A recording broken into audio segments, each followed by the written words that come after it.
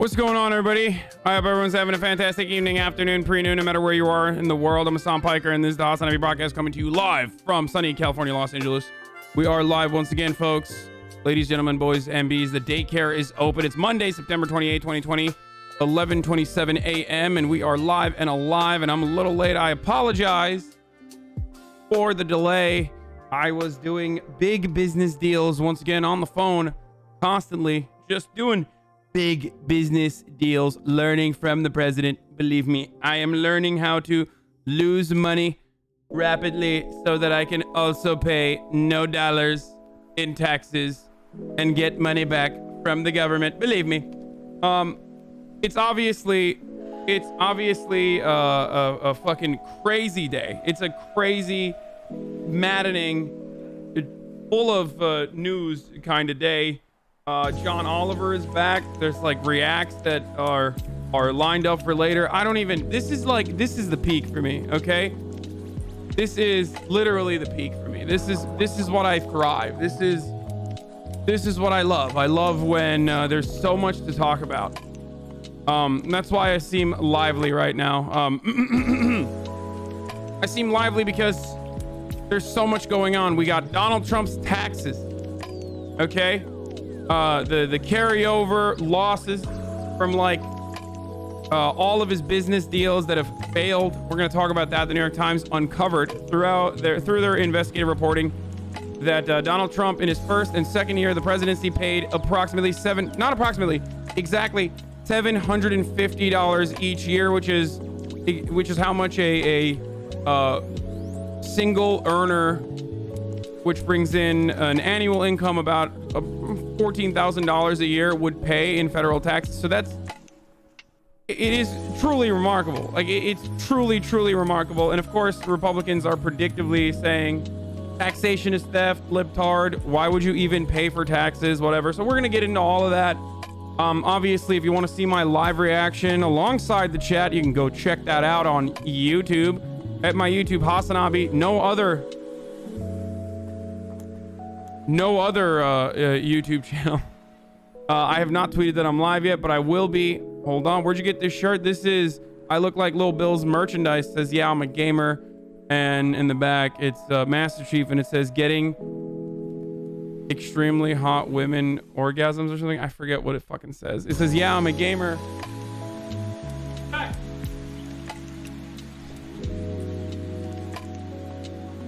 Giving, I don't know, it's a joke.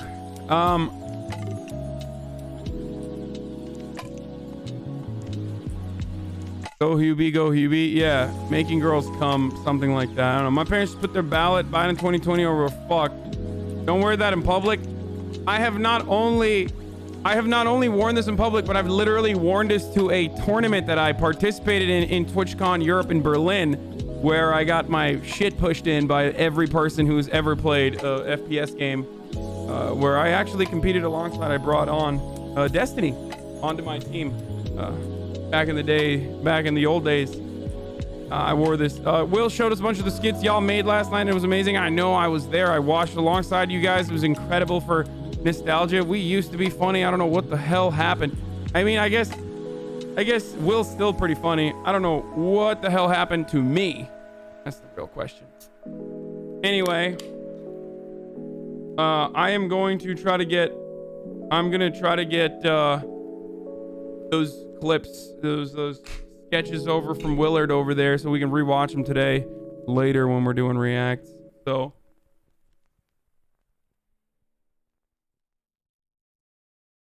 everybody's saying porno acting. I think you guys are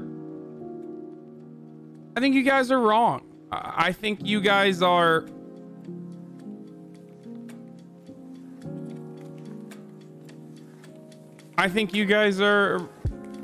being a little ridiculous. I think I am a pretty decent actor. I got chops, as they say. Anyone saying that hasn't tried to do the same before? What? Are you gonna play the ghost game with Will and them tonight? It looks fun. Probably not. But because what I will be doing instead tonight is finishing the Italiano Cannoli Simulator. So that's definitely what I will be playing. Look, there's a lot going on. We're gonna do a lot of news. We're gonna do a lot of reacts, and then on top of that, I'm gonna try to finish the Mafia game, Mafia Definitive Edition. It's so good. I'm a little annoyed. Will we be watching this? Whose vote counts? Explain full episode narrated by Leonardo DiCaprio. What? What the hell? I did not even know. Okay, well, regardless, I shaved a little bit. I trimmed my beard earlier this morning as well while I was on the call doing some business deals. So I'm excited. I'm excited for the week to start. I hope you guys are too. So let's get into it. I think that the best tweet that I've seen thus far, PO Box when? PO Box soon. I haven't gone back to the PO Box to pick up all the boxes that have been sent to me in a while, so I will be getting into that hopefully soon. Anyway, Shadow Legend sponsorship? No, it's just podcasts and stuff. Come on, man, you know I hate all this stuff. Anyway, body cam footage of the Parscale arrest has been released. Police says he is beat his wife. Yeah, I saw.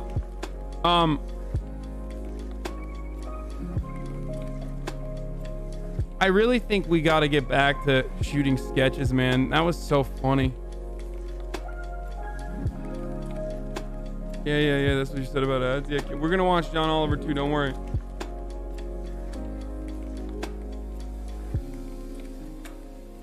We're gonna cover the latest Ilhan Omar drama. Yes. It is a nothing burger. I don't even know the details of it, but what I do know it is that, like, throughout the day, it started off on Breitbart with like wild accusations that directly linked Ilhan Omar to like ballot harvesting and also paying to harvest ballots, like a cash transfer for ballot harvesting. And then it slowly whittled away as it got to like different rungs of conservative punditry. And it went from like Ilhan Omar personally did Sharia ballot harvesting for money and also said that all glory to Allah, and that's why we're doing this, so we can reinstate Sharia in America and revert every non-believer, to like you know, Democrats are engaging in ballot harvesting, which may or may not have links to Ilhan Omar or something along those lines. Like, it's Project Veritas. They lie literally all the time, nonstop. And of course, in America, because it's very difficult to sue anyone for libel and for slander, unlike in the UK, for all the European boys out there. Freedom of speech means freedom to lie about Ilhan Omar. Can you wish me luck at tryouts today? Sure, XQC Pepega, good luck. You're gonna cover the 2016 Trump campaign data leak, black suppression for the UK Channel 4 uncovered? Yes, I will be. You know how I got wind of that story? Yeah, we already talked about the ballistics not supporting the Attorney General Cameron's claim about Breonna Taylor's boyfriend shooting the officer. That's another story that we're gonna look at. That. Man, there is so much to cover. There is so much to cover. Hopefully someone can put a link together. Okay. Fuck. This is what I mean. There is like an insane amount of news today, dude. An insane amount of news to go through. So I'm live and alive and very excited to go through all of it.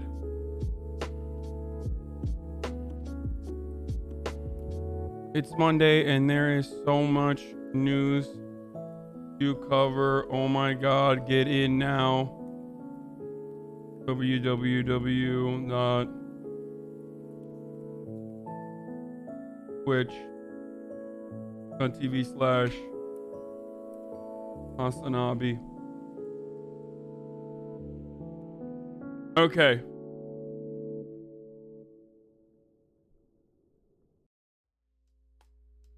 Where were we? Okay, so let's get started. Let's get into it. Let's get right into it. All right.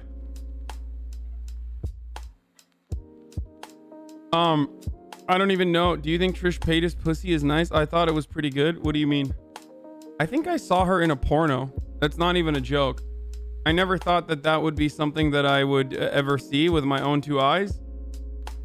But I'm almost certain that she shot a porn, didn't she? I mean, good for her. Queen shit. Spending my birthday afternoon with you. Thanks for being so animated today. You're welcome, Junesby, and happy birthday.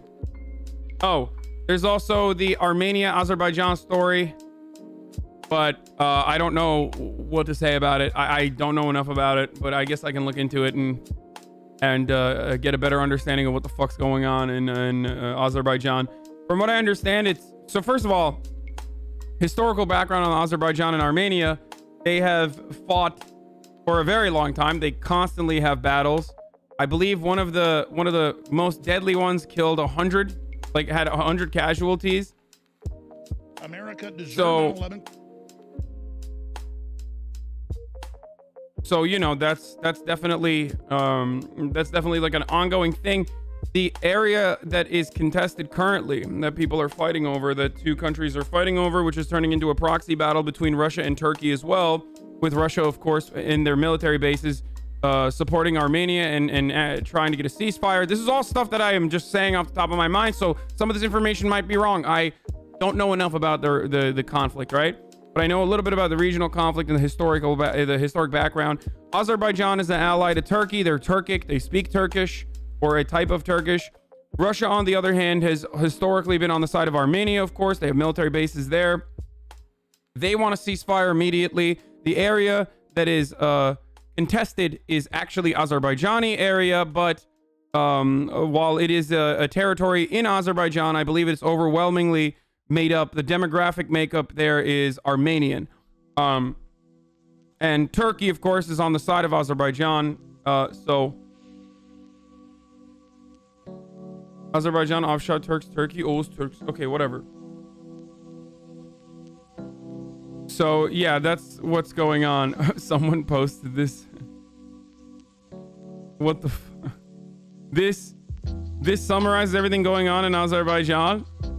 Okay, well, this is actually a terrible tweet that makes Armenia look fucking bad.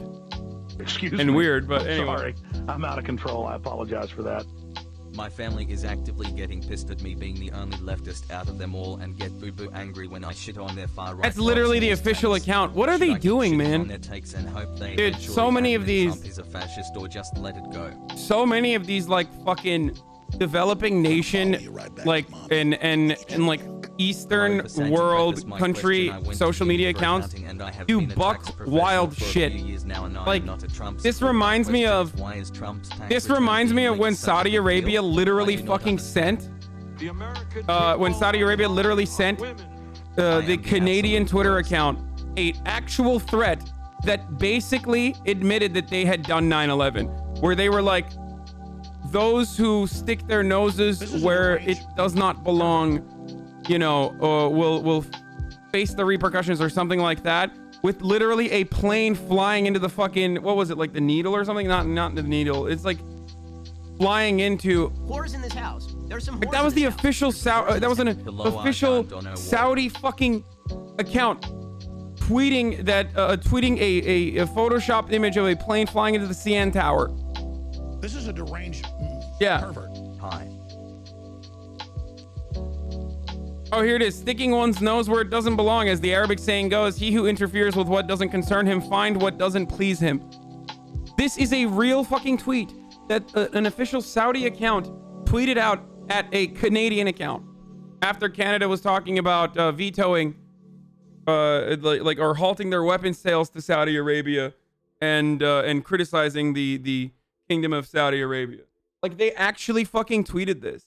And it's wild because, like, it kind of went unnoticed with the exception of, like, Irony Poison Left Twitter. Like, I didn't really see a lot of coverage of this beyond what I had said. Yeah, a picture is worth 1,000 words. And in this circumstance, the 1,000 words are Saudi Arabia may or may not, or this is literally what they're saying. They're saying, we did 9/11, and also we'll do it to you too. Shut the fuck up, you Canucks. That's basically what this is. Saudi apologist? Me? What? Yeah, okay. NMP on socialism? What? We're gonna follow you right back to mommy. How great living in America would be if they didn't spend all that money on the military budget, but gave it back to its citizens. Wouldn't it be great? Holy hell. We'd all have Teslas. His name and we'd have healthcare. Hasan.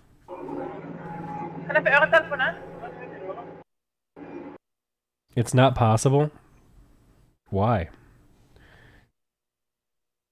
His name is that's Hasan. communism, libtard. Shut the fuck up. You don't understand, brother. That's not possible. That's called communism, brother. Do we have to have wars, guys? Do we have to have massive... Yeah, we do. Shut up. Yeah, we do. How else will my PP feel defended and hard outside of total dominance over the rest of the planet? NMP, you're wrong on this, brother. I love watching you, but listen, that Norwegian broad you got there, he's poisoning your brain with socialist, communist agenda, fascistic communism. That's what she's talking about over there in Norway. They've nationalized their extraction industry. What the fuck? Armies for whatever. Wait a minute. NMP stands for National Maoist Party. His name is Hasan. Or naughty Marxist person. Wait a minute. Why do you even need an army when you could just be like, hey, dude, if you attack me, I'll fucking nuke you? Right? Need armies. Imagine. Wow. The wild part about this is that this is Posadism, pretty much explained. Like, I didn't know NMP wasn't even a socialist, but instead was literally a fucking Posadist. Like, if he starts talking about dolphins, dude, know that he's getting his information from, I mean, he is transcended beyond my rhetoric. He's transcended beyond anything that I could ever talk or teach. He's already accelerated. He is in the final stages of communist thought. His name is It's Hasan. like beyond Jew shit. Anyway, so not American person. Permanent revolution. Okay. All right. So where were we? All right. So this was a fun little brief aside there. We talked about this. We talked about that. That's something that we're going to look into later. Ian Miles Chong is completely fucking out of his mind. Apparently also is posting from Canada.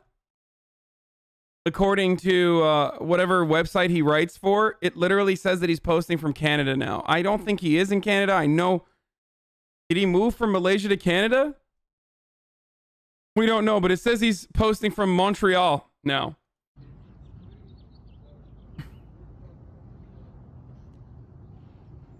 So he's saying that a white supremacist BLM Biden supporter did this. The vandal might be schizo.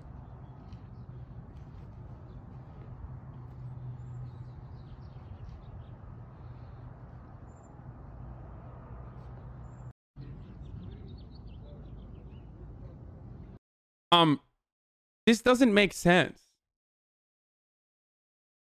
Like, how are they a white supremacist Black Lives Matter Biden supporter? Like, your daily viewership is it's literally like three factions that he mentioned that are almost completely against one another. Like, the hardline organizers on the ground are like barely fucking Biden supporters. So I always laugh whenever someone says like Black Lives Matter is a radical Antifa Biden supporters, like they're fucking burning shit up for Biden.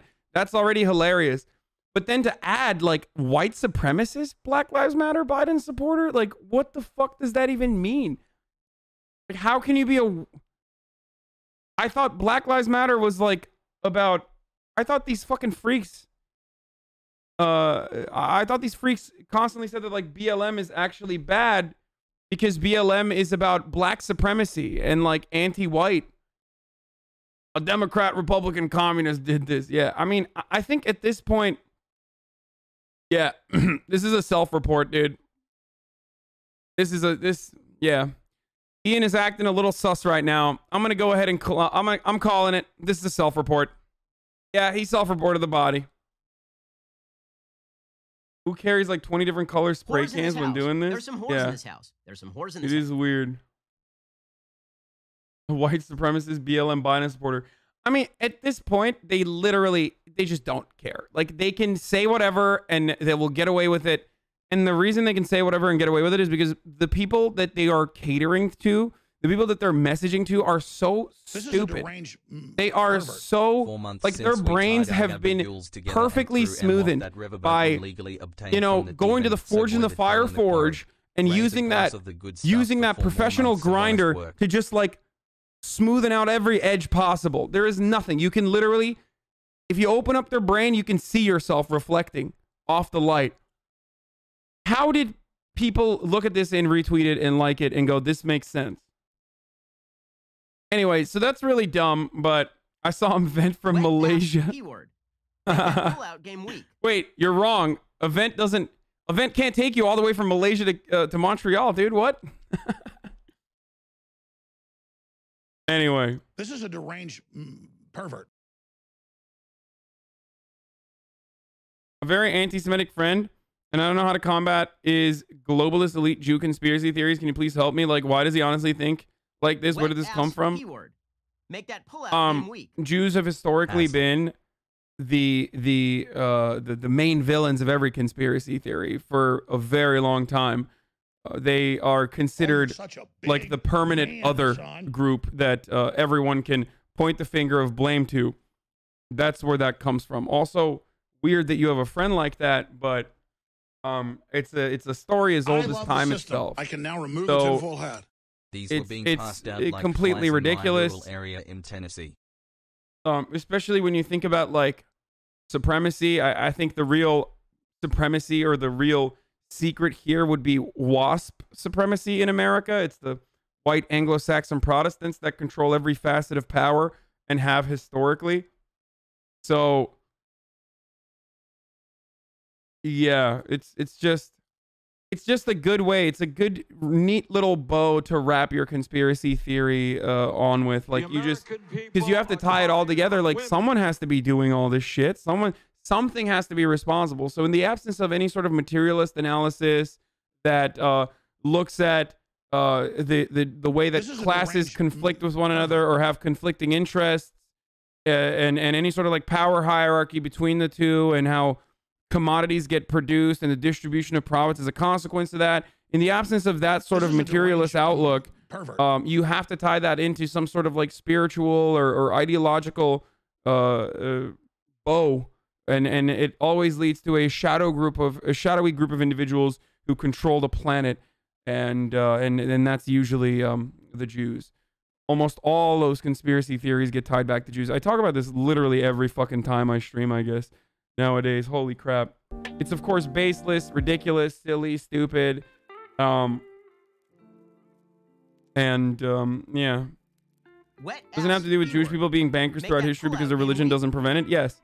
I mean, the historical reason comes from usury not being a sin in Judaism, and also Jewish people not being allowed to own land. So, like, Jewish people focusing on mercantilism and like focusing on owning businesses and shit like that, rather than toiling the fucking land because they could not have ownership of the land. There's like a materialist perspective to it, but they are just, it doesn't matter. Ultimately, they literally have constantly been fucked over and over again. And people use them as a scapegoat. They are the permanent other.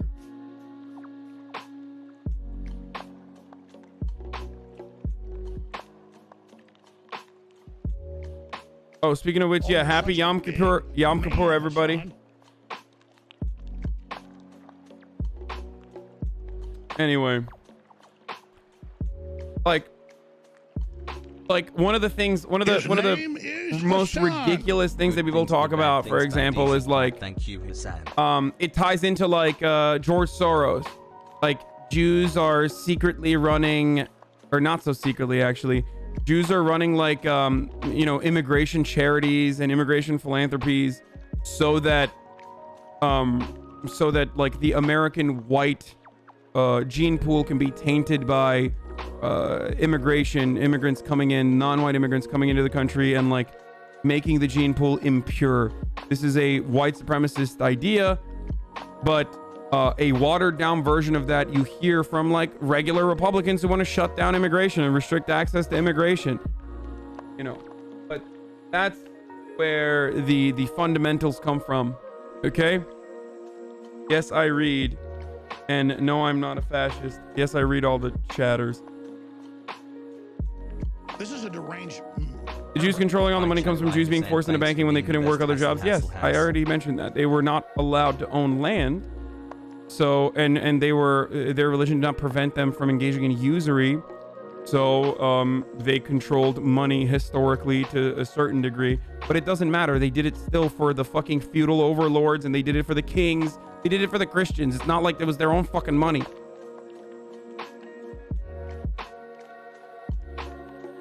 Anyway.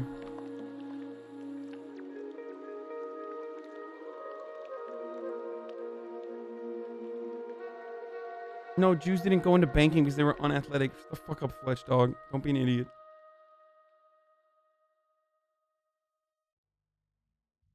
You don't read enough if you think that that's why Republicans are against immigration. Imagine coming into my chat of all chats and claiming that I don't read enough Republican agitprop.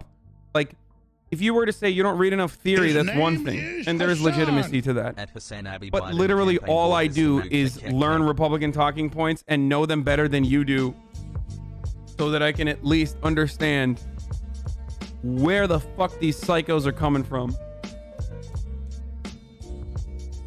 Excuse me. Listen. I'm sorry. I'm out of control. I apologize. I know Republican talking points better than most Republicans do. What you are doing. You're making the world a better place. Why are people making such a big deal about Trump's taxes? In 2008, 2009, he paid $70 million from his apprentice earnings due to Obama tax laws trying to stimulate the economy. Trump was able to expend look-back period on losses. In terms of saying he's a bad businessman, most of his losses are from depreciation since he manages real estate. There's a difference between tax law and true value, which is why most people use EBITDA as the measure of value. Love the streams. Why are people making such a big deal about Trump's taxes? I don't know. Maybe because people constantly fucking say that like wealthy people pay absolutely nothing back to the government as a with respect to their overall wealth or overall fucking valuation. They pay nothing more often than not, or they pay a much smaller percentage of their overall wealth or net worth. Whereas a poor person with an income of, I don't know, fucking $50,000 a year is paying a much larger percentage of their overall net worth and overall value back to the system. And that's at the heart of everyone's criticism, that rich people get away with paying very little taxes while you pay a lot more, and it sucks. And those taxes literally fund the fucking programs that poor people need and rely on, or middle class people need and rely on.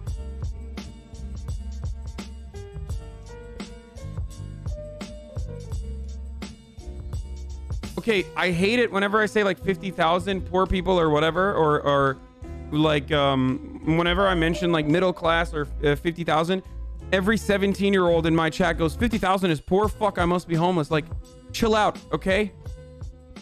Jesus Christ. First of all, it's very different with respect to where you're talking about and what area of the country you live in. Do you live in Los Angeles, or do you live in San Francisco? Do you live in Washington, D.C.? How much money you make is very different. Like your costs for survival are very different in these different areas. So chill the fuck out.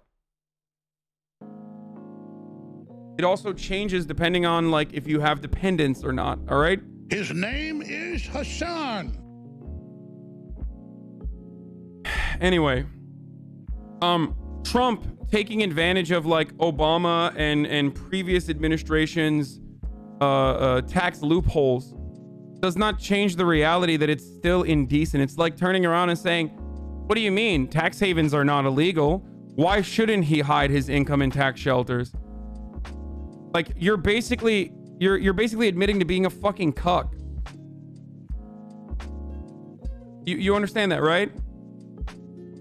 Like when you, a poor person, say, or a poor person in comparison to someone who's made $1 billion fucking dollars, or someone who's worth $1 billion or whatever, when that person pays less than like a 17-year-old barista, like a Starbucks barista pays $2,800 or something in federal income, in federal tax and income tax. Donald Trump is paying $750. Okay, that's insanity. That's absolutely insanity. And you turn around and you say, well, that's a loophole that he's taking advantage of, brother. Been watching a lot lately. You're basically admitting to being a fucking cuck. And saying that it's okay, pretty much, that like wealthy people fuck everybody over, when it shouldn't be okay. It should not be okay. And your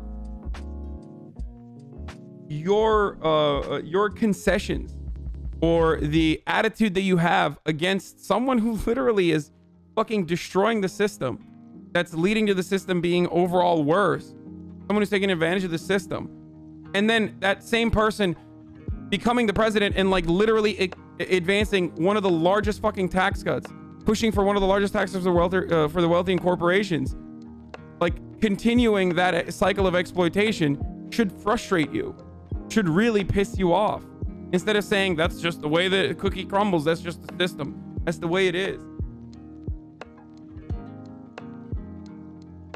In your opinion, what's the worst non-peaceful drastic solution that can happen in November?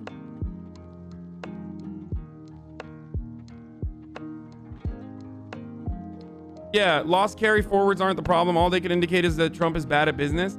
Not necessarily. See, I don't like how neoliberals present this. Like, lost carry forwards aren't just that Trump is bad at business. It also shows how Donald Trump does business, and it shows the fundamental flaw in how a lot of wealthy people conduct business to begin with, where if they have a chunk of capital, okay, if they have a chunk of capital up front, and Trump certainly did because of his father, right? A small loan of $1 million or whatever, and multiple millions of dollars that his father pumped into his failing businesses throughout the years. But when you have that, you can borrow someone else's money because you always have security that you can pay that loan back. You borrow someone else's money, you pump that money with someone else's money, you go and you buy another business, you extract all the wealth you can from that business while that business suffers over and over again. And then those losses from that business, you can report as your own personal losses and get a fucking fat tax break.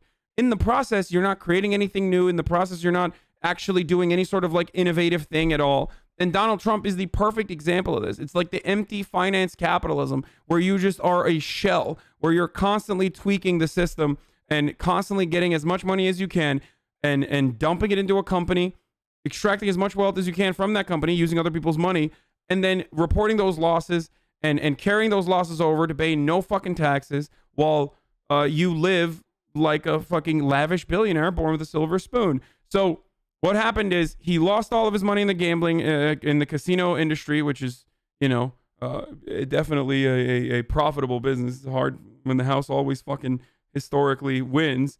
But Donald Trump lost a lot of money there, was able to report those losses, got a bunch of money from The Apprentice, okay? And with that money from The Apprentice, basically what he tried to do is rebuild his empire in the exact same capacity that he did beforehand. And in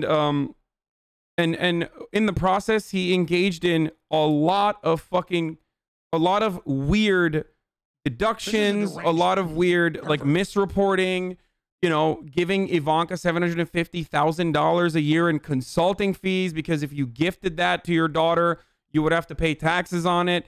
But if you do it as a consultancy fee, despite the fact that she's literally a fucking employee of the company, then that's like, that's her income. You know what I mean? So this is a deranged pervert. That's one thing. Some of the properties that he owns, like the property in New York that he owns that he was supposed to turn into a golf course, he used as a residential property, but then said was actually for retail and real estate. And his family has very openly used it for years as their own like residential property. But still got fuckload of tax breaks from that. There's definitely a little bit of fraudulent reporting there for sure, but probably to the extent that it is still allowed, especially when you're that wealthy. Why are people talking more about the 750 and not the 10 years that he paid nothing? Is it just a better talking point? It just doesn't matter. The point is, whether he paid nothing or he paid $750, it doesn't matter. That number for a lot of average Americans should be insane. It should be eye-opening. And while they might not understand the background, they might not understand how like taxes work, for example, no matter which way you cut it, seeing a fucking billionaire who ran for president only pay $750 in fucking taxes for the first 2 years of his presidency it has to be an eye-opening moment. That has to be a fucking eye-opening moment for so many Americans, which it won't be. because because it's team sports and everyone is fucking stupid. And they're like, well, blame the system, not Trump. It's like, well, he runs the system, you fucking idiot. He runs the system, and he gave it. It's not like he tried to fix it when he was president. He literally made it worse. So what's your fucking argument there?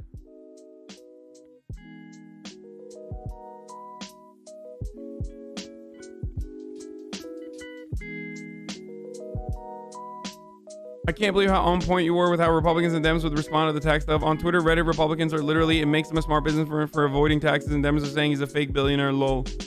Yeah. Overall, the only conversation that we should be having is how insanely fucked this system is. And even Democrats have participated in a way to fucking pump or stimulate the economy. And how Donald Trump, after seizing control of the system itself, has made that unequal power dynamic even worse.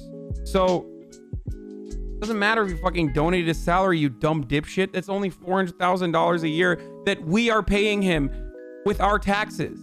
Okay, that's our money.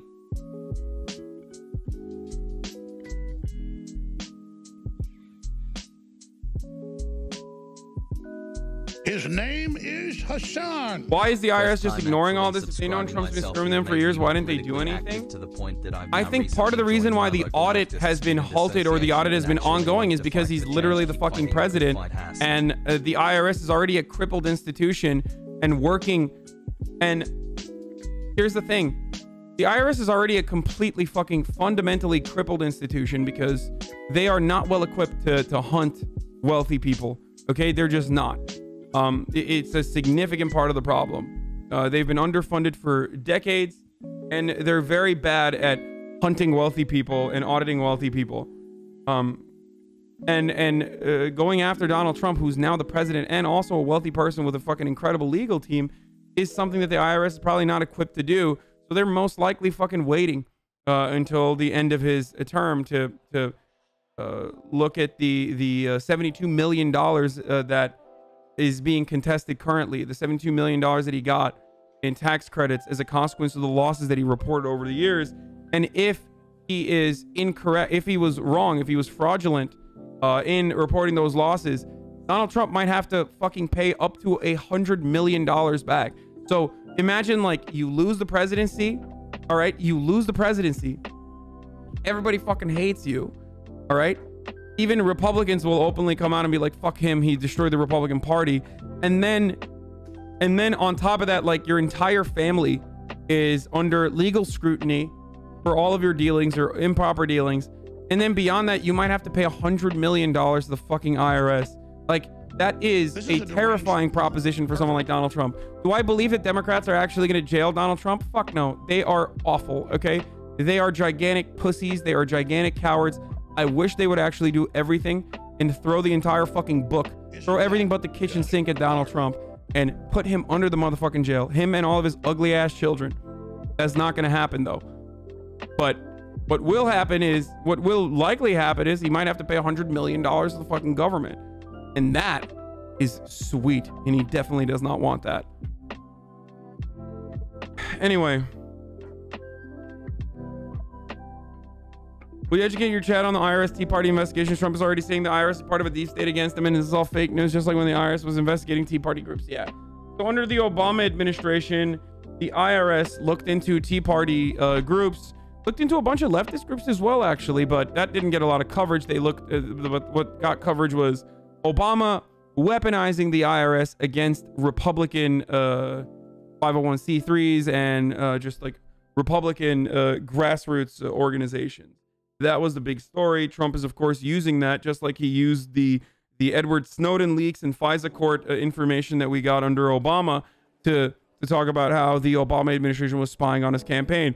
He always takes real things that happened under previous administrations that people kind of know about and then weaponizes it to his own will to make it seem like, you know, people were against him for inappropriate reasons and they were actually surveilling him for inappropriate reasons when it wasn't an inappropriate reason to surveil the Trump campaign. Just like the IRS is after him for inappropriate reasons, even though, if I'm not mistaken, the IRS audit precedes Donald Trump running for president. So The American people are tired. If Biden didn't pay tax for the 10 of the last 15 years, the election will be over. Yeah, I mean, Republicans are hypocrites, so. Yeah, this is the funny part about like Charlie Kirk, which is that he's talking about who leaked Trump's tax returns to the New York Times. The U.S. Code makes it illegal to disclose unauthorized information. So like they literally went from this is fake news immediately to like this might be real news, but it's also illegal, so you shouldn't do that. So that was that's a funny admission there. The Tea Party was investigated for forming a 501c3 rather than a 527A exempt org. Yeah.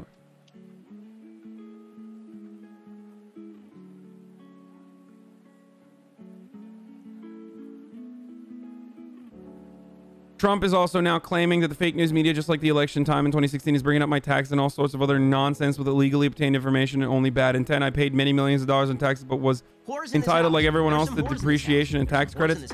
Also, if you look at the extraordinary assets owned by me, which the fake news hasn't, I'm extremely under leveraged. I have very little debt compared to the value of assets. I love that he can't even... He literally can't even fucking give up on like, no, I'm dog shit at business, and that's why I fucking...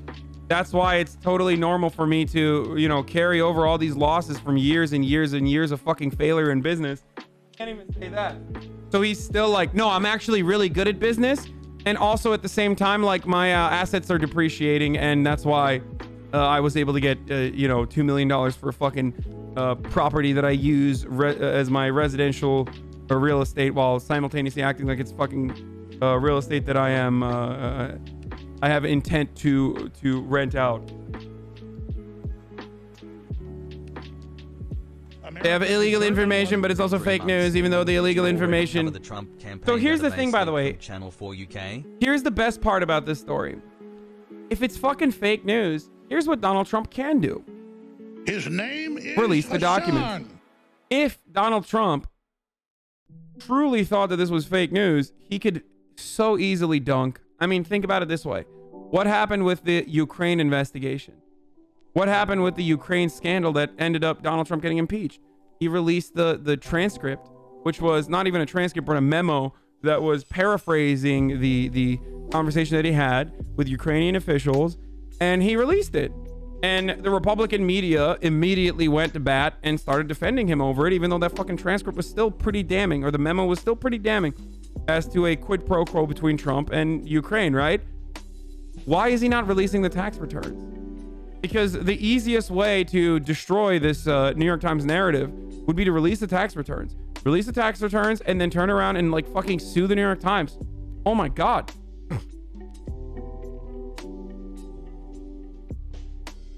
I mean, seriously, if he released the tax returns, this would be the most opportune dunk of all time. This would be such a large slam dunk that he would win the election. Landslide. You know? But he won't, because the tax returns are real, that the New York Times uncovered. And not only are the tax returns real, but also the Michael Cohen conversation about like Trump's fraudulent reporting is most likely real as well. And that's precisely why he won't release the tax returns. Now, of course, all of these sickos at Fox News are defending him and saying that everybody does it and he's a smart businessman. As keep fighting the good fight. We knew that they were going to do this. We knew that this was going to happen. I called it yesterday. Of course they're going to say this because it's low-key what Trump said in 2016. He said, I'm smart for using the loopholes. The difference between 2016 and now, however, is that Donald Trump is the president. And in the past 4 years, he made it so that rich people like him can get away with even paying less taxes. Just remember that. This is a fundamental part of the problem that I don't really see enough from the media in their coverage. I don't see enough from the media covering this. I don't see enough from the Joe Biden campaign. Like, they should be talking about this. Like, hey, dipshit, you're the president. You cheated the system. And then you, as president, made it worse.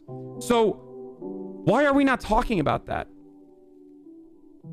It's not like you fixed loopholes. And it is very frustrating to me. Well, I think if anything was alleged that was illegal or immoral, the New York Times would have put it in the headline. They clearly are working very hard to have something negative about President Trump, but it seemed to kind of land with a dud outside of the regular echo chambers. You know, depreciation, itemizing deductions, all of these things that he's doing are things that probably all of us do, that most people do when they're filing their taxes. So I'm not quite sure what's supposed to be news. And as Brett noted, the story came out in 2016, and at the time, Donald Trump said he absolutely does not pay more taxes than he owes. And so if you do have a problem with the way he's paying his taxes, and that it's legal, then you need to change the law. Notice how they won't talk about the numbers? This is why 750 is important. Because if we don't talk about a billionaire only paying 750, you can say he's just like you. He's just like every other American, a middle-class business owner who wants to fucking have itemized deductions on his tax return so he doesn't pay more than he has to. That's why 750 is important. That's why that number is important. Because Donald Trump isn't a fucking middle-class business owner, a small business owner. And 750 is an insane number. Okay, 15 Virgils is an insane number for a billionaire to pay taxes in. Okay, insane, psychotic.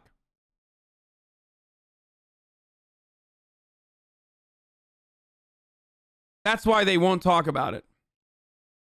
Here's the Joe Biden ad on the taxes. I saw this yesterday. It's a brilliant ad. It is a brilliant ad. This is exactly what I was talking about. Joe Biden should be hitting that I'm from Scranton and he's from fucking Park Avenue angle like crazy going forward. Every single day, Joe Biden should literally be like fucking putting on a hard hat and slamming concrete. Okay? Talking about how he is a real everyday American Jack, and that's why he's got everyday Americans' rights, and he's gonna fight for them, despite the fact that for 47 years he rarely ever did that when the opportunity was there, certainly. He should be fucking hammering that nonstop, okay? Nonstop. I'm from Scranton. You're from Park Avenue, Jack. You lied to the American people. You sold them on a false promise, just like you only paid $750. The shame that you should feel for lying and cheating in the system and then maintaining control as the president of the system and then making it even easier for all of your billionaire buddies. For all your billionaire buddies, they pay even less. My God. I mean, this is literally a gift. You have gift wrapped this for Joe Biden. If the idiotic, incompetent Democratic wonks that he has employed with six-figure salaries are smart enough to recognize the messaging opportunity here.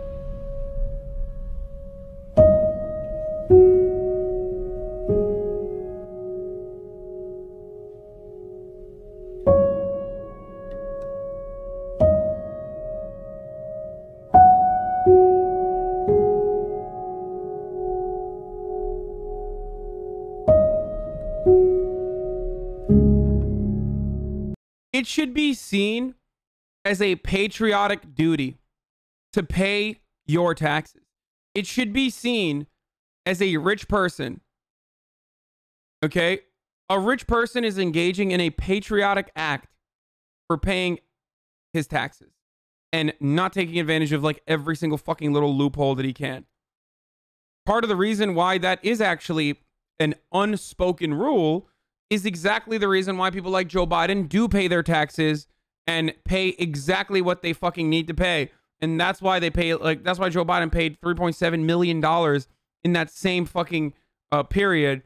And, you know, Bernie Sanders paid $300,000 in that same period. Like, there's a reason, because they are under extra scrutiny as elected officials.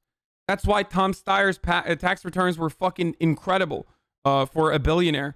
For someone who had so much wealth, the fact that he paid so much in taxes was insane to me and most people. And that's because there's an unspoken rule that like Americans should fucking retaliate with gross mistrust of a person who only pays $750 in federal income.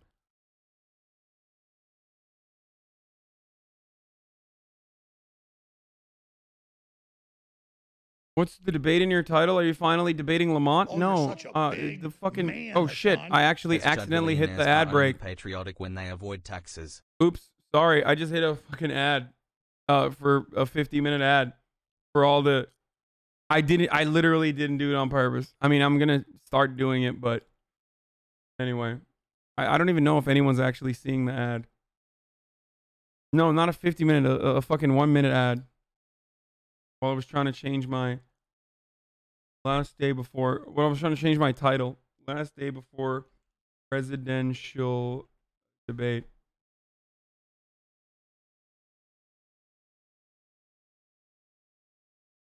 Okay, yo, is the stream gone for anyone else? I've seen ads for 3 minutes straight. HasanAbi, what the fuck? Man, shut the fuck up.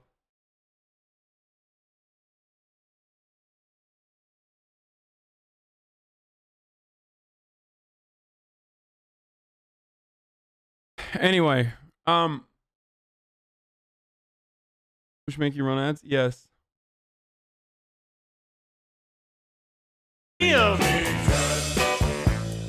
Buried with a donkey. He's my favorite honky. Buried with a donkey. There's literally nothing I'm about to say. The situation is really just sad at this point.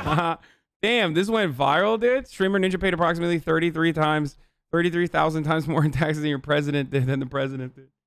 Oh, you're such a big man, Hasan.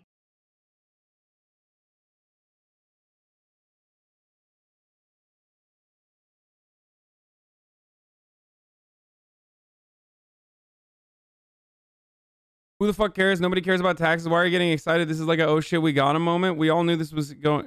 He was doing shit with his books. For rich people, this is nothing new. The argument is just that Trump is a symptom, not the disease. Biden is just another symptom in a long line of tumors that are purporting to fix the system. Then we all know nothing substantial will happen and life will go on. The rich will always win. The status quo must be maintained. I mean, this is a really good opportunity to educate and radicalize fucking American workers who have previously failed to comprehend exactly what you're mentioning. This is a really good way to hammer that point in. So why wouldn't I use this as an opportunity to educate people? Why the fuck would you cry about me using this as an opportunity and getting excited to use this as an opportunity to show people the truth about how wealthy people get away with all this shit? Where they make so much money, we all know Trump was born with a silver spoon. Where did Joe Biden, Bernie, and others get their money from? Does Congress pay millions yearly? Help me. The amount of Chud response to everything about the talks from Chud wingers is ridiculous. I've seen he's a smart businessman way too much, which is funny. How smart of a businessman are you to be able to head dozens of failed companies? Yeah. I know. His name is Hasan. Poggers. Okay, here. Has long been accused of ignoring the voices of millions of black Americans. Now we can reveal how he has... Okay, so Channel 4 actually did a fucking crazy investigative reporting news story on the Trump campaign, like actively going mask off and talking about how they don't want black people to vote. Some guy saying he did something, not even showing the evidence. Yeah, I know. Project Veritas lies all the time, and the president loves them, so that's pretty great. Most of the U.S. people are so nationalist that Trump just has to wave your flag and tell them some shit about your strong military, and nobody will care about the tax anymore. Yeah. There's a reckoning taking place in the United States over racism, and for many it is the central issue in the election campaign. For months, people have taken to the streets across the country to protest against police brutality and structural racism in America. Okay, I gotta pee. I'll be back in 1 second, okay? Anarchists, these are agitators, they're rioters, they're looters, they're bad people. Good music. Donald Trump has long been accused of ignoring the voices of millions of black Americans. Now we can reveal how he has actively tried to silence them. We've obtained the database used by Donald Trump's 2016 presidential campaign, a vast collection of files on almost 200 million US citizens. It shows what they knew and what they did, the secret tactics that helped turn Donald Trump into the president, how they split millions of Americans into different categories that could be micro-targeted with tailored ads on Facebook and other media, and categorized 3.5 million black Americans for deterrence, in the hope they wouldn't turn out to vote at all. That is mind-boggling. Somebody has worked this hard to strategically disenfranchise you. you know, we we're in a world of data, but it's how the data is used, manipulated, and then the platform allowing for this to happen, which fundamentally to me is a slap in the face for every single voter. It was a strategy that preceded a collapse in the black vote in key states like Wisconsin that clinched the Trump victory. It may seem hard to believe, but Donald Trump's path to the White House actually passed right along Dr. Martin Luther King Jr. Drive here in North Milwaukee. Now, this is not Trump country, but 4 years ago, tens of thousands of normally Democratic-supporting black voters just didn't turn out for Hillary Clinton. And now we can reveal for the first time that many of them had been identified and targeted by the Trump campaign and its supporters. Their aim... Remember what I told you about Blexit and Candace Owens for literally like 4 fucking years now? But especially on here on Twitch for the past 2 years, constantly, that their strategy is about getting black people not to vote, not necessarily to vote Republican, but just to not vote, beyond the regular voter suppression tactics that they engage in. Blexit, black exit from the Democratic Party. They have been openly doing this, and I've been talking about how they've been openly doing this for fucking years. Oh, you're such a big I'm glad that it's man, now, Hasan. again, I'm glad that it's now uncovered, and the British Channel 4 News is talking about it. But again, what do I always say? It's not like I'm making predictions. It's just that I'm listening to what Republicans say almost openly and do openly. They constantly are either engaging in projection or very clearly stating what their goals are. Not to win their votes, it seems, but to get them to stay at home on election day. The database is a truly extraordinary insight into the workings of a modern-day political campaign. It's called America First. Remember that. For millions and millions of voters, highly personal information was bought, harvested, and used, all perfectly legal under America's data laws. They knew whether you're likely to own a dog or a gun, whether you're likely to get married or planning a baby. There was even a score for personality type. A colossal data set of more than 5,000 tables with nearly 5 terabytes of information. But it's not just what they knew about individual people, it's what they did with all the data, running it through a series of models and algorithms to try to understand how people act and think and might respond to certain messages. The campaign took all this information and used it to divide the country into different groups. In 16 key battleground states, the algorithm placed voters into one of 8 categories. Most likely to turn out was the base, core Trump on his side, core Clinton on hers. Those least likely to vote were marked as deadbeats and then disengaged for both sides. In the middle were the voters who might go either way and were open to persuasion. But also crucial were these 2 segments. On his side, they were called GOTV, Get Out the Vote, and on the other, Deterrence, voters who might be encouraged not to vote. The campaign would then create ads that could be targeted at the people in these groups through Facebook and other platforms. I mean, all of this is pretty basic. I'll be honest with you. Like, none of this is... I mean, the deterrence side is like... It's having like a mask-off moment and like very deliberately trying to stop people from voting is weird. But technically they do this, and they have been doing this. Just like with Cambridge Analytica, like the extent to which psychographic profiling was used was lauded. They literally teach about this shit in Intro to Poli-Sci classes. Yeah, like the extent to which psychographic profiling was used under the Obama campaign, for example, was regarded as like a profound accomplishment in campaign strategy. And then the way that data was collected under Cambridge Analytica and the way that that data was manipulated, or the way that that data was used, that was the problem under Cambridge Analytica. Not the fact that like people were using psychographic profiling to like literally laser target specific voting blocks and specific voting demographics.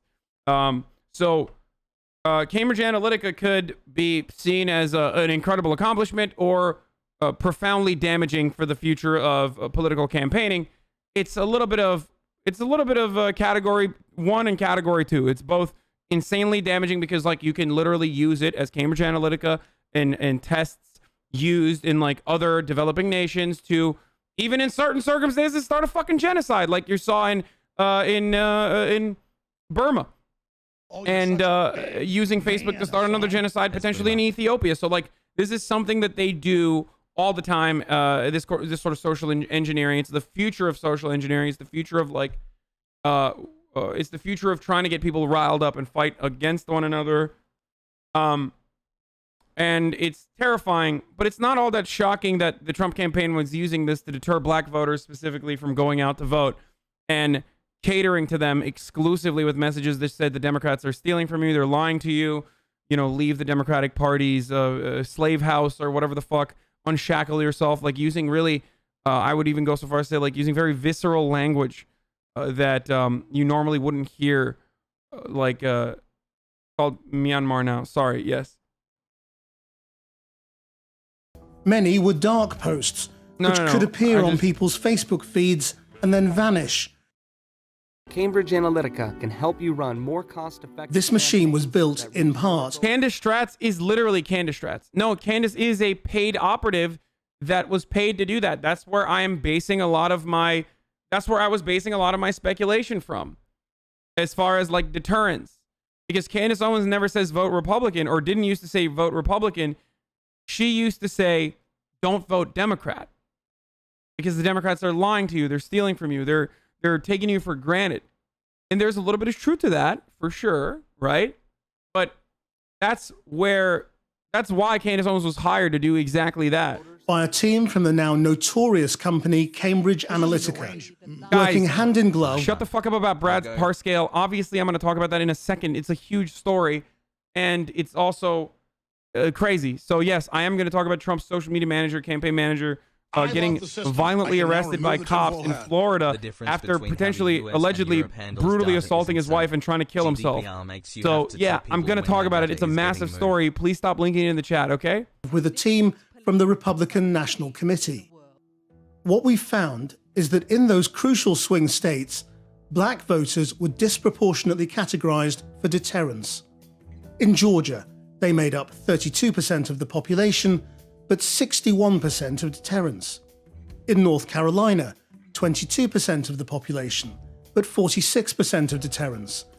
And in Michigan, 15% of people, but 33% of deterrence. In total, more than 3.5 million black voters were marked for deterrence.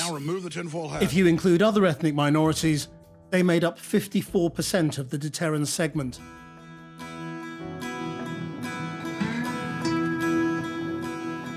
With its mix of Rust Belt, industrial areas, and rural farming communities, Wisconsin was one of Trump's key targets. But Milwaukee... This is what I'm always worried about. This is part of what I was talking to Austin about as well, about like how successful this deterrence strategy might be in lowering voter turnout for black and brown voters, especially black voters that have been seen as like the vanguard of the Democratic Party, the most reliable voting bloc, black women, specifically older black women, right? Seeing this sort of deterrence is terrifying, because like it doesn't necessarily lower the percentage of black people that are voting that vote Democrat or Republican, but it lowers the number of black people voting overall. So it's like a very sneaky way. It's a sneaky way that you can literally cut back on a base of voters for the Democratic Party, while not necessarily picking them up for yourself, not necessarily picking them up for the Republican Party, but still pushing them away from voting altogether through legitimate and illegitimate claims in an effort to win places like Wisconsin.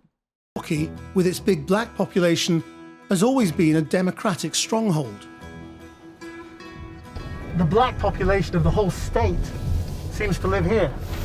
Yeah, about 70% of blacks who live in the state of Wisconsin live in the city of Milwaukee. Reggie Jackson grew up in the city. The Democratic Party in particular takes for granted that black people are going to vote on the Democratic ticket every time, right? One of the things that Hillary Clinton did, a big mistake she made, I think, in 2016. This is true. Deterrence wouldn't work if the Democrats had strong policy. Deterrence actually would be a failure if the Democratic Party had their voters vote for something rather than against the Republicans. Republicans do a good job of making sure that their base is voting for something. Abortion restriction, gun control, or destroying any sort of gun control measure that's common sense. Like, these are gun rights, abortion restrictions, hurting and harming and marginalizing the LGBT populations, immigration restriction. Like, this is both national security policy and also, from the eyes of the Republicans, of course, national security policy and also economic policy. So they do that. They do that very well. They lie. They use red herrings. They're so successful at forcing people or getting people agitated and excited to go out and vote for Donald Trump. That's why there's a cult-like following of Donald Trump. Whereas Democrats don't do that, because unfortunately, if they were to truly put all of their efforts behind policies that they claim that they're on the side of, then they would be harming their most important constituents, the wealthy benefactors. So that's the issue here. Okay, that's why Democrats don't do it, in my opinion. But that creates a opportunity for deterrence for Republicans that stop black people from voting, or encourage them not to vote. Get them to not vote at all, not care about the system. And why should they? Really, why fucking should they if the Democratic Party is not doing enough to show them that you should vote for them rather than against the Republicans? This is what I talk about all the fucking time. And this is what frustrates me, and has been frustrating me for nearly a decade now of my political coverage, is that Democrats need to make a better argument as to why you should vote for them, especially if you're poor, especially if you're middle class, especially if you're from a marginalized background. And vote shaming is not enough. But that's usually what they engage in. They say it's the Bernie bros to blame, it's the Russia to blame, blah, blah, blah. No, it's you. You are at the fucking fault here. You should be doing a better job getting people to come out and vote for you. And you have to do that by telling them that they should vote for you over Republicans, because here are some key policies that are different from Republicans. Here's what you're going to give them. Here's what you're going to do for them, just like Republicans do. She campaigned in Wisconsin in April and never came back the rest of the year, right? And so a lot of people were very upset by that.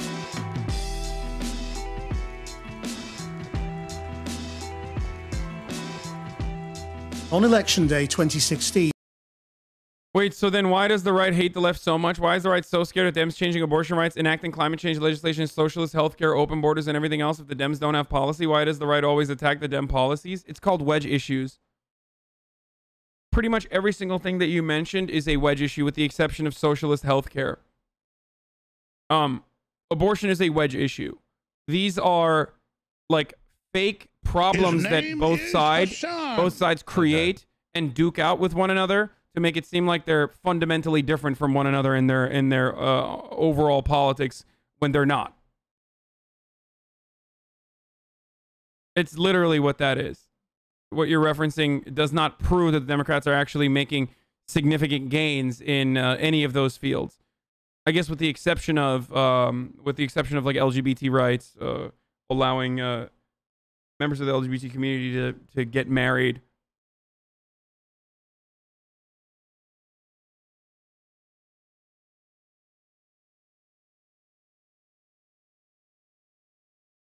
And while both parties have very, very important similarities in the way that they legislate, in the way that they advocate for certain policies, or can't push certain policies far enough if you're a Democrat,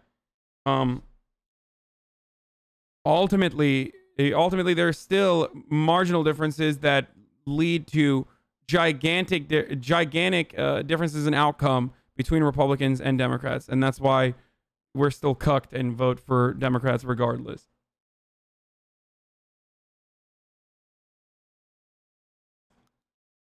Trump is live.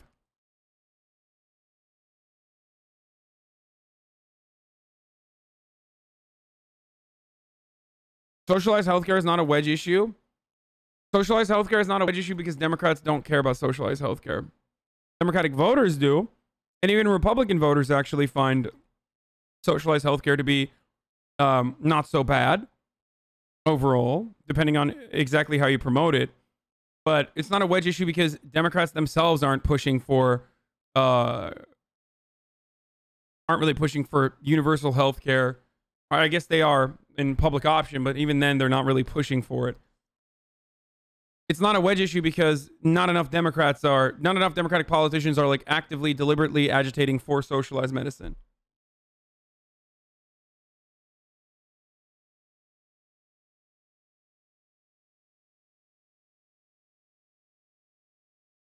What is bad about Trump presidential wise? I don't support either candidate. I just wonder why he gets so much hate. Because he's fucking garbage. But most significantly, most presidents are garbage. But the reason why Trump gets so much hate is because he's garbage and he's also incompetent at hiding his garbage rhetoric and like all the garbage things that he does. Like he's bad. He fucks over the working class, but then he can't even fucking hide that he fucks over the working class with like clean language. Part of that is his strength, actually. A lot of Americans like that Donald Trump is truthfully untruthful. They like that he is a con man fighting for their team, they think, while simultaneously being open about how he lies, cheats, and steals. Whores in this house. There's some whores in this house. That's why people support him. Yep. And like him.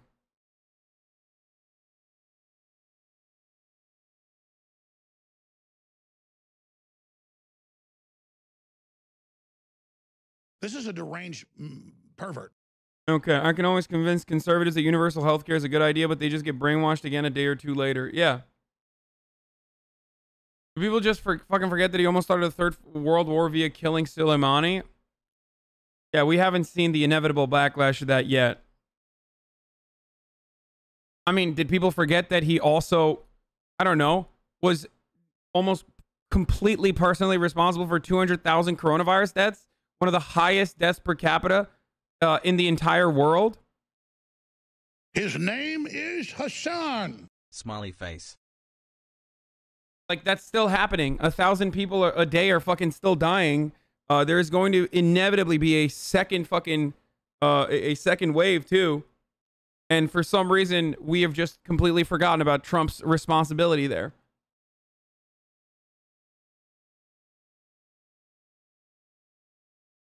His name is Hasan. 11 months pog. What are the worst Trump policies that he's done? Completely dismantling the very little EPA regulations that we already had set in place. That's a really horrible one. Getting us out of the Iran denuclearization agreement, even though Iran was following that to a T. That was really fucking bad for foreign policy and global destabilization in the region. Moving the American embassy to Jerusalem was really bad for Middle Eastern peace as well, which is definitely never going to happen now. Executing the second in command of a foreign adversary was also pretty fucking bad, pretty devastating.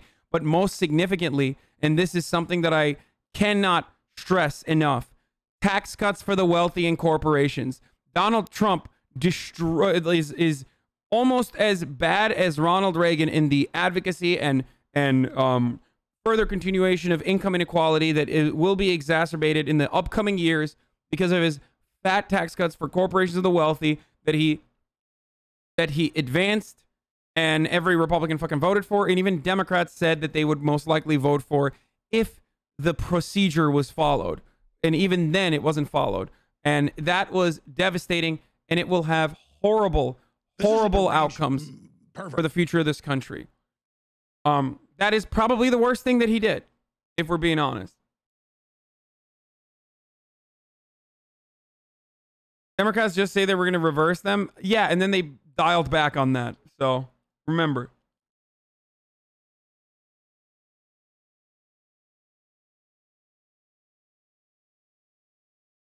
Making shit up off the top of your head. It's very cute that you think that I am making stuff up. Like I'm creative enough to be able to make up such gross things that the Trump administration has done. Like, it's cute that you think I'm creative enough to be able to, on the fly, just fucking make up policy.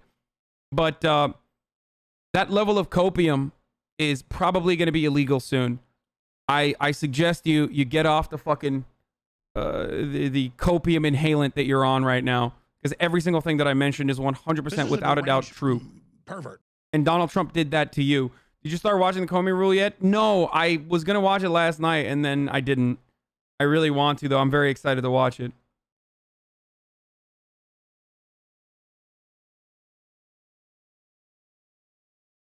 Long-time viewer, and I got something I really wanted to ask you. Are you at all concerned that all your Trump watching is handing out free exposure? You hold a sizable audience. I'm always worried about platforming reactionaries, even for debunking purposes. No. No, you're ridiculous if you think that I can platform the fucking president of this country, man. Come on. He's the president. Like, God, I wish liberals were just like not this way, not the way that they are. His name is Hasan. Something unusual happened. Turnout among black voters in Wisconsin collapsed by 19%. CNN now projects that Donald Trump will carry the state of Wisconsin. He will win Wisconsin with its 10 electoral votes. He's cracked. There's so much more to talk about as far as like Donald Trump. Make browser full screen. Here, you ask stuff like this. You're probably new here. I'll just give you 2 weeks instead of permanently banning you. Stop asking me to do that. I never do that. I'm not going to do that. This is how I run my stream. If you don't like it, you can get out. Listen. So another thing that I forgot to mention, because Trump is so fucking bad, is of course using family separation as a deterrence policy, and also increasing the brutality and cruel and unusual punishments that undocumented immigrants are subjected to every day in this country. That has been an ongoing struggle for undocumented immigrants in this country under every administration, okay, under the Barack Obama administration as well.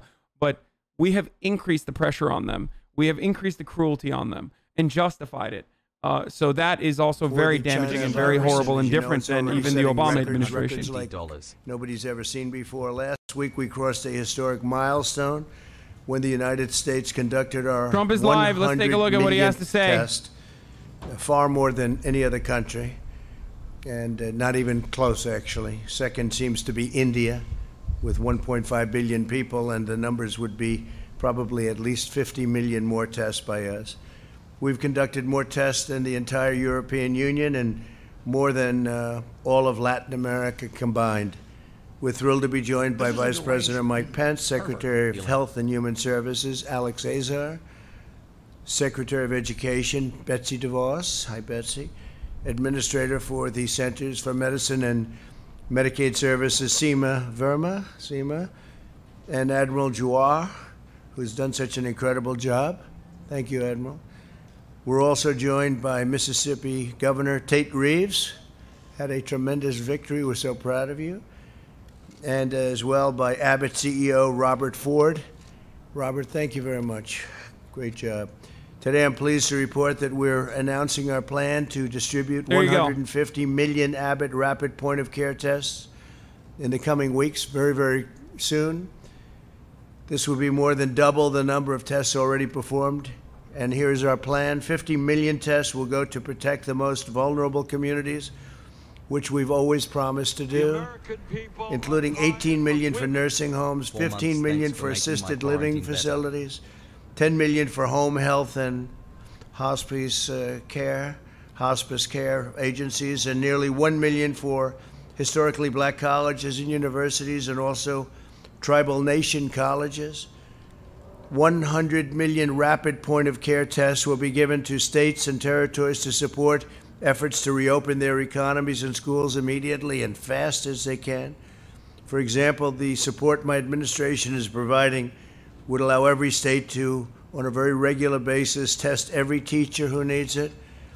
This continues our critical effort to use testing to protect high-risk communities. These new Abbott rapid point-of-care tests are easy to use and return results within just minutes. You'll have a result at a maximum 15 minutes. No machine is required to process them. So in the old days when we just started this, you remember we'd go out and We'd have to find these massive laboratories with tremendously expensive equipment. Now we're down to something that you'll see that is really from a different planet.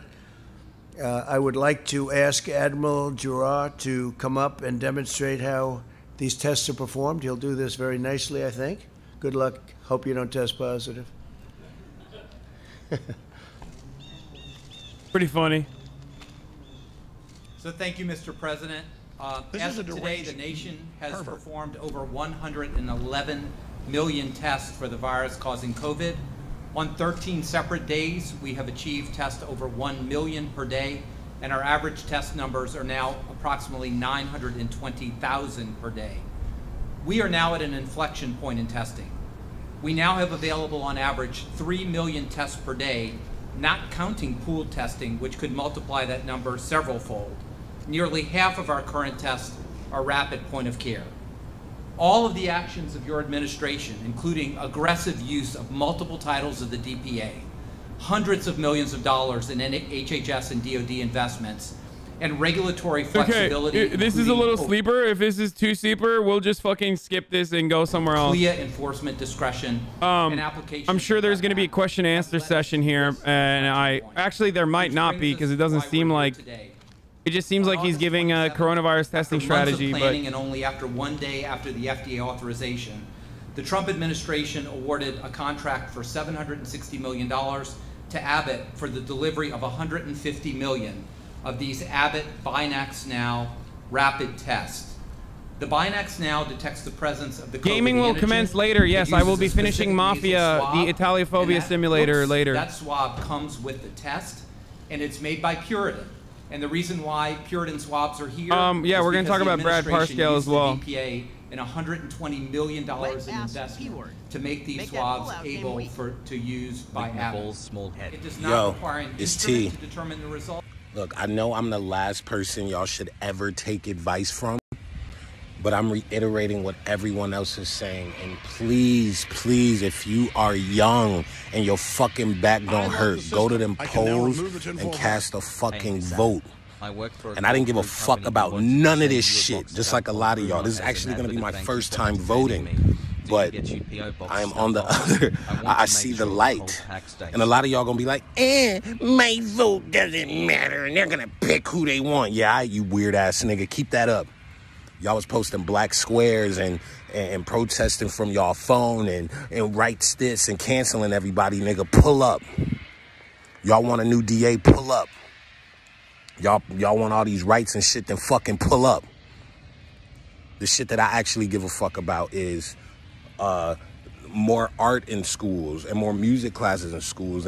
This is pretty good. And them changing the curriculum that they've had the same curriculum for since 1442, judging everybody on the same shit. And I have female friends who need certain things, and I like being able to fuck on and marry whoever the fuck I want at any given moment. And if we want to keep some of those options, then we have to start somewhere.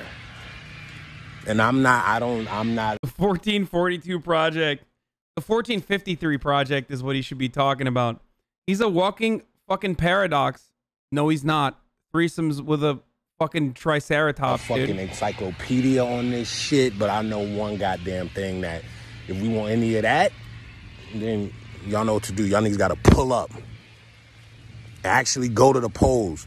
Because some of that mail-in shit, niggas gonna try to call fraud. So if you could go to the polls, and I know them lines gonna be long and it's gonna be hot, but please, do that. All right? It's hot as fuck. And this is like my third take of this video. And yes, love.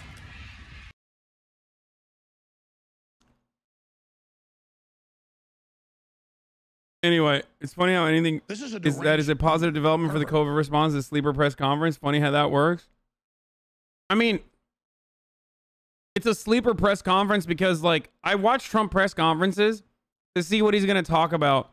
If there's positive developments or negative developments, oftentimes we find out about it regardless. The media covers it.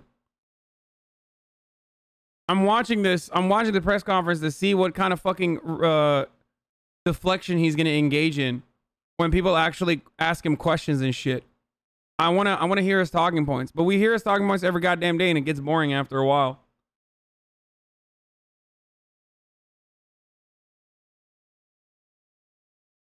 Like, you really want to watch this fucking press briefing where they're doing like they're basically just reading from a PR press kit? It was said by Republicans and Democrats alike. No, it's boring as fuck. Shut the fuck up,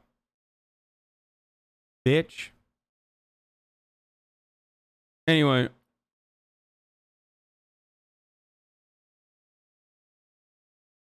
We want to watch the Gravel Institute vid.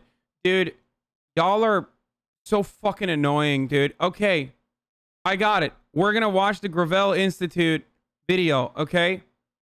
Just shut your stupid fucking little baby zoomer mouth for like 3 seconds. All right? I'm trying to go through as much fucking news as I possibly can. Eventually, I'm going to get to it. Okay? Eventually, I'm going to get to that stupid fucking video, you little zoomer babies. Oh my God. I got it. Okay, complain about your millionaire job? Yeah. It's like, I don't get it. Like, are you...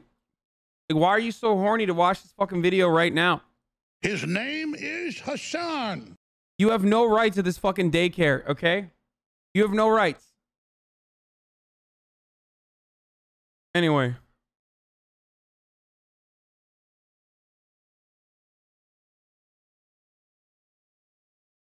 No, there is a fuckload going on, dude. Are you crazy? I'm not going to watch that as well. This really is a daycare for little zoomer leftist babies. Anyway, all right. Okay. Where was I? Oh my God. This guy, like, literally, Gravel Institute launch thoughts, React Andy content, like, literally right here. I'll just have the link open, okay? I'll have the link open so you can shut the fuck up about it. All right? We're gonna talk about fucking Brad Parscale now, getting absolutely cumstered and dumpstered by cops. Apparently, police brutality. Just darling. Apparently, police brutality impacts MAGA influencers as well, or you know, people who are a part of. Anyway, whatever. Let's just watch it. Here, this is pretty funny, and we'll get to the details in a second. So, Brad Parscale is, of course, Donald Trump's campaign manager. Spent millions of fucking dollars on like dumb shit. Everyone always made fun of him for like make that pullout game weak. Spending all of his money on like stupid shit that had to soothe Trump's insecurities. Here he is looking fucking kind of nice with it, actually. Florida man. I'm not doing anything. Relax. What happened? So, she started saying all this shit. Hey, get on the ground, man. Get on the ground. Get on the ground, man. Get on the ground, man. Fuck you. Easy. Get on the ground. What are you saying? I didn't do anything. I didn't do anything. I didn't do anything. Stay down. Put your hands behind your back. Put your hands behind your back. Hey, we'll figure it all out, all right? Don't worry about it. I didn't do anything. Wait, but they're not choking him. That's weird. Why didn't they put the spit guard on him? Why didn't they choke him? Why didn't they put their fucking knee on his head? I've seen so many cops arrest 14-year-old black kids in Florida in an infinitely more aggressive capacity. Kind of weird. Now, okay, having said that, this is a problem, okay? You can't do this. You can't fucking do this. I don't give a shit that it's Brad Parscale, who is a dog shit person and sucks ass, and that still doesn't change my opinion on police brutality. You can't fucking do that. You can't do that. You shouldn't do that even if he was actually doing something, okay? But don't say this is fucking cool just because it's Brad Parscale getting tackled. I didn't do anything. We're going to get you off the ground in just a second, okay? Maybe this will get Republicans to be fucking anti-police. I would be surprised. Okay, you're all right. Relax. Over on this side. Over. Here you go. Any weapons on you or anything like that? Oh, wait, I didn't have any weapons. I didn't do anything. We're going to get you off the ground, boss. You're good, bud. Bring your knees. Okay. You're okay. Ready? Help us out. We're going to pick you up, all right? One is your legs. Okay, yes, I'll get up. Okay, ready? One, two. Okay, good. I didn't do anything.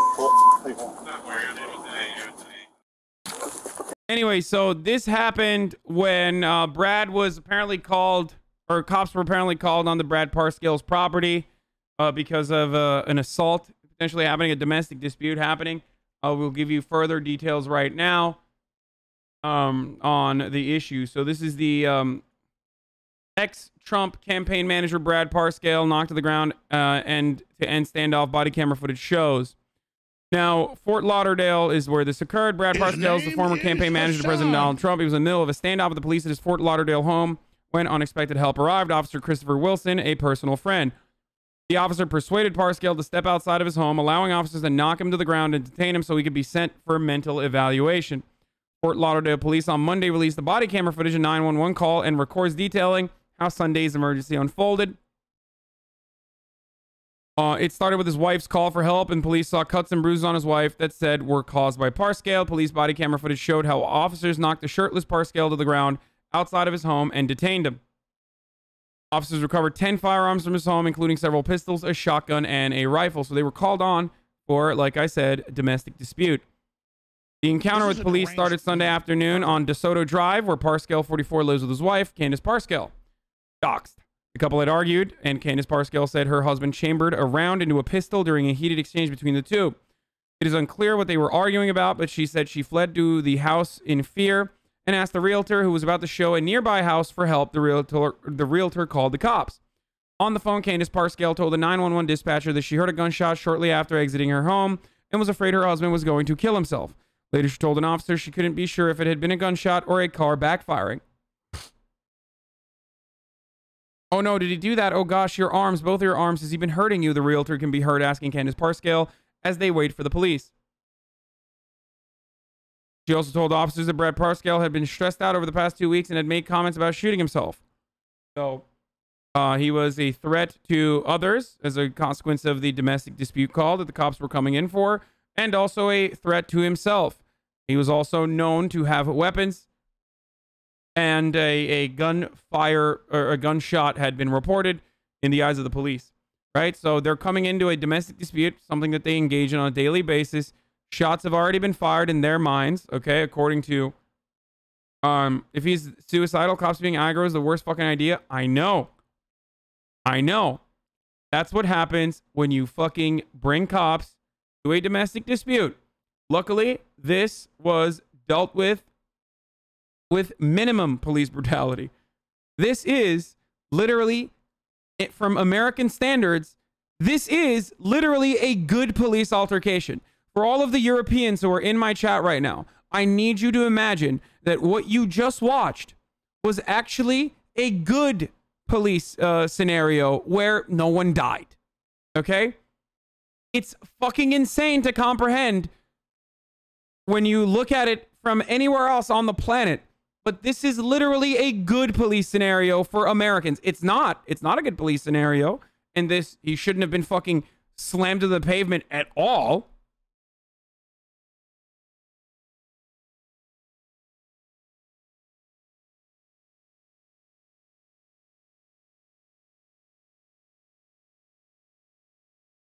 But when you have shots fired, someone who is suicidal and domestic abuse, and the guy's known to have guns, that is considered a good police altercation where the person didn't die by suicide by cop. Just remember that. It's not from the rest of the world, from the point of view of the rest of the world, or if you're like a normal human being, you're like, what the fuck? He wasn't even like resisting arrest or anything, and they slammed him to the pavement.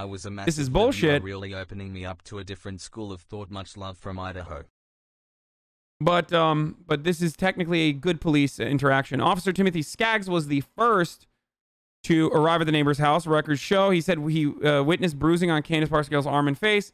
She told him that the injuries had come from Brad, though she said she'd gotten them earlier that week. Skaggs called Brad over a telephone and found Bradley's speech was slurred, as though he was under the influence of an alcoholic beverage, and he seemed to be crying. As Skaggs made contact, body camera footage shows Candace Parscale visibly relieved that Brad hadn't harmed himself. Skaggs then tries to get Brad to exit the house. Can you come outside with no weapons, please? Instead, the 6'8" tall man who once operated the digital political campaign reputed to have put President Trump in the White House in 2016 paced and raved, according to the police report. Yeah, Brad is fucking a giant too, by the way, as you can see in this footage.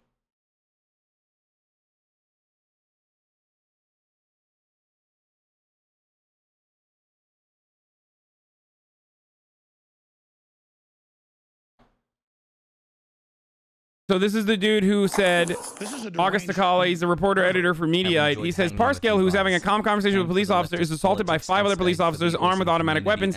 Is that new treatment for people with mental health issues, or is it just for Trump supporters? And of course, this is his pinned tweet. Watch, New York police boss Mike O'Mara went off on the media today. Stop treating us like animals and thugs and start treating us with some respect. Our legislators abandoned us. The press is vilifying us. It's disgusting.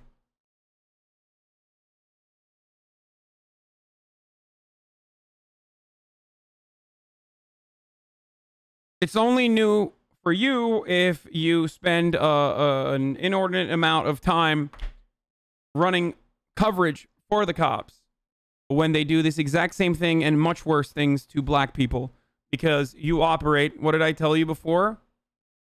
Racism is like a puzzle piece in the back of your head that you slam onto every single instance where there is like any sort of uncertainty. You fucking fill in that slot with the puzzle piece of racism. You go, it must be because the black guy deserved it. He must have been a criminal. He must have deserved it. If you don't apply that same standard to someone like Brad Parscale, that means you're doing it exclusively because you think the black dudes almost all the time fucking deserve it. This treatment is not supposed to happen to exactly law-abiding citizens, good folk, you know, white people. All right? That's what it is. I've covered this numerous times. I've talked about the white inaction, or wealthy people never really fucking looking at police brutality in an honest capacity, because they live with the underlying assumption, whether they admit it to themselves or not, rich white people live with the underlying assumption that cops are supposed to be the line of defense against the peasants, the poors, if they were to ever rise up and do something against them. That's why their brutality against even white people from time to time is relatively acceptable, because hey, they must have deserved it, and ultimately they serve a really important purpose, which is to protect and serve me and my interests. So when an instance like this occurs, where you have a relatively wealthy, relatively well-off white guy who is a conservative get fucking slammed to the pavement when he's clearly not doing anything wrong, right? Aside from, you know, a domestic dispute, suicidal ideations, suicidal tendencies, and also having guns in his home, but still getting slammed to the fucking pavement when he's trying to have a conversation, you understand it might even be an eye-opening moment for you. Suicidal tendencies. Okay. God damn it. I have literal chill. Like, I love being able to speak to a younger audience about important issues, but in moments like this where I misspeak, your focus on like that small fucking instance where I just misspoke leads me to believe that like I'm not making any progress here at all, and I'm just kind of yelling into a fucking empty room full of people who are just like excited to like catch me slipping, I guess.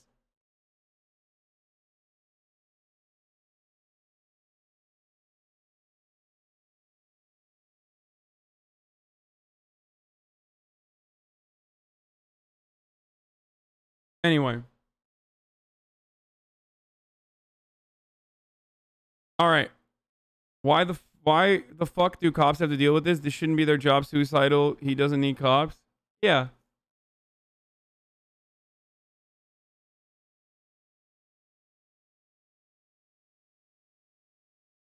Anyway, the point is, notice how the cop personally treated Brad Parscale like a human being, so he drew him out. without weapons. And then notice the treatment that he got after, where he was not treated like a human being because he was treated as a perp. When you're a perp, taking yourself too you're seriously treated if like... You can't take a second and giggle when you say tendies on accident. Your wound a little too tight, my dude. Having a gun might be an automatic cop call. Just found you a week ago. I love hearing takes politics to go to work, man. Thank you.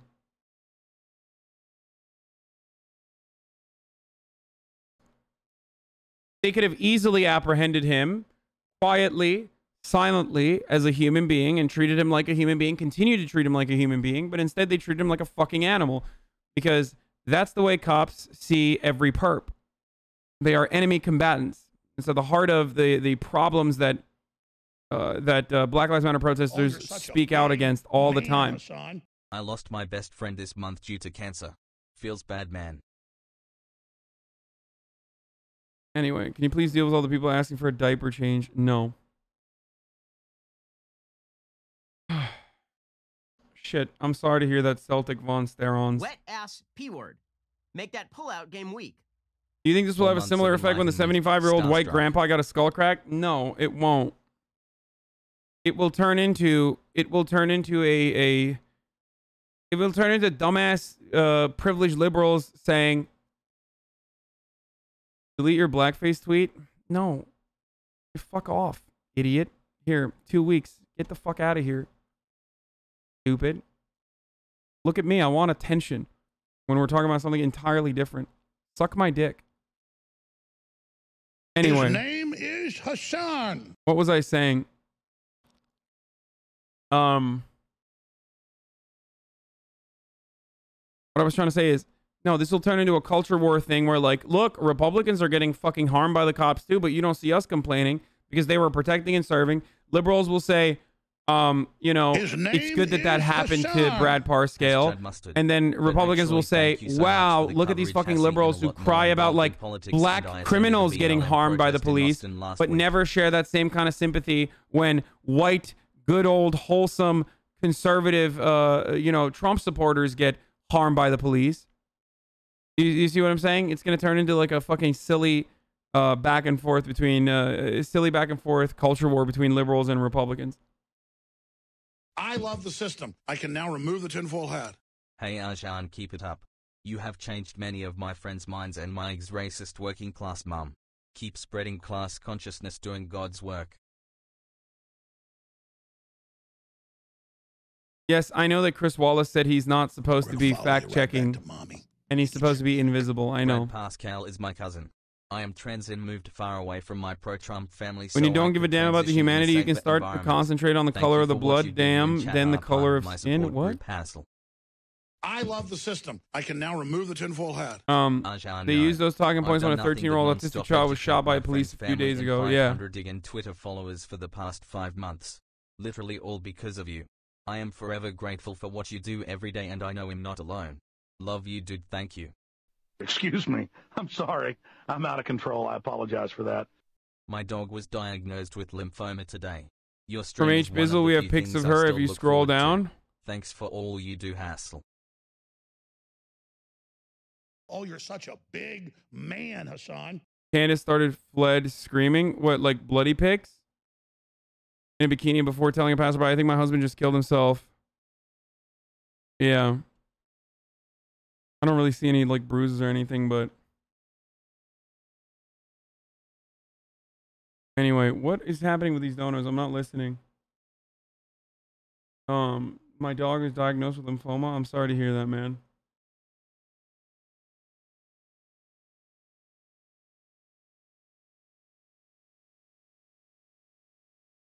Brad Parscale is my cousin. I'm trans and moved far away from my pro-Trump family so I could transition to a safer environment. Thank you for what you do. Holy shit, really? That's crazy.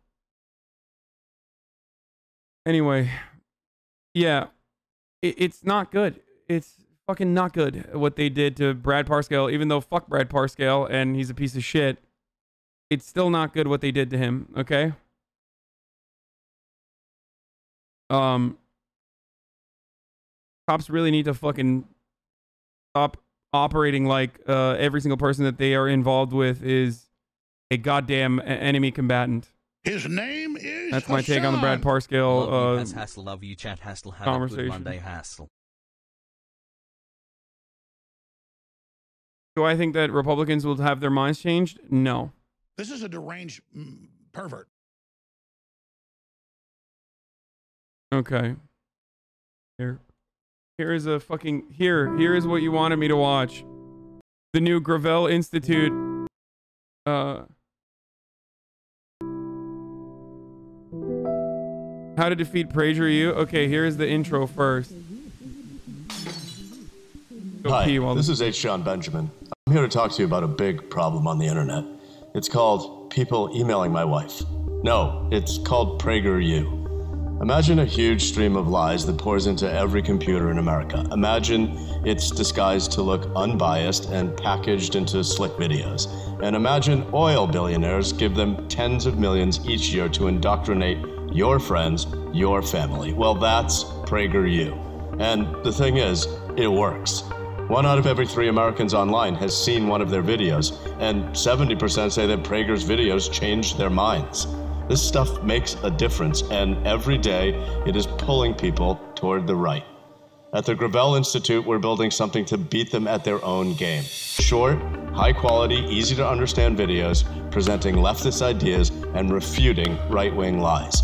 Stuff you can send to your friends, your mothers, your secret lovers, your mother's lovers, your known lovers. Oh, and we've got big-name presenters from Bernie Sanders to Chelsea Manning. Here are a few that we've lined up. Okay, so this won't be easy, and we're going against a Goliath, so we definitely need your help. We want this to be a collaborative organization guided by its members, where we're trying to do something big. So hey, let's do this.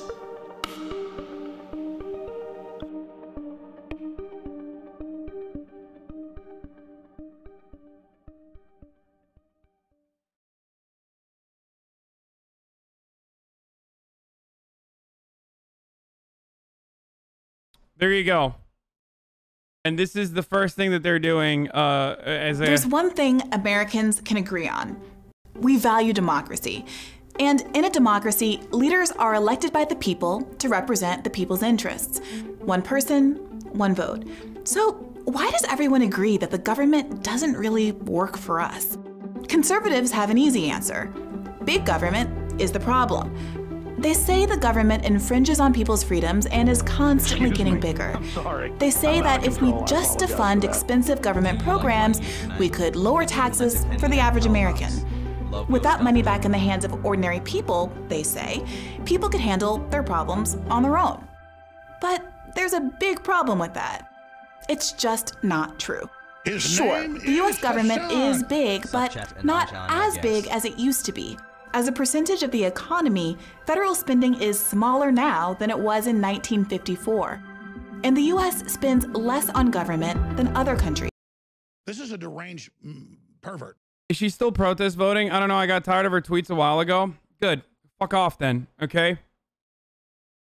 Like, if you legitimately consider a black woman voting in fucking New York, voting for the Green Party, to be the reason why Hillary Clinton lost the election in 2016, then you don't understand how fucking politics works.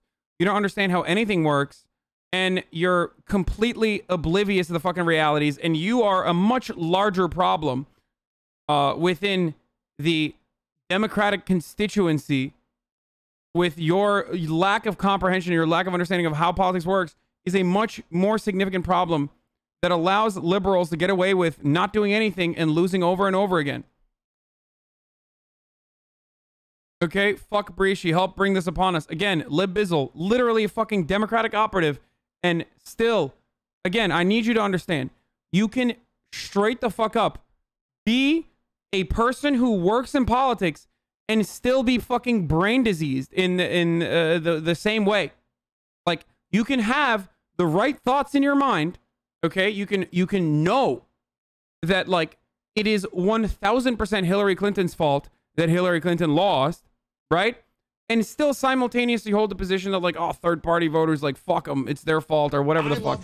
I say this as someone who voted for Hillary Clinton, who told other people to go out and vote for Hillary Clinton, who literally fucking criticized and debated third-party voting back in 2016. Okay, I debated Jimmy Dore on this, talking about how the bully pulpit was the most significant fucking weapon that the president has, and that Donald Trump was going to embolden white supremacists. I was right. Okay, I was right when it comes to foreign policy and whatnot. As far as like a liberal administration advancing similar agendas, that was certainly the truth. Okay, liberals and Republicans would advance a similar agenda when it comes to foreign policy.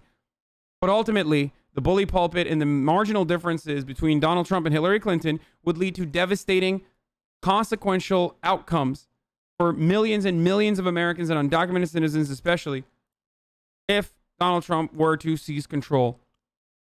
All of that is something that I understand, but you also have to understand that shaming fucking third-party voters is already an idiotic way to try to run a campaign. So every single moment that you engage in that, instead of trying to get other people to go out and fucking vote, is a moment wasted, and it's a moment where that you demonstrate that you do not care about winning. You just care about fucking finding scapegoats. We're not doing that here anymore. I don't care. Think about it like they're motherfucking Trump supporters, okay? That you need to convince to vote for you. It's insane. Like Germany or Finland that have lower rates of poverty and higher rates of economic mobility. The American dream is more alive in these big government countries than in America. And there's no truth to the claim that the bigger the government, the less free the people.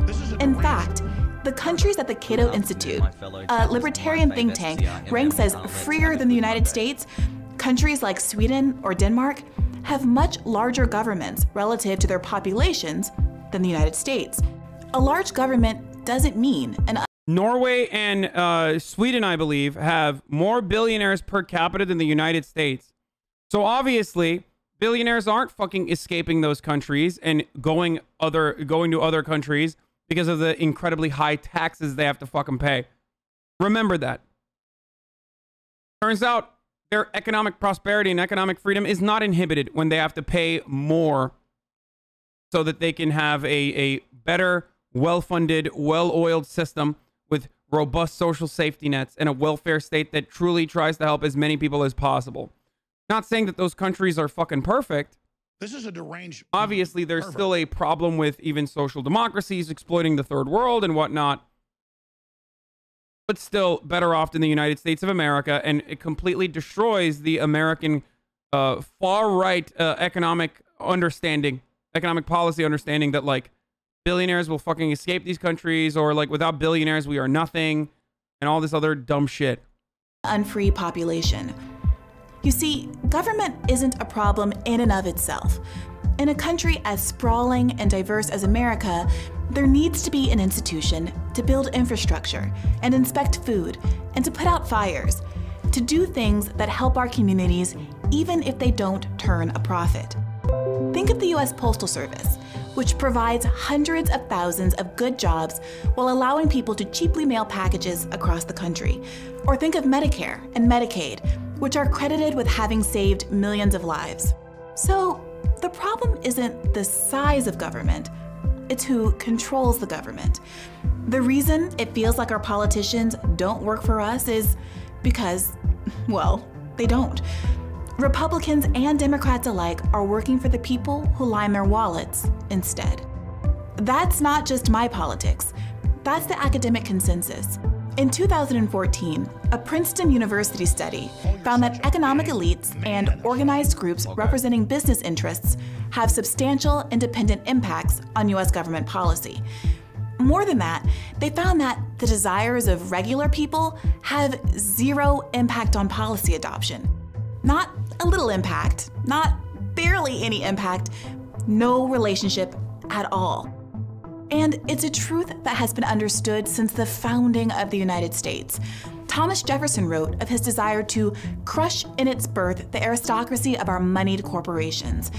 But blinded by swanky dinner parties and big donations, some politicians have forgotten his words. The top ranks of both parties today are filled with billionaires, banking executives, and wealthy lobbyists.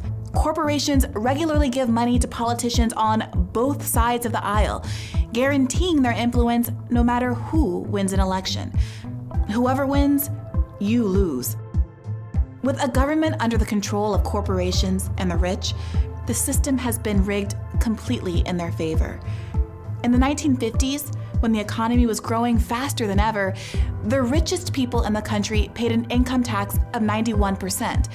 The corporate income tax was above 50%. But after decades of tax cuts for the rich, the 400 richest Americans pay a lower tax rate than the bottom 10%. Corporations, elites, and the politicians they control will justify this inequality by saying that different rules for them mean more wealth for all. But recent history shows that's not the case. While American workers have become dramatically more productive, their wages have stagnated or fallen. The average hourly wage was higher in 1974 than it was in 2018. This has led to a stark gap in qualities of life. This is a deranged. From 1989 to 2018, the wealthiest 1% of Americans increased their total net worth by $21 trillion. The bottom 50%, meanwhile, saw their net worth decrease by $900 billion. The rich got richer, the poor got poorer. For too long, we have been presented with a false choice: big government versus small government. We're right to be skeptical of the people who lead us. They don't work for you or for me, but it's not because government is big. It's because it's bought. I'm Brianna Gray, contributing editor at Current Affairs Magazine for the Gravel Institute. It's a good video. It's a little sleeper though, I'm not gonna lie. I think it needs more lines and graphs that are fake. I'm out of control. I apologize. Rather than like actually sourced data. Unbanned, thanks.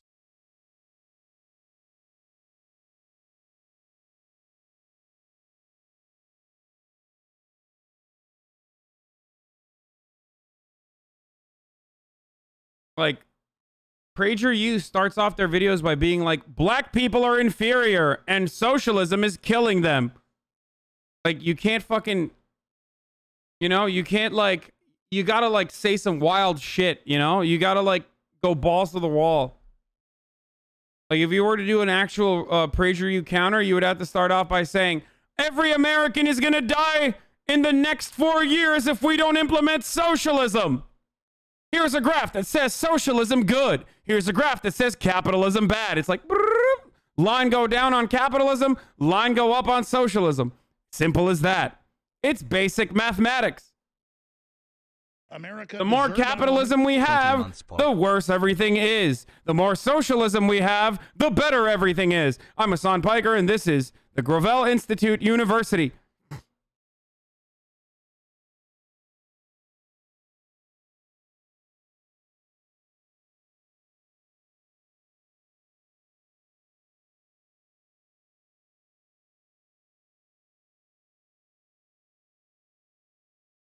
The long wait is over. We're proud to announce the Gravel Institute fighting PragerU on its own turf. Watch the video to find out what we're doing and to hear a special surprise.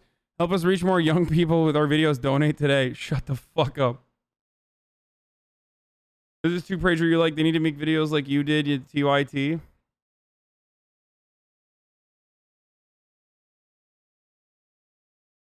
I mean, I would do it. Are tired of women. I would do videos for them. I don't give a fuck. Yeah. Kamala Harris wants to vaccinate your children in the ass to make them all autistic and homosexual. Who said that?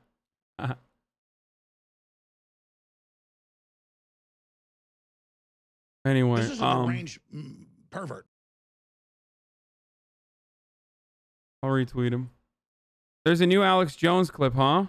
We are in charge of this planet, not the globalists and not their machines. So to Jeff Bezos and all the globalist technocrats and Tim Cook and their slave camps in China and all their evil they try to cover up with Black Lives Matter, Marxism, and the cop killing, I say to you, your technocracy is dead on arrival. You understand that? We are in charge of the planet, not Soros, and not Satan.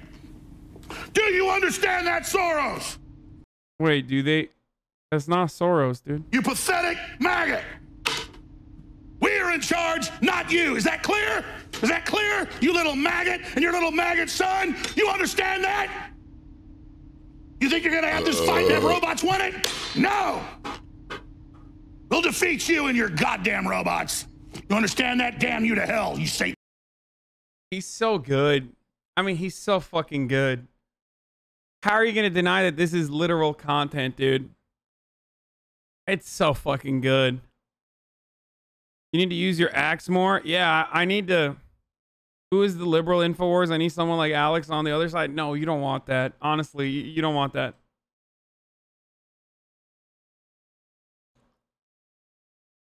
This is a deranged pervert. My favorite day of the month again. Hassle to Hasan and a bigger hassle to chat. Anyway, bro, can we watch more InfoWars clips? This is hilarious. Yeah.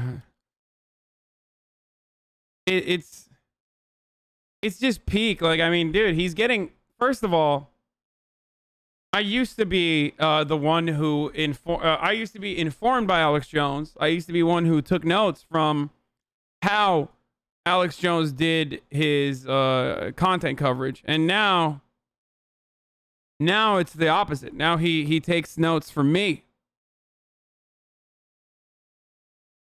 You are the liberal Alex Jones. You scream about as much as he does. I mean, thank you. I take that as a compliment. I do love him as an entertainer. I think he's great.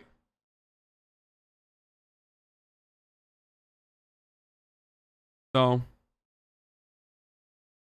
as far as people utilizing conspiracy theories on the liberal side, Rachel Maddow does that now a little bit more for sure. System. I can now remove the tinfoil hat. Did you want to watch this Project Veritas shit that's being blasted around conservative media? I don't want to give him fucking clicks, dude. Ilhan Omar connected the ballot harvester for cash for ballot scheme cars full of absentee ballots. I don't want to do this before I don't want to do this before more information comes out. Pog, you doing parody Praga videos? Love your chat, peepock kiss. James O'Keefe is a charlatan, a liar, a grifter of the highest order, and unfortunately, given the way that Republicans operate, he is regarded as a legitimate entity on the right. The president loves him. The president literally talks about him positively and has talked about him positively. So, you know, I don't know the details of what happened here to Ilhan Omar or how Ilhan Omar is even connected, if she is connected at all. But I don't want to cover it without, I don't want to cover it directly with the facts that he is putting forward. I would rather cover it when someone else with more knowledge over the situation takes a look at it and then adds additional context to how they have lied. I think it would be irresponsible of me to take a look at the way he is describing it. You should make a video about how the right hates free speech, etc. of all the arguments. You love free speech, Pog.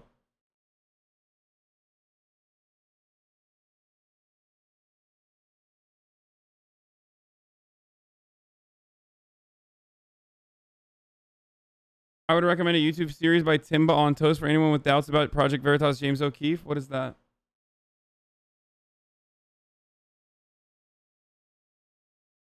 Anyway, dude, Jake Paul stayed in the White House. Sometimes I have to remind myself how bad the Clinton campaign was in 2016. His name is Hasan. By the way, you may have seen that I recently launched a Snapchat account. I love it. I love it. Those messages disappear all by themselves. By the way. Yeah, I can't believe Brianna Joy Gray personally destroyed the Hillary Clinton campaign. I literally hold third-party voters accountable, sir. I am an intellectual, sir, and I think third-party voters were directly responsible for Hillary Clinton saying that and numerous other awful, dumbass things that she fucking did.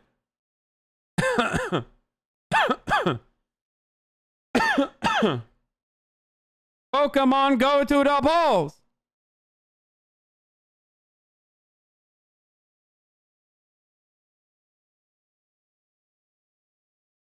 Anyway. Is a deranged pervert. Boom.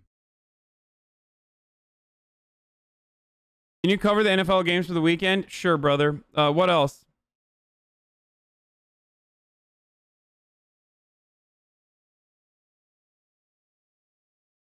If we have to watch it independently, then they'll end up getting a lot more views, revenue. You should watch the Project via video anyway. No, fuck no. I'm not going to watch the...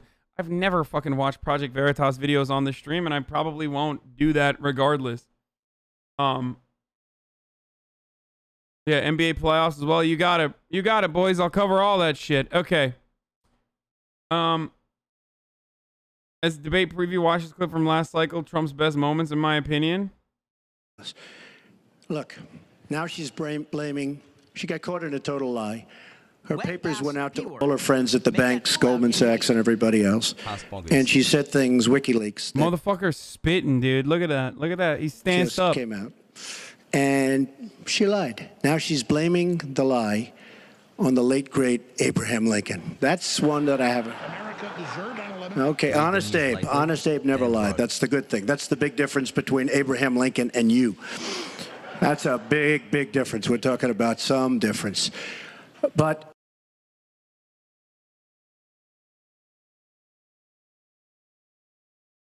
he definitely did look a lot. He definitely did look a lot better back then. Kind of wild. We're gonna watch that Netflix video on voting. Sure, we can look at that. I don't care about the Trump like suppressing the black vote video that much. We've already talked about it.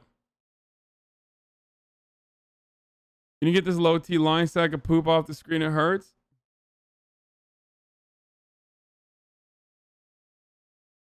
There's a new Second Thought video. Is there?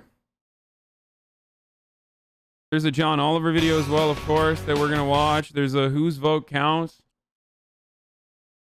Are you avoiding Azerbaijan and Armenia because of uninformed or bias? It's because of bias, dude. It's because I'm deeply biased against Armenia, despite the fact that I admit that the Armenian genocide happened over and over again, regularly, probably on a daily basis. I still have some sick, twisted bias against Armenia.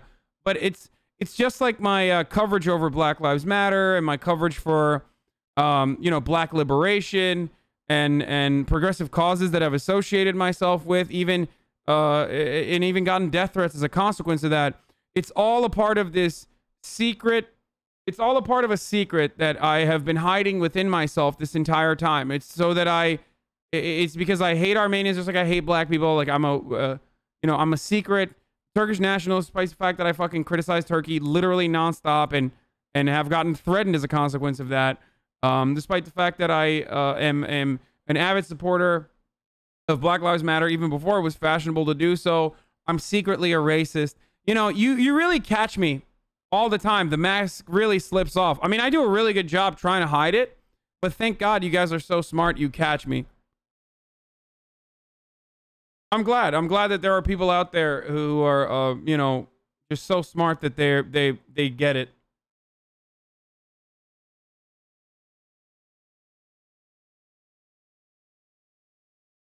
Whores in this house. There's some whores in this house. There's some whores in this house. You 5 months in here, love you, HasanAbi, you're my favorite racist 3.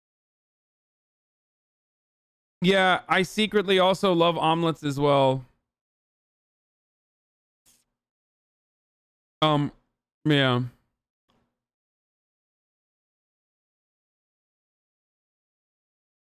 Lol, you're not uninformed on this subject matter. It's obvious. No, I'm pretty uninformed on why the conflict is happening right now. I know that there is, I know a little bit. I know it's Azerbaijan territory, but it's predominantly Armenians that live in that territory. I just don't know why the conflict is currently happening. I know which regional powers side with who and what their historical reasons are for siding with, and religious reasons are for siding with one country over the other. But I don't know why this is happening currently, and I don't know enough about what the fuck's going on. So I don't want to say some dumb shit so you can clip it out of context and be like, Hasan hates fucking Armenians or some dumbass bullshit. Okay? So, yeah, I don't know. I don't know what you want me to do.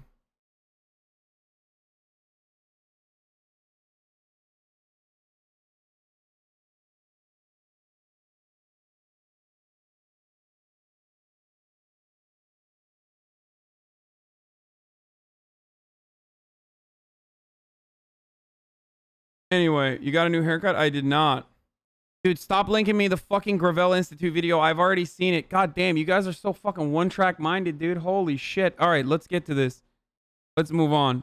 I want to watch this Whose Vote Counts video from Netflix. Narrated by Leonardo DiCaprio. And on video, when Obama had a supermajority, why didn't the Dems expand voting rights and make it a national holiday? Dude, why are you asking me what all the things that Obama could have done and should have done and didn't do? They didn't do it either because they were gigantic fucking pussies, or they didn't do it because, I don't know, I think it was partially because they were cowards who thought it would look partisan to expand, you know, Americans' rights to vote. Or because they didn't want to. All the other stuff that, like, they didn't want to do. They didn't want to do it because they weren't motivated. They are still beneficiaries of the same. They are still backed by the same wealthy benefactors. All right, now it's time for John Oliver. Anyway, pretty good video overall. Just finished my tryout. I had to do 7 laps in 12 minutes. I did 7:25. Like the chat, I am watching your politics segments. Overall, I did pretty good, but it was just the first day. Congratulations, XQC Pepega. Do you think Democrats act like Republicans? They'd be a lot more powerful in the government. I mean, they would, but I just don't see the point of electoral college anymore. 1, it failed in 2016. 2, if states force you to vote for who won, then what is the point? If the EC was put in so a person like Hitler couldn't get in, but he wins your state as an elector, you have to vote for him. What is the point then? Yeah, it's bullshit. Republicans only like the Electoral College and defend it because it benefits them. That's it. And it allows them to win even if they don't fucking win the popular vote. It's happened twice now.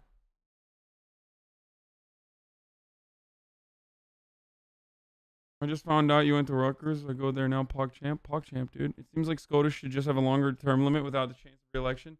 Then they wouldn't have to worry about their choices hurting their chances. Isn't that just darn? The reason why we don't have term limits for Supreme Court justices, and it's a lifetime appointment, is because we like to claim that this will allow them to be impartial to partisanship.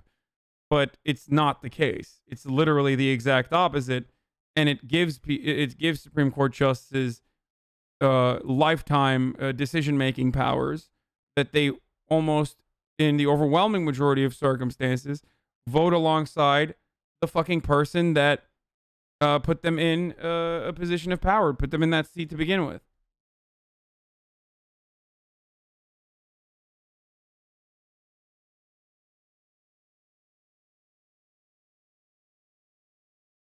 Yeah, I know. I don't know who the fuck Frank Hassel is, but apparently he showed up on in Boogie's house, and Boogie pulled a fucking revolver on him. I don't really know what the deal is there, and I don't really care. Okay. He shot at him? What? Yes. Who's the fucking disgusting breeder? We brought together 7 gay men. Let's find who the gay. straight is. I'm gay. Okay? Who's the straight?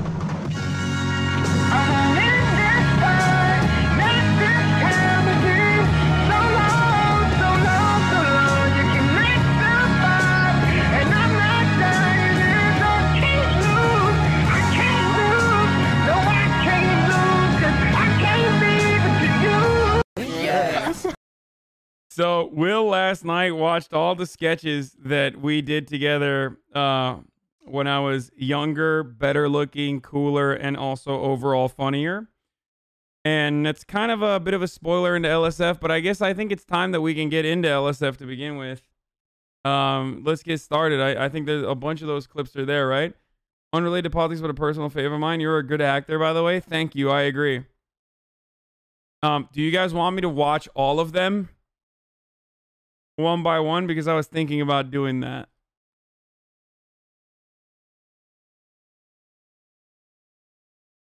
Should we watch all the sketches? Yes, I did not see any of it. I have the full videos if you want them. Yeah, please link them to me. This is a deranged pervert. Okay. Hot Chubby randomly finds a group of teens filming and MV joins. You should dance in the front and we can dance in the back.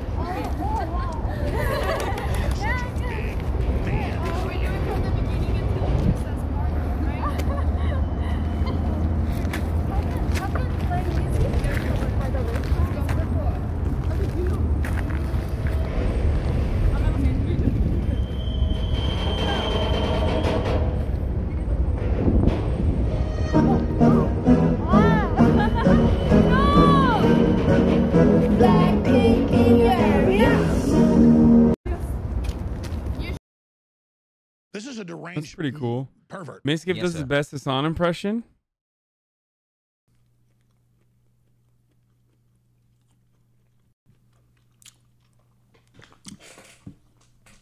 Okay, Whores that's in this fucking house. There's some whores in this literal house. bullshit. Whores in You this want to know why that's bullshit? Okay, the scrolling is real. That's pretty good. Never mind. I have a noise Systematic gate. racism is part of a healthy contribution to society. I get that. The American people are tired. What? You said Hasan what? is my Wait. favorite porn star. Was that good?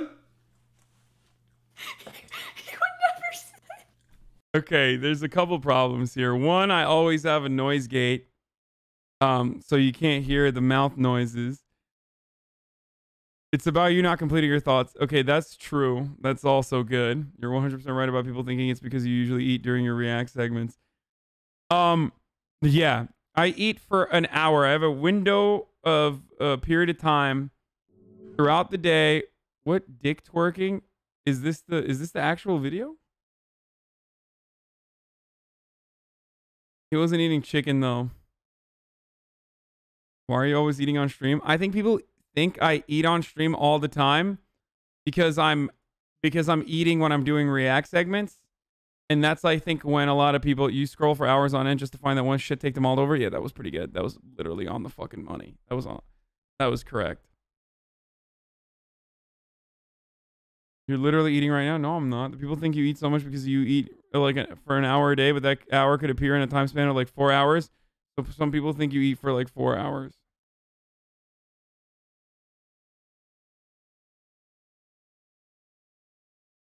It's your most popular hour. That's not true. I have more viewers in here right now than when I'm fucking watching like reality TV and shit. But I think the people that would have an impact on like Twitch culture are not normies who come and watch me do politics and then leave when I'm done with Love politics. what you do, Doc. Gotta say, as you think, love what you do. Best streamer. Love what you do, Doc. Gotta say, as you think, love. Slicker without a beard? Oh no. All right, sorry, what? So you just plug it all into the right spot. Display port, power, USB. All right.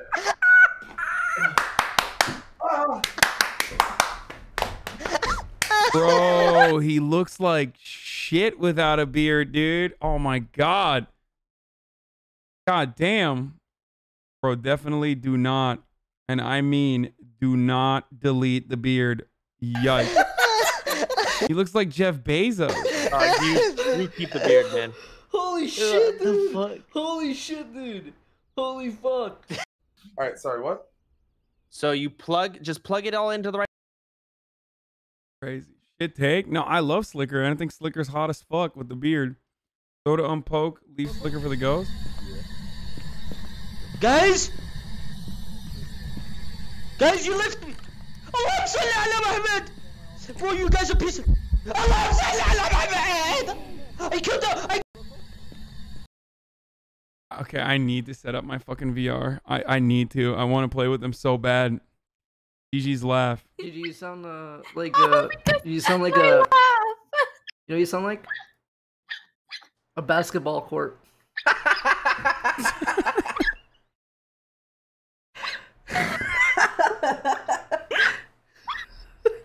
It's true.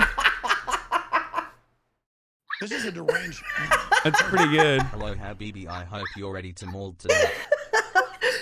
Dude, you sound like you sound like a pretty good. The game is going to fall off for your VR setup. Some whores in this house. Love you, chat, and Hasan Hassel.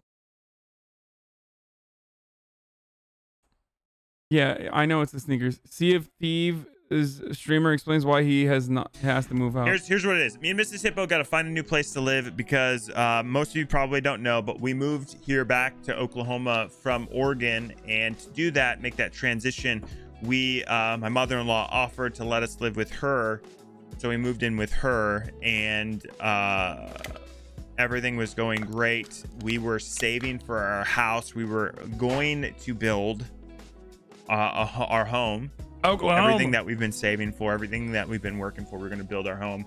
And the mother-in-law sat down with us yesterday and shared that she believes that Sea of Thieves is an evil and demonic game, and she doesn't want it played in her home anymore. In Mexico, they split from the neoliberal PRI in 1988 and finally won a Super.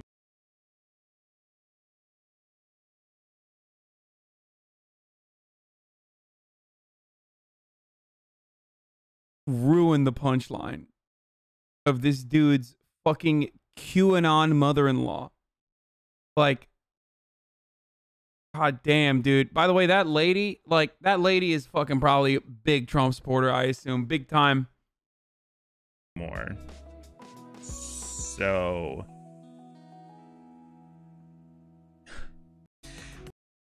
God damn, dude. They invited Sea of Thieves into their home. Yeah, and she's right. It is demonic. Pro Score's reaction. And then the first day I moved into this house, Doc, I'm cleaning my car. I'm looking up. I talked to my neighbors. I looked up. I said, thank you, God. I've got my Supra, which is my sports car. I looked up and I went, thank you, God. Nothing can ruin this moment. I turned around. I opened the door and she went, I'm pregnant, while holding a pregnancy stick. So I said, yeah. And I said, fuck you. And she was like shocked like this, like, and I went, no, seriously, fuck you, because I don't really believe in abortion, right? So I was so upset, I cried, and then the first day I moved into this house. It's a really nice house. I'm surprised that his audience hasn't like doxed him and shit in his new house. Actually, don't tell me. This was the first time Dr. K looked actually uncomfortable sometimes during the stream. One of the best VODs he's done. Wait, why did he look uncomfortable? What are the top 3 states you're afraid to visit? I am afraid of visiting no fucking states. I love Oklahoma, for example. I love Chuds. And Chuds love me. If they don't know what my political affiliations are, I get along with Chuds real fucking nice, dude. We like some of the same shit. Like shooting guns, mudding. It's also called having white passing privilege or white privilege in general. Yeah, I have no fucking fear. As long as they don't figure out who the fuck I am or what I've said on Fox News, we're good. I'll go into the fucking lion's den.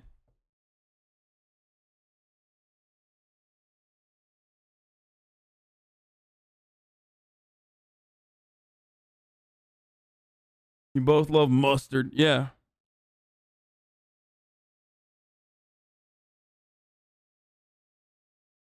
Yeah, as long as they don't know my name is Hasan or I'm Muslim or the fact that, like, you know, I said stuff about Dan Crenshaw or 9/11. You know, as long as they don't know who the fuck I am or what my background is, we're good. I can use my white passing privilege. Here, okay. Because I was wandering around and I couldn't find something.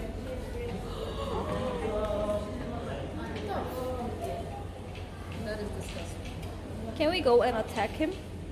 Not from here. Damn, bro, Jeannie's getting fucking racial hatred everywhere she goes. Tim the Tam Man, Tim got sniped. I got no help. Oh, dude, that was the worst timing ever. Oh. Okay. I miss COD. That was really bad timing. Dude, I just got sniped, bro. No. Oh my god. In the head? Yeah, man. Fuck. Oh, dude, he hit that door in the perfect timing. Unlucky. Oh, you, bro. I got no help. Oh, dude, that was the worst timing ever. Oh. It's okay. It's the last guy up there. She is transphobic though, so is it not karma? Dude, what the fuck are you talking about? Like, oh, okay, she's transphobic, so it's okay that she's like fucking receiving significant racist backlash? Like, what? Is that how you defeat transphobia?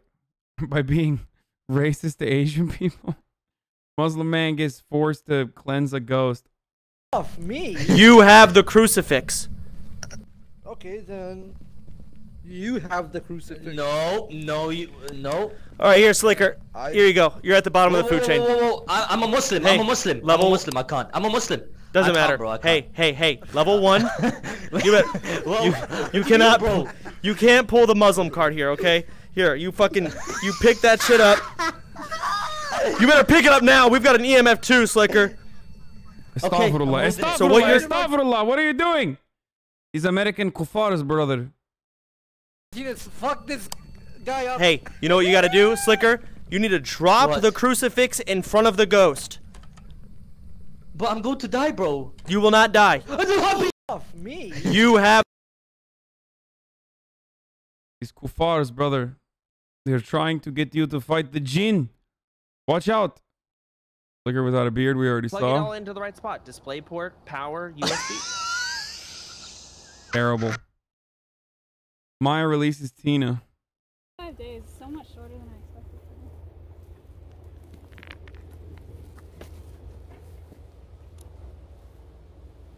These Gawurs, bro. They'll fucking make you convert right before death, bro, by ghost. Fucking bullshit.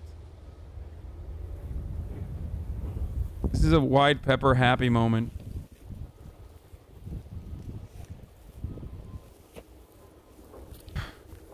Yay! Aww. How the fuck did Maya stay so pure? She is unironically one of the few people that did not get like straight brain disease. Like after being on Twitch and also being so close to where a lot of that brain disease manifests from. And I mean misgive, of course. Like her proximity to like the factory of brain disease makes this even more remarkable of a feat. ADHD Andy. Misgive absorbs all the brain rot? Probably.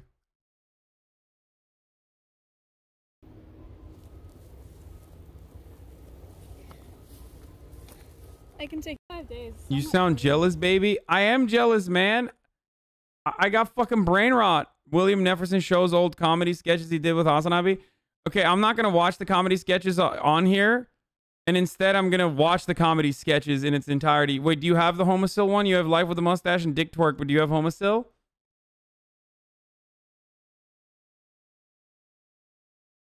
Do okay, buddy, before you watch the sketches. It will spoil some posts. The fuck you mean, do okay, buddy, before you watch the sketches? No, let's watch the sketches so people know what the fucking memes are on okay, buddy. It's literally the opposite. The lip bite after the ass slap, LMAO. Yeah, I just, there's people that don't know what the sketches are.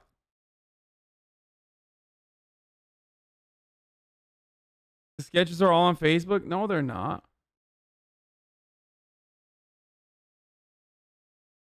No, I think here we go again. God, I'm being Pepega. I upload now. Also, Chad, did Hasan see the new Gravel Institute announcement for the videos? Dude, I promise you I saw. I promise you. The sketches are you guys talking about? So, Will and I, back in the fucking day, the gay drug, that's funny. Will and I, back in the fucking day, did a bunch of sketches together, okay? This was back when I was at TYT, and there's like 4 or 5 of them that are really good. So, Will unvaulted these. These were like sealed and locked away in some fucking like Utah vault, okay, in the bottom of a goddamn mountain. All right. Oh, you have the Sandlot one too. Cool. So it was in the bottom of a goddamn mountain in Utah where they keep all the fucking you know, genealogy of every animal or whatever. And he found them and he brought them back. And this is we had a bunch of them. Like, we had a bunch of these sketches, right? The Homosil is one of them. I'll show you each of them piece by piece. Dick twerking uploaded. You fucked up the audio on it? Okay. Is he going to post them on YouTube? No, because I think that the person who like shot them technically and has ownership over the sketches like deleted them or something. It's not on BuzzFeed. No, Will and I have worked together on BuzzFeed as well. When Will got on to BuzzFeed, we shot sketches together on BuzzFeed as well. But these are just independent. Some of them were shot so that he could get into SNL. Some of them he shot so that he could like wait, Hoop Dreams. Okay, this one's really good too. And once this one is processed, this is like all of them, I think. Anyway. Yeah, his roommate, who now I think makes like commercials and stuff, he was the one who shot them on his Red camera. And they're really good. The Body Insecurity by BuzzFeed was actually really well done. Yeah. You threw this all away to win Among Us? Yeah, Will and I hate each other now, of course. So, this is daycare movie time, ladies and gentlemen. The Running Man challenge. Okay. So, let's get fucking started. All right? Who's ready? I will be going through all of these sketches that we shot together that Will wrote. Oof, grab your popcorn because this is going to be great. Okay? Finish LSF first? No, because all the LSF posts are this. Like a lot of these are related to this sketch. Okay, let's take a look, boys. The 007 is kind of controversial. Do you want it? I'm not going to lie. I don't know if you want it out there. I mean, I don't even remember what was controversial about it. Also, it's not my lines.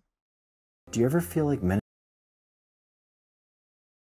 Like I'm playing a fucking role. But anyway, let's go.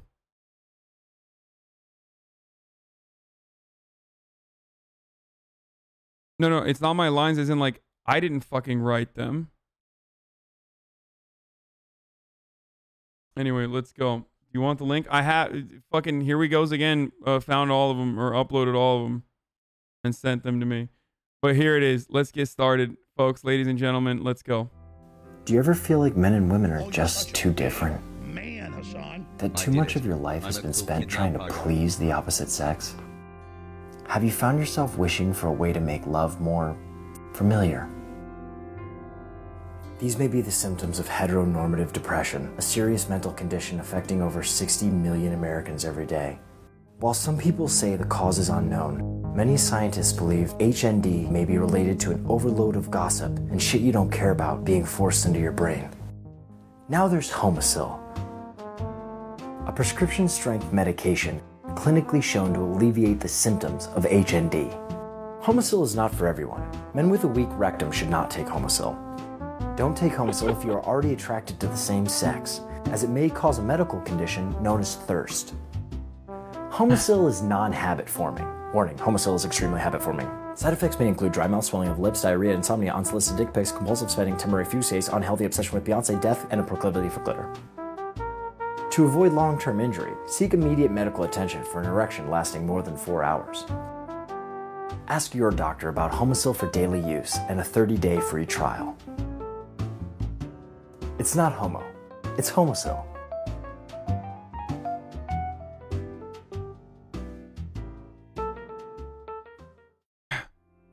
Have you ever felt like men and men are just too similar? From the makers of Homosil comes once-a-day Heterosil.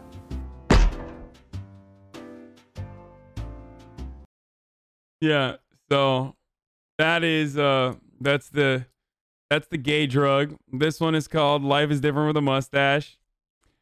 I think Homosil's the funniest one that we've ever done, but I don't know. That's just me. Okay. Hey, what's up, man? Hey, you rocking the porn stash. You know, I was shaving the beard off. I decided Narcos is coming out. I'm gonna keep the mustache. That's you know? what's up. That's what's up. You better be careful though, man. Life is different with a mustache. Whatever, bro. Get in here. Yeah.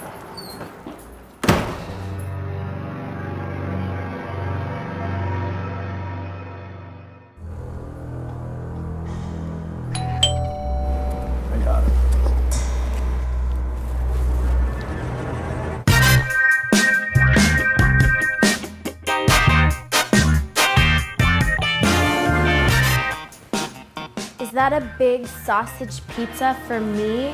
You ordered mushroom. I actually don't have any money to pay for that. Yeah, no, I paid for it. Well, maybe I could pay you some other way. Life is different with the mustache. Why do I have a fat hickey on my neck, dude? I don't even remember who gave that to me. Again. Should I call the plumber? I got this.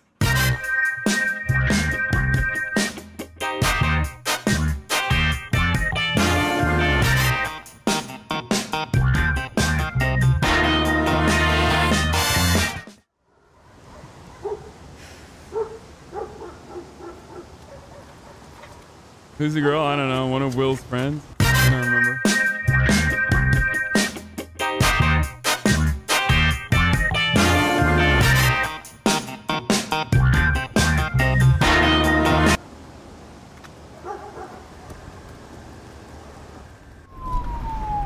This is the License best. and registration, please. Sure. What seems to be the problem, officer?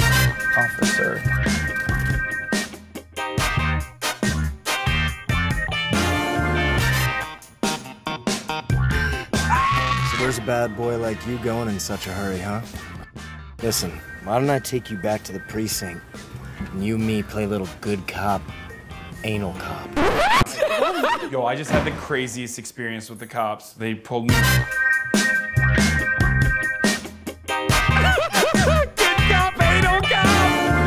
You know, I've always wanted to bring a friend into the bedroom. Me too.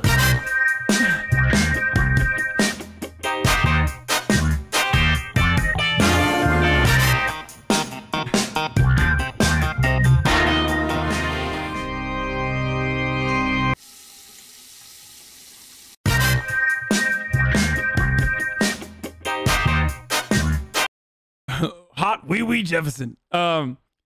Dude, it's so good. I know it's so fucking funny, dude. Will is literally a national treasure. Okay, he is so motherfucking funny, just naturally so funny. Look at this, officer.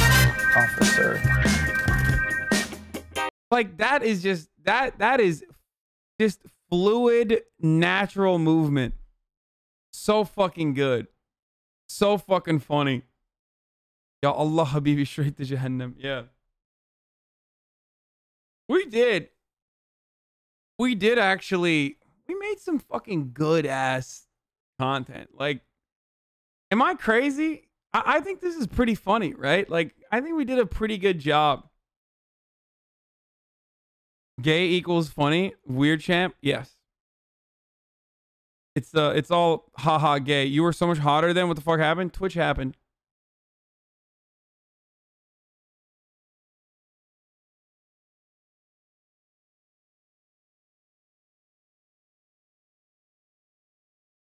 Anyway, this is pretty good too. Again, remember that these videos are written and directed by a black man, so you know, don't fucking cancel me over them, okay?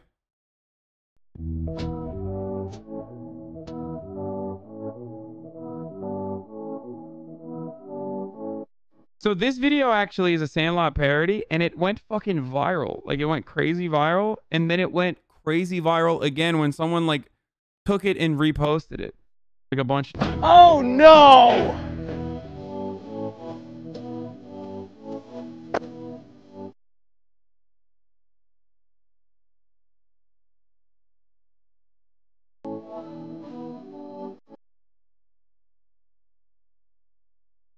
Easy to play with a bunch of rejects and a fat kid, Rodriguez. Shut your mouth, Phillips! What'd you say, crap face? I said you shouldn't even be allowed to touch a baseball. Except for Rodriguez, you're all an insult to the game. Come on, we'll take you on right here, right now! Come on! Right here, right now! You play on a real diamond, Porter. You're not good enough to lick the dirt off our cleats. Watch it, jerk! Shut up, idiot! Moron! Scab eater! Butt sniffer! Puss licker! Fart smeller! You eat dog crap for breakfast, Pete. You mix your Wheaties with your mama's toe jam! Yeah! You bob for apples in the toilet, and you like it. You play ball like a girl! What are you, some kind of Nazi? What the heck was that? What? Everybody knows girls aren't as good at baseball. Whoa! What did I say? What did I say? You know the rumor that women can't play baseball as well as men is just a product of patriarchal society? Amen. Yeah, but like they can't naturally throw as well as like a guy. Oh, hey! What's going on here, Porter? I thought we were having like a friendly banter, and then you went all Ray Rice with it. Come on, Ham, you got this, dude. Just none of that chauvinist stuff, all right? Just keep it gender neutral, you know? Whatever, you square. Yeah, like Yeah, you're an L7 weenie. Oh, yeah, man. You're a bigger dork than Smalls. Yo! Yeah, you play ball like a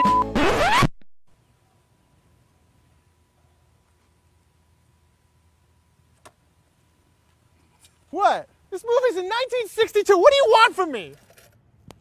What? Come on. What about James Earl Jones? What about the game? The s'mores? We didn't even need a s'more yet. Come on. You guys suck. That's why I said this sketch was written by a black person. I feel like I've seen this. You probably have. This one blew the fuck up. Like, it was supernova viral. You probably saw this before you knew about me. You might have seen this like on its own, completely separate. Didn't know that I was in it now, and you're just putting two and two together. This went viral a bunch of times too. Like it went viral, and then people would repost it.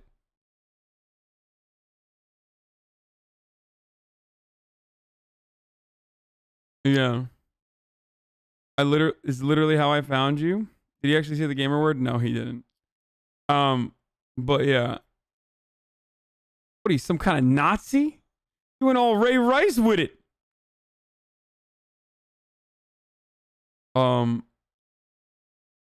Yeah.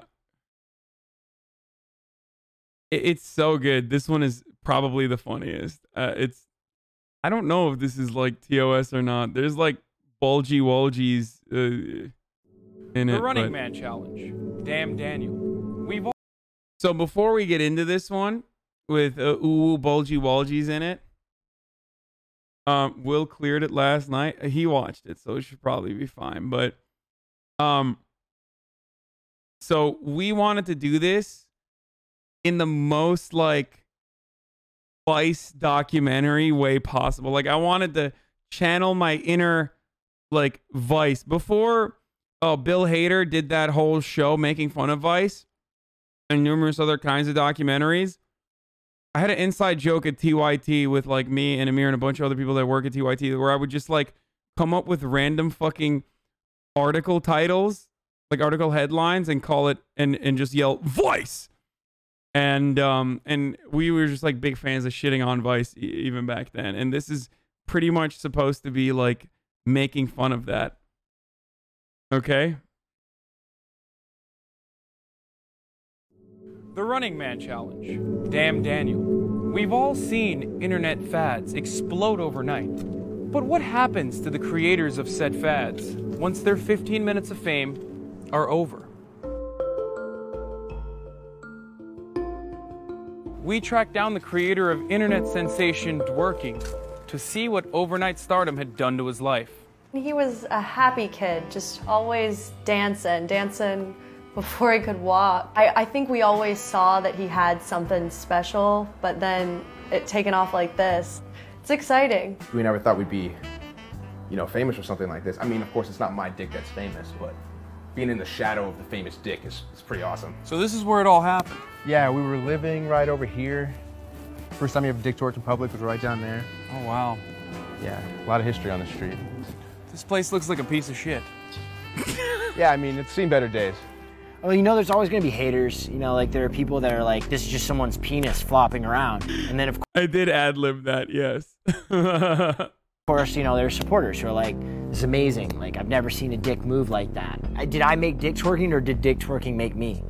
I mean, we're so intertwined at this point. And not a lot of people know you studied at Juilliard.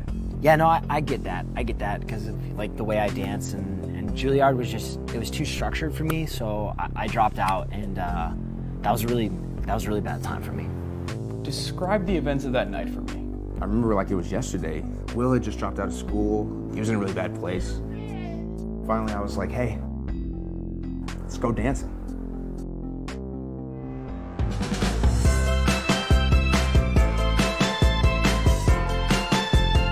He was dancing, and all of a sudden I was like, whoa, what was that? It's not a real penis. I've never seen anyone dance like that. So I grabbed my phone and I was like, hey, do that again.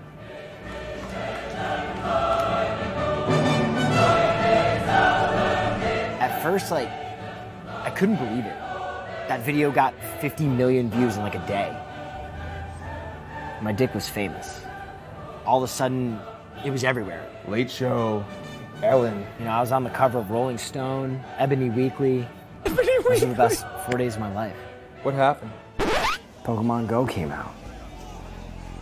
So it seems like you've fallen on some hard times lately. I wanted to hear a little bit more about what your life's like now.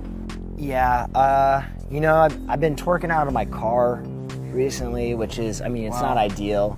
Everything happens so fast. It's like 1 minute you're on top of the world, and the next minute, you know, you're twerking under an overpass, you know, just to eat, because I didn't really leave myself a plan B. I'm all in on this. I'm doing what I love. I'm doing what I love. Okay. Do you think Will could make money dick twerking? No.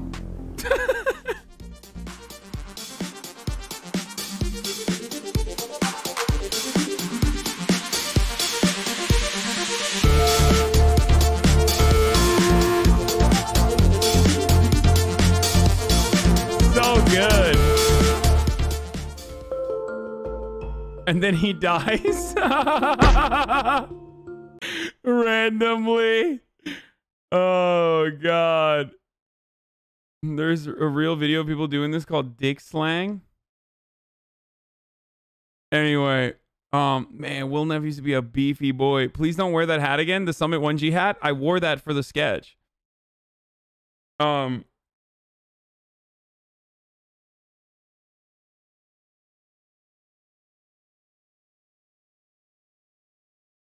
Hood works because last name Joe's last name is Hood. Anyway. Hey, hope your surgery recovery goes well. A lonely weekend.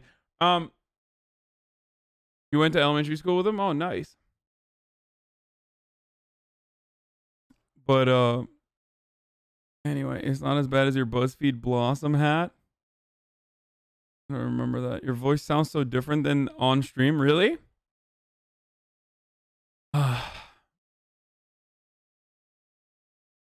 We were so much funnier back then, dude. We were just like so much fucking funnier.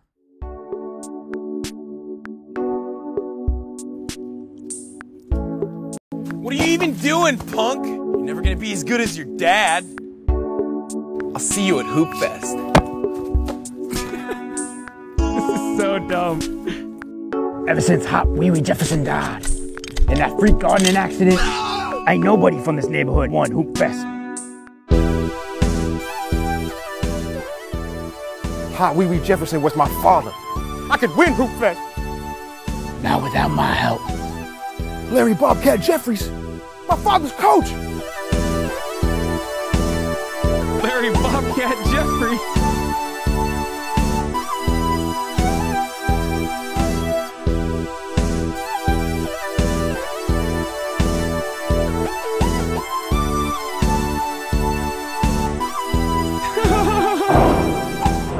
It's very clearly a different basketball court that they shot this.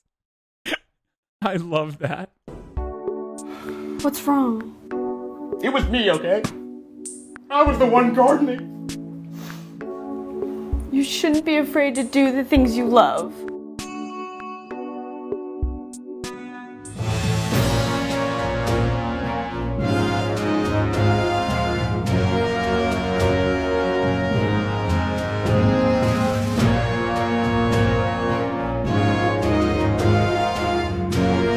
This is back when Will and I were like probably in our primo physique. Like Will was fucking jacked. I was fucking jacked. Like it was crazy. Like it It was the best shape that I was in probably in my life. We were doing body offs. Yo, you didn't age a bit? Nice job. Wait, are you fucking joking?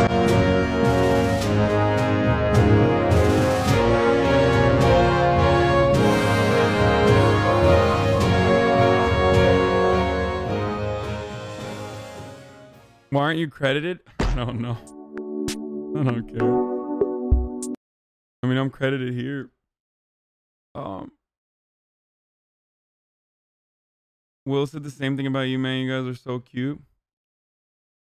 We did a body off to figure out whose body was in better shape, but he won. But I heard your bromance watching these both. You had nothing but genuine compliments for one another. Just two bros jacking it, dude. Why are these now so hard to find deleted? I don't know why he deleted all of them. I don't know why Joe deleted all of them. I think he deleted all of them. They were so good though. I deleted the streamables to ensure the copyright wouldn't become an issue. Don't want any problems.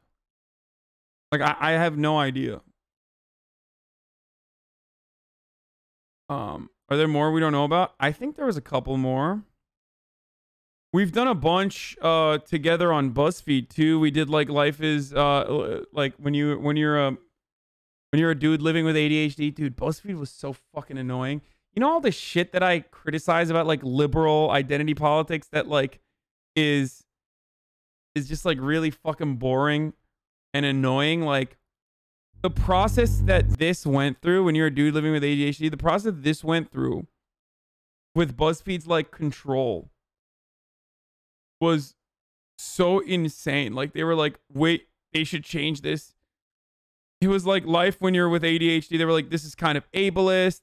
They should change the title to like when you're a dude living with ableism, or when you're a dude living with ADHD, this is like exclusionary of women that have ADHD, blah, blah, blah. Like it's fucking crazy. This is the James Bond was black one. I don't want to fucking play it now that you said I said some controversial shit in it. This is Hasan. He's a normal guy leading a normal life in a normal way. Except for one thing.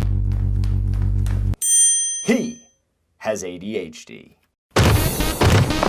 I'm not in the one that Will did with Joe that that SNL stole, but it's literally funnier than the, if you have that one, I'd love to show that to people. But that's actually fucking funnier than the SNL sketch that they like stole and then recreated. Joe Mama. That lives there now. Like, think about this sketch. Think about this sketch in comparison to all the other ones that I watched, showed you, and how diminished the quality is, and how like the jokes are so neutered because BuzzFeed was like up our asshole about every single part of this process. Like, can't do this. This is misogynistic. This can come across as ableist. Blah blah blah. Like, it was so fucking terrible. They are the anti-comedy, okay? They are so fucking cringe and so awful, and they fucking ruined it. Oh, the last request one stolen by, I love that you said stolen by SNL.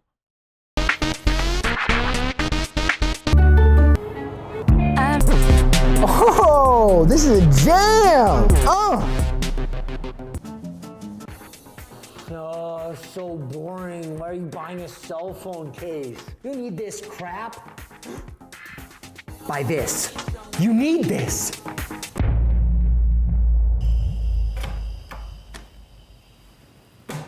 Yeah, this was a terrible purchase. Your appointment isn't for like 10 more minutes. You're gonna wanna wait over there.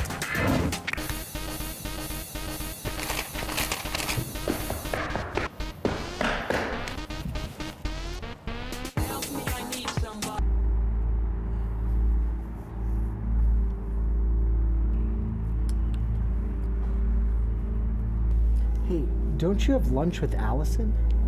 Oh, shit. Yeah, it's definitely poo. It's poo.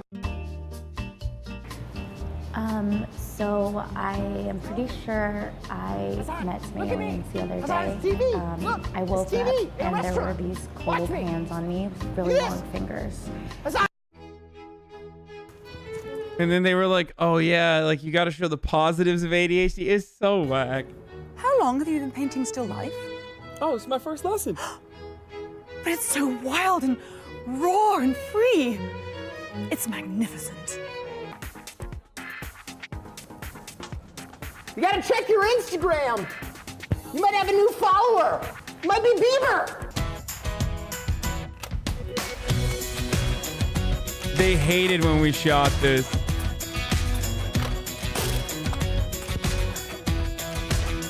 Anyway, subscribe to get more wonderful things. I fucking hate BuzzFeed so much. Anyway, there was my ex is in here and is supposed to be in the video, but they took her out because I was staring at her boobs and like my ADHD was making me focus on her boobs. They were like, "That's incredibly misogynistic and demeaning to women. How could you do that? Like, how could you? No, not Janice. How could you even think such impure thoughts?" I'd never worked for BuzzFeed. Will did. And I just did sketches with him when he asked me to do it with him. Anyway. Okay, so this is the sketch that Will did for SNL and the one that got stolen. It's really fucking good. We're almost there, man. Come on. Come on. Come on. You got this. We gotta keep going. Come on, you can make it. It's just a scratch. I think it's more than a scratch, Joe. I think this is my last job.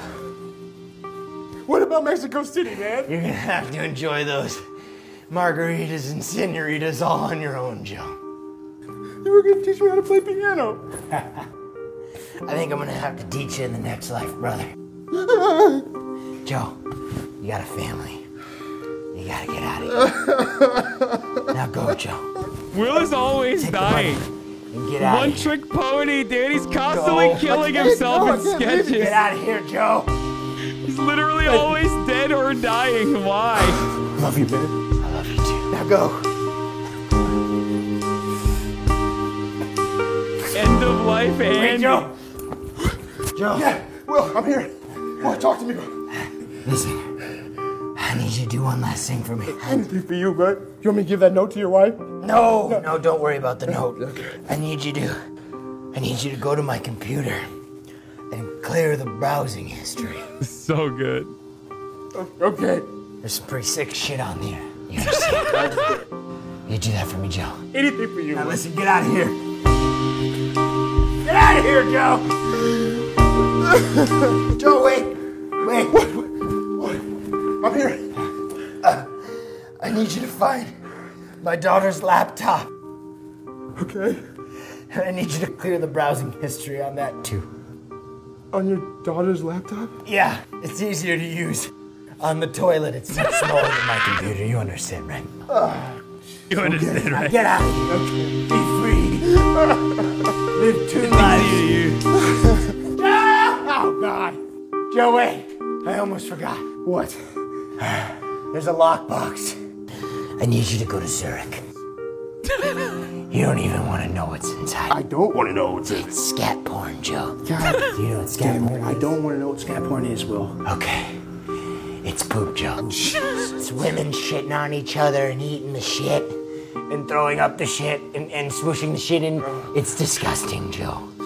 They can't know that I was into that kind of stuff. It's microfilm. You gotta destroy it. Now get out of here, Joe. You're a true friend, Joe. Yeah, whatever.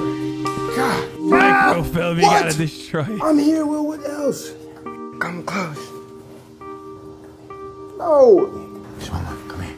There's one more. There's one more thing. Come here. I need you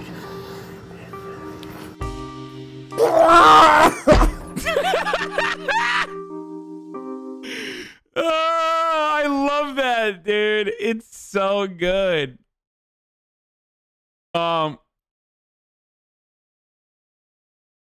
So yeah, he apparently submitted this to SNL. He submitted this to SNL and like they fucking they were like, yeah, no, we're not gonna hire you. But also, like a week later, they had this same fucking sketch, and it's also much better than the SNL one. The SNL one's so lame. Okay, this is Will produced this, by the way, the fondue one. For those of you who don't know, and you're like, why is Will not in this? It's because he produced it and it's his hands in it. But this is what I want to say. Like, I've known Will for years, right? I've known Will's been my best friend for like almost a fucking decade now, okay?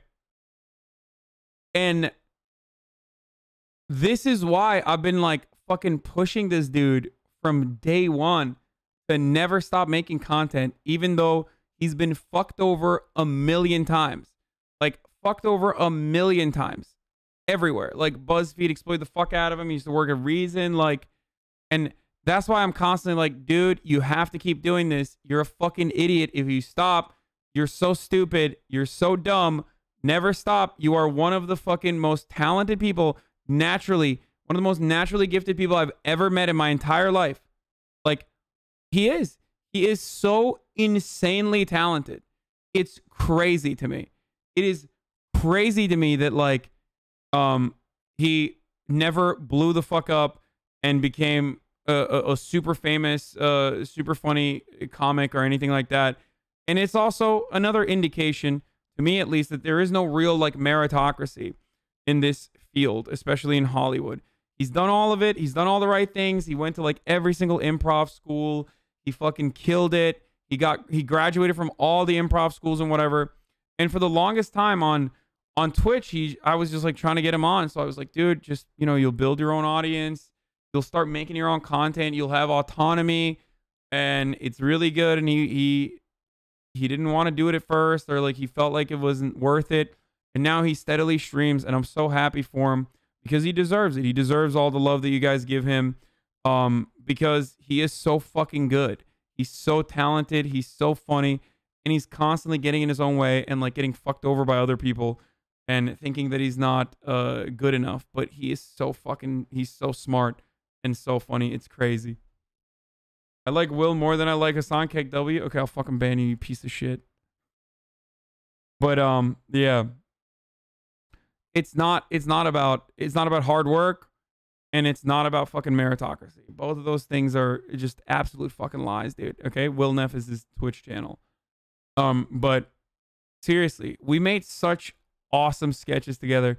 Now that I think about it, we made such great fucking sketches together, and we made some with at TYT as well, and that was really good too. I'm selfish. The reason why I always hyped him up, the reason why I always wanted to fucking push him, is because I wanted to be his, like, you know, I knew that he was gonna blow the fuck up one day, so I could be like, I'm Will's friend. I'm that guy's friend. You know what I mean? That's my purely selfish reason for why I always pushed him to do better. So I could just be like, yeah, I know that guy, Will Neff, so that I can get laid easy. You know what I mean? So I can leech off him. One day, it's going to happen. Yeah. Clout chasing ass friend. Exactly. And you ruined it all for a game of Among Us. Yeah, we hate each other now, and, you know, we're no longer friends, of course. Dude, Twitch chat is so funny. Twitch chat, like, Twitch chat fucking the shit SNL sketch. Yeah, here, we can watch it. 2.5 million views, goddamn.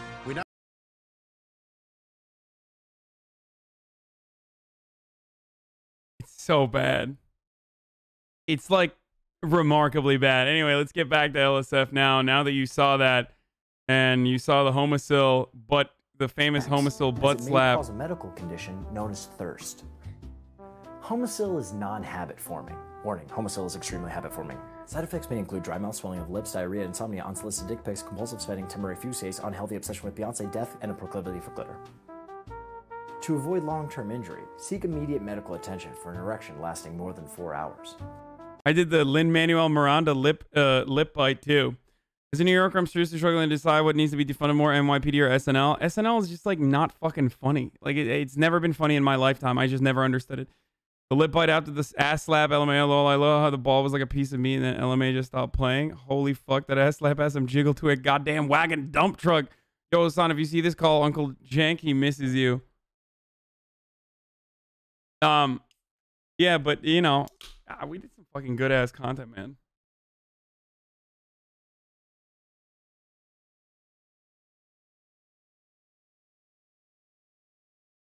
Anyway, the daddies of Twitch Craigasm. I don't watch Will or Hasan outside of clips. Every time I see them together, they do some type skit. It's 10-10, great comedic synergy and timing with each other. Is this a real pill? Would my doctor know about it?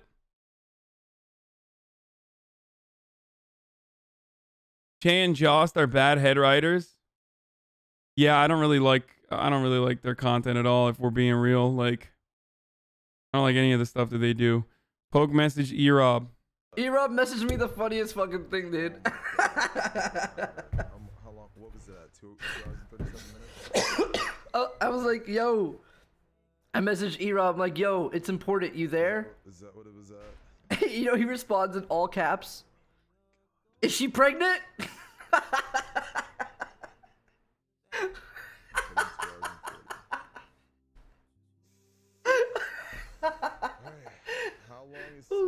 E-Rob messaged me the Who the fuck has a Frank Ocean only playlist? Are you trying to commit suicide or come out to your parents? Why? Frank Ocean's pretty good, even though he unfollowed me on Instagram, so he sucks now. Sip's wife have a mustache? Just keep your head down, brother. You too, Don Morello. Shave off that pencil mustache as well, you degenerate asshole. Hello? No, I'm talking to you. No. Yeah, you can keep yours. It's fine. No, it's the one in the game, the guy in the game. Oh, thanks very much. Thanks. Yeah, no, I quite like your pencil mustache as well, actually. Thank you very much. I just got a nice brew, chat. Hot Chubby compares height to an average Swedish guy. What? Oh my god! Bro, is this real? What the fuck? How tall is he? He's not average. He's like taller than I am.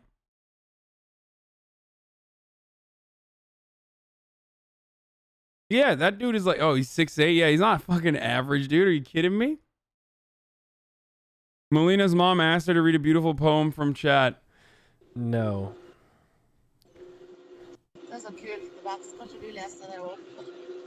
My mom wants me to read this poem. Ocean man, take me by the hand, lead me to the land that you understand. Ocean man, the voyage to the corner of the globe is a real trip. There, if I can get the song. The Omega. Do you like it? Yeah. Yeah, that's a cool poem. Yeah. Yeah. That's awesome. Ocean man, Hot Chubby eats cinnamon bun with ketchup. Oh, come on. Come the fuck on. Okay, this is like... Why not? Yeah, try it. Dance film. That is the weirdest thing I've ever seen. It is weird. But yeah, try it out. You're in Sweden, so why not? But, yeah. Whoa. What? Do you like it? Bro, I think she just likes ketchup. Like, she doesn't like food. She just likes to consume ketchup. And all other food is like just a receptacle or a vehicle for ketchup delivery for her. It's nasty. Are you serious? Okay. That's. Do you like your beer? No. Why not? Ugh. Yikes, that's so bad. Will shows Hasan's acting in a porno as pizza guy. What did people say about this? Hasan the plumber featuring his hickey. Hasan gets pulled over as a dick twerker. Listen, why don't I take you back to the precinct and you and me play a little good cop, anal cop? The pulled over one is when he showed the bra got me. These guys need to be in a movie together. Will went full Chris Pontus on that dick twerker sketch. I can confirm that they've known each other for at least a couple days, if not longer. Damn, when you have You want to know? You want to know when people actually? You want to know when your sketch is actually funny? When you fucking post it on LSF, okay, which is just a congregation of the most like trigger happy, this is cringe people, and they like it. Okay, it's like if LSF, which is usually this is cringe, why is this here? Ugh, this is cringe, not funny, not funny, not funny, not funny, didn't laugh. Like, if those guys think it's fucking funny, then holy shit, it must be like, it must actually be funny. See, like this guy, the only funny part is Will's part. Yeah, I know, dude, he's the comedian.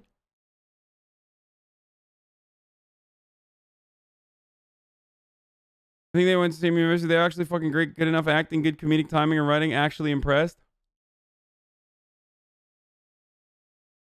Does he have a goddamn hickey in the first one? I do. I don't remember it. Why does this girl kind of look like Will? That's what I was thinking. Yeah, she does. Guys, was Hasan a porn star before? Johnny Haram. Good one. Omega lol. Anybody else notice he's sporting a hickey in these vids? Yeah. Holy fuck, Hasan still looks hot without the beard. Fuck.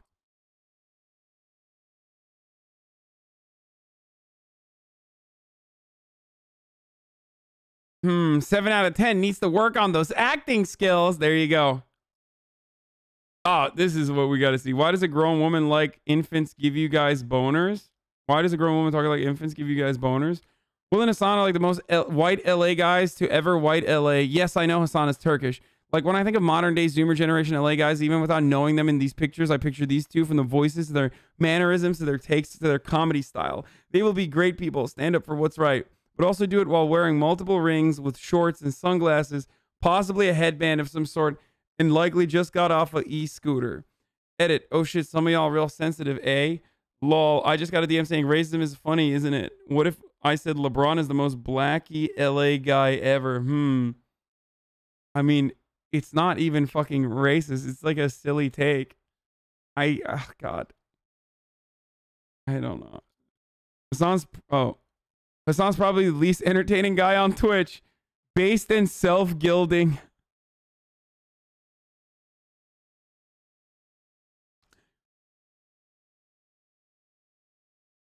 Oh, Jesus. Yeah, LSF is just cringe now. Do people really consider Hasan as good looking? The guy looks mega cringe to me. Yeah, man, whatever makes you feel better. Yeah, who the fuck finds this guy funny or entertaining? I don't understand it. What are you guys doing in here? I mean, you guys are probably in here by accident or something. Misgift does his best Saikuno impression. Mine is better. I'm willing to bet mine is better. Classic. Thank you for the 30 gifted subs, guys. I'll come over tomorrow. Wait, can I do that as a Sakuno? Oh, thank you for the 30 gifted subs. I didn't expect to get any subs today. That's crazy. Okay, it's pretty good. It's pretty good. Hood classic. Read the title. Hasan, please put Cat Jam back. No. Hasan! It's Slicker. Slicker gets scared of Poltergeist.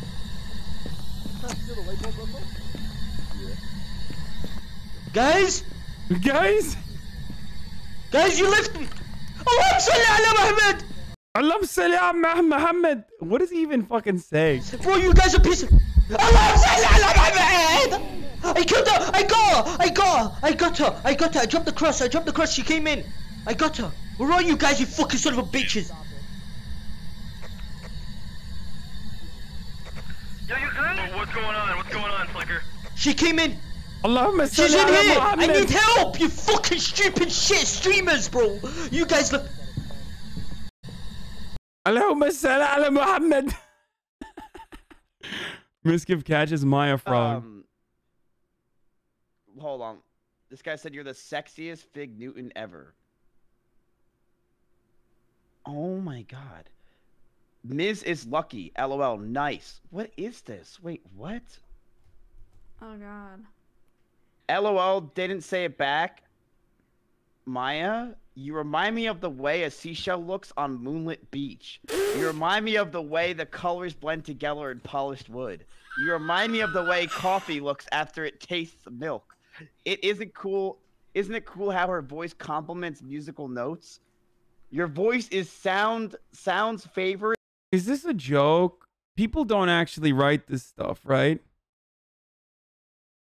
Like, people don't actually write this stuff unironically. Like, they're doing it to be, like, as a meme. Like, haha, like, look how much we simp. Form of existence.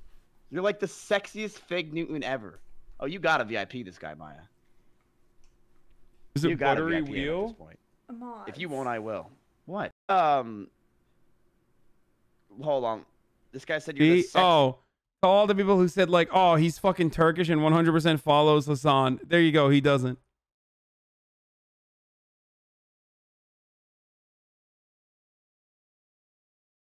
I know I saw the Ms. Hasan impression. We saw it earlier. Project Winter with Will to rekindle your friendship. Do you guys think Will and I are like not talking nonstop every fucking day? What is Will telling you on the other side?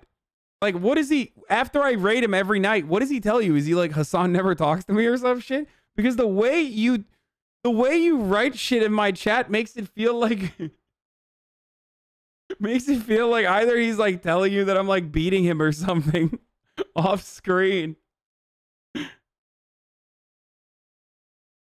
He's always screaming and crying. He tells us the truth.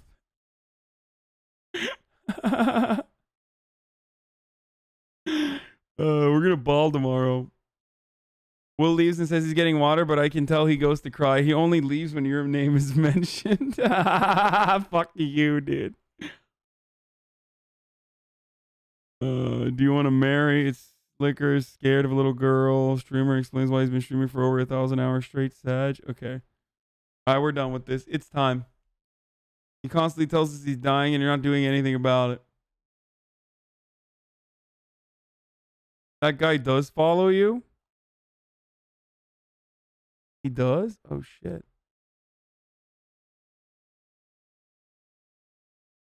Okay, it's time, motherfuckers. Who's ready? Who is ready, dude? Are you guys ready? Dili. They used to, like, literally, the berserkers, they used to call them Dili, which means crazy, okay? That's our K-Hive. They have been training themselves. They've been locked away in the mountainside, slapping fucking rocks, okay? Absolutely, just slapping rocks completely naked, training themselves so that they can destroy the MAGA sickos. And if there is one force to be reckoned with on the internet, within the Democratic Party's constituencies, it is the motherfucking K-Hive.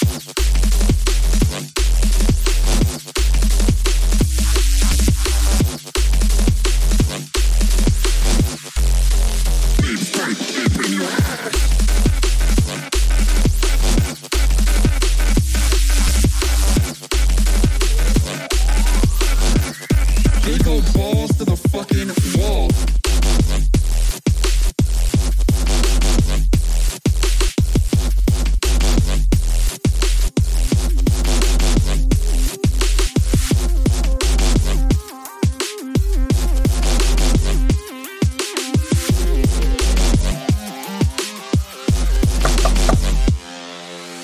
Kamala Harris wants to vaccinate your children in the ass to make them all autistic and homosexual. She's working with the deep state. Come, more like Kamala Harris. She wants to make you never come again, but not in a puritanical good Christian way, but in a weird, freak-like liberal kind of way.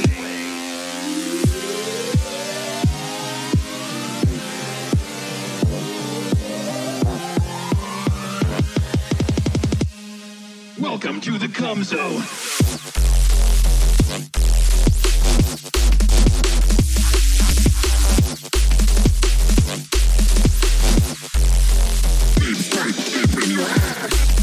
Okay. All right.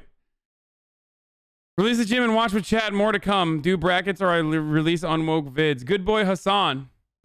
What the Hello, fuck? Hasan. Days are here. Just wanted to congratulate you on getting your issue cleared up, and you were such a good boy for that. Also, the offliners always have your back, remember that. But you need to finish that Dark Souls 3 DLC. Alright, Hasan. Have a great day. Bye. Okay, so Okay Buddy is canceled for the rest of the day and perhaps for the rest of the month. As a matter of fact, I will have to forever stream so that there are never offliners ever again. How will I purge the offliners?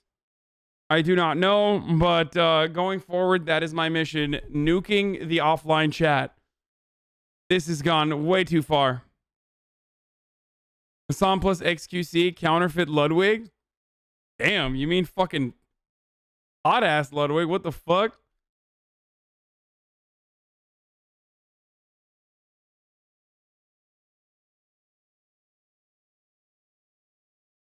Taking the sub private right now.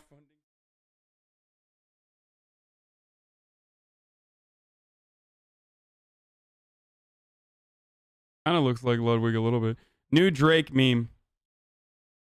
Cold Gatorade and pineapple pizza. Warm Gatorade and ice cream sandwich. Dude, good facial expressions, dude. Epically concuming.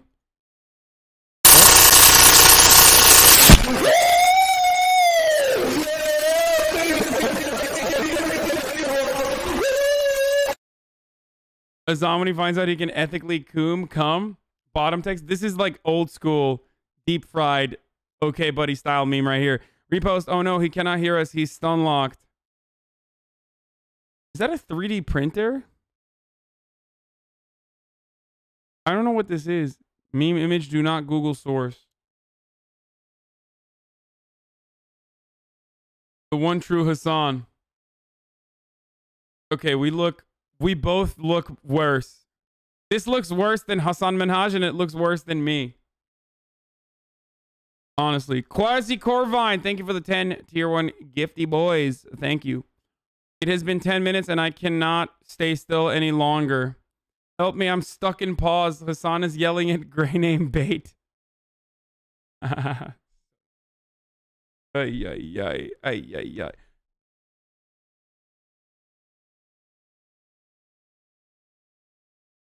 Weird question, but once you... Wait, what? Weird question, but once you gave us an advice on how to last longer in bed, but then you stopped because Slicker talked over you? That was like 3 years ago, bro. I draw Hasan as a different Dark Souls boss every day until he finishes DS3 on stream. Day 9, Pontiff Hasan. Man, fucking Pontiff. Wasn't that a really difficult battle? Remember when I beat Pontiff and also beat Dark Souls 3? I remember. I draw Hasan as different Pokemon every day until he plays Pokemon on stream. Day 15. Haas Magikarp.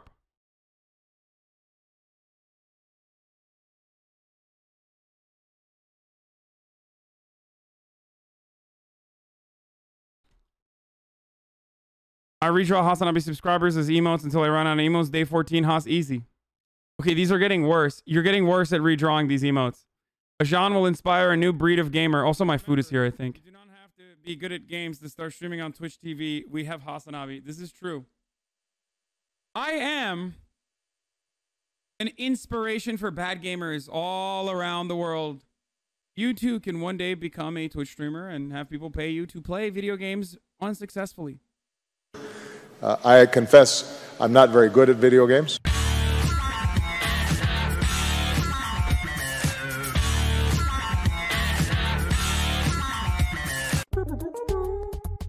No! Obama's about to drone strike me to fucking take over Twitch's political streaming category. You know, we're joking about it, but like,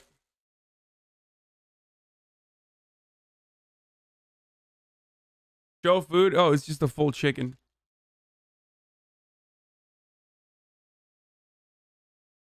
And also 2 falafel balls.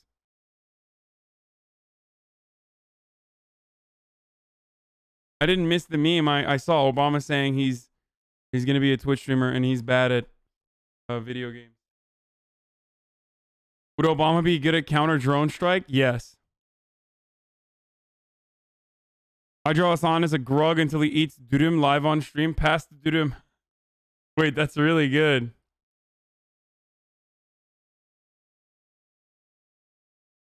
How the fuck do you maintain your size with that much food?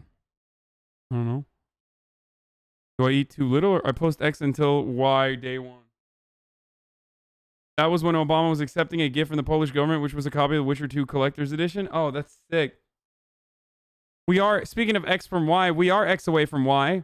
We're almost at the 18,000 mark once again, ladies and gentlemen. Hasan is in Minecraft? That's crazy.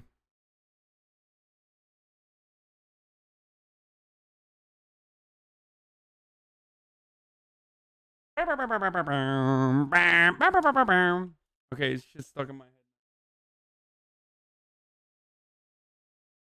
And also some salad.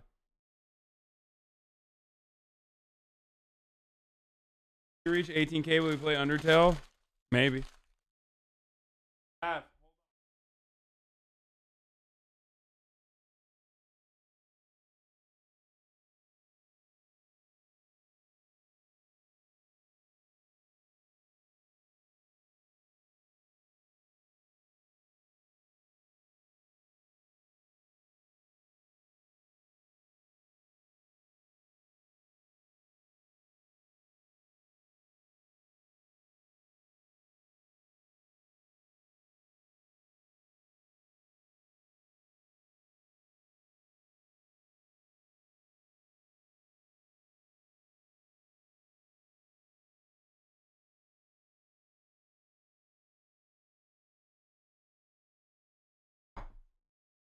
Okay, we're back. Forged while you eat. I feel like I should do 90 Day Fiance, dude. If I do Forged again, people are gonna fucking freak out. Because I feel like 90 Day Fiance has been getting a lot of play. Twitch.tv/HasanAbi. Julianne Moore, Burt Reynolds, Hasan Piker, Don Cheadle. What is this?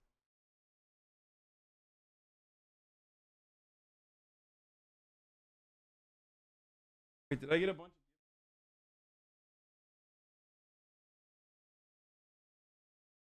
Gotta sit down. Boogie Nights. Oh, it's Boogie Nights. Nice. Thank you, they laugh, for the lacing up 5 freeloading commies. Okay. Ew, disgusting pizza. Life is different with a bad taste in pizza? Wow, you already fucking mean it. I got it.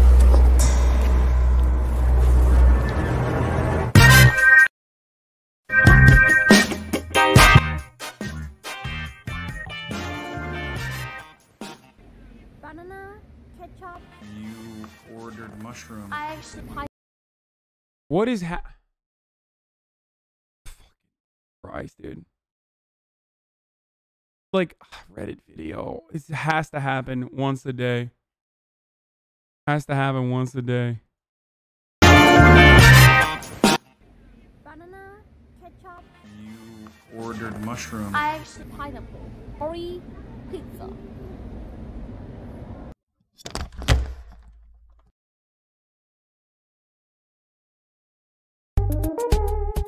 Please, Dad, I don't want to watch this.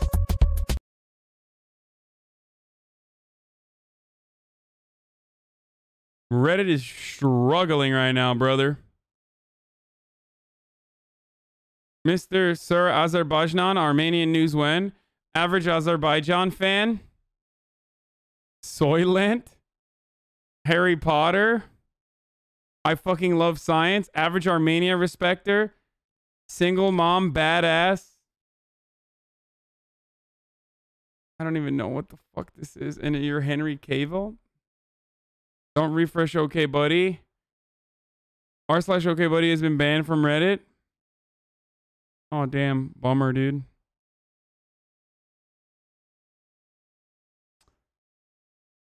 Hasan stream schedule. 11 a.m. stream jammy start. Offline frogs out. Sunny California. Daniel Day. Here's Hasan streaming schedule for today. Stream schedules don't include a lot of streamers' activities. Offline frogs out. Trump man bad. First mauled 11:26. 11:30 tweet live and alive. Mauled in observance for all the topics chat want covered. Team Sportman bad. Why conspiracies, bro? PP. Chat copium withdrawal. Malding. PP. Pause champ training. LSF. PP. React Andy. Chicken. Okay, buddy. Gamer boy. Politics frogs out. Pretty true. This is real and true. I can't believe Daniel Dale is like aware of my schedule so closely.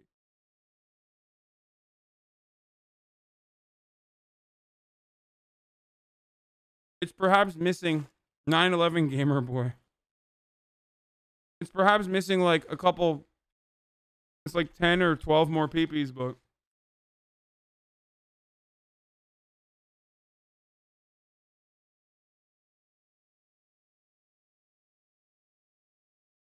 Five hours of stun locking.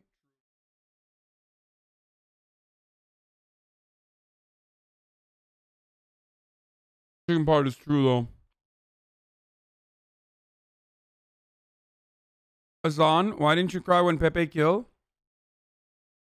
Term rules, follow directions and procedures the first time we listen. R is for a no-no word. Outward thinking. Show respect for others in our room. We care. Give it all you got. S is for socialism. Cool. Find someone who looks at you the way Neff looks at HasanAbi. New GIF emote, wide chud mustard. So dumb. New Azerbaijan Twitter banner, question mark. You're a himbo. I like that in a man. I like it. I like that in a banner. Azun, ballin'. People constantly doubt my epic athletic expertise. Oh, I get it. I don't look like the average athlete, but I am an absolute fucking unit on the basketball court. That was the move that made LeBron cry. With me, feed my fantasy. Are you coming with me? Feed my fantasy.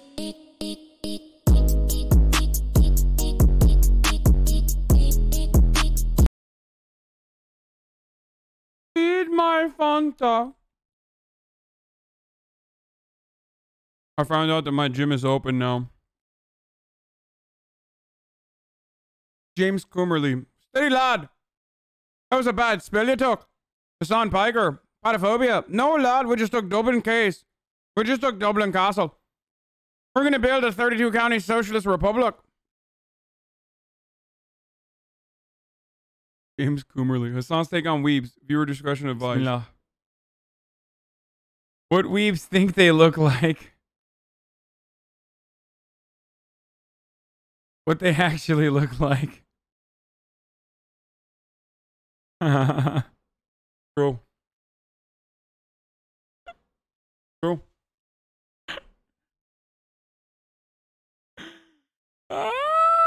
I can say it. I'm a weeb too. Okay, to be fair, that's exactly how you're supposed to do that meme. You know?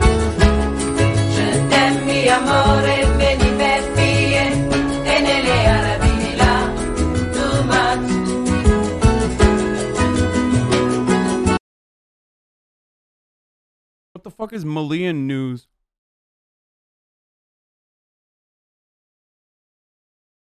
First meme based on Strem Experience Sag. It's a good day. Oh, my favorite streamer is online. Here we go. He's Back made to a real emotional influence terrorism. in my political journey. Fuck it. After being a freeloading frog, I'm going to sub for the first time myself. He's deserved that much. Going to wait until he's done with giving his views to increase the chance that he hears my subscription. Control of the system itself has made that that unequal power dynamic even worse. So doesn't matter if you fucking donated his salary, you dumb dipshit. That's only $400,000 a year that we are paying him with our taxes. Okay, that's our money. There it is. He's done talking. Now I can share my message.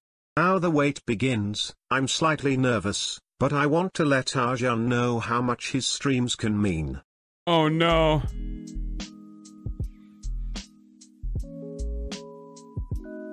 His name is Hasan. Why is the IRS just ignoring all this? If they know Trump's been screwing them for years, why didn't they do anything?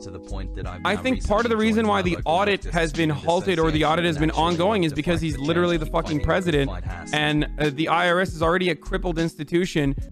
Come, I'd do anything for Jesus. I found over 1,700 times in the Word of God where this word is used, come, and that's not cometh and the rest of the comes, but that's just come. Preaching my heart out for 45 minutes to an hour on that one word, come. And it was one of our Lord's favorite words. Come unto me, come and drink, come and dine. Jesus said, come. That's awesome. Sorry. Sorry for the dono wall, buddy. Get ready for more dono walling. When a rando stumbles upon a HasanAbi stream, the truth behind Hasan Biker's political streams.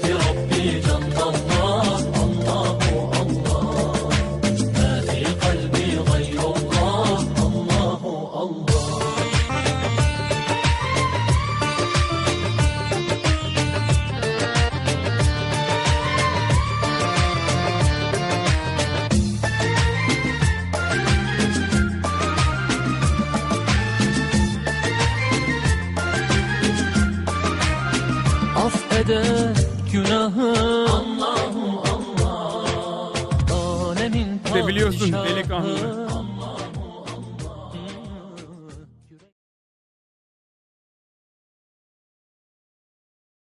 True. HasanAbi is an absolute slapper. Guys, I swear this is Hasan real. When you only pay $750 in taxes? What?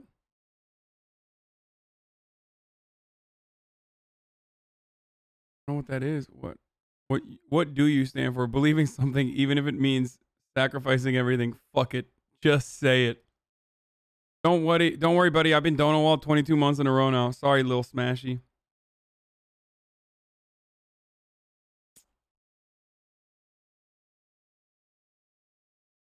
Why must we go through such shame, Sag? Were you too embarrassed to say you were gonna do okay, buddy? Yes. I'm hideous. Don't look at me. I'm hideous. Don't look at me.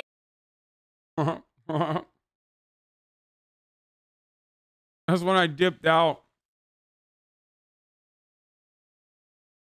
and didn't want to tell anybody that I was just dipping out to fulfill my obligations to the OK Buddy Squad. Legalized medicinal hashish hashi. HasanAbi malts in Turkish and it's therapeutic. What the fuck?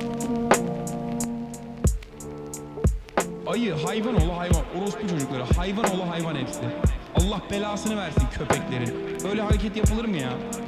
Ne diyeyim amına koyayım? Ne diyeyim? Erdoğan'la ilgili konuşsana abi diyorsun. Ne konuşacağım amına koyayım? Ayı oğlu ayı. Önde gideni ayının. Ne yapayım?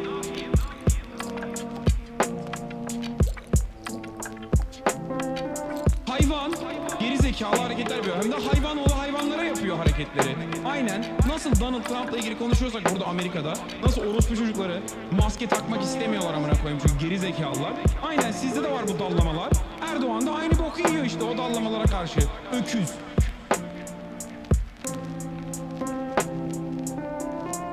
Yani kimin sikindi abi şeymiş. Ayasofya camiymiş, kiliseymiş. Kimin umurunda ne yapacaksın yani? Hani sizin dilinizi sikeyim yani hayvan oğlu hayvanlar. Tövbe estağfurullah.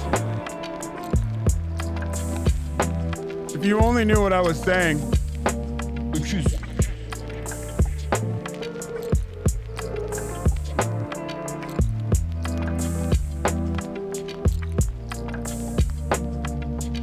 I'm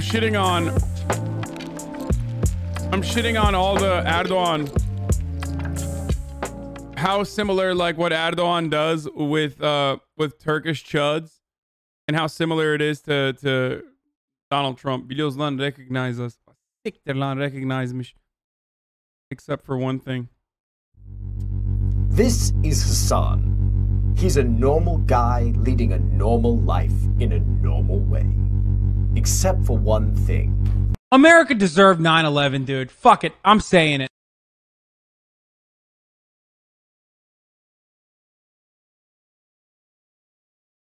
Okay, dude. I'm glad that all these new memes have... Rash Hasan being rash. What a meanie. I told him if we're ever going to have kids, he can't be away all the time. That's one thing that can't happen, God willing. JoJo reference outfit? Okay, weebs. Stop being fucking annoying. Not everything is a JoJo reference, okay? Oh my god, it's a JoJo reference. It's a JoJo reference. It's a JoJo reference. Like, no, it's not a fucking JoJo reference, dude. Here we fucking go. Hello, chat. Lovely weather. Well, if it isn't Hasan. Do you remember me? I thought as much. I am your friend Shinya. I am primarily a lurker in chat, been around for a month now I suppose. I knew you liked JoJo's, as do I.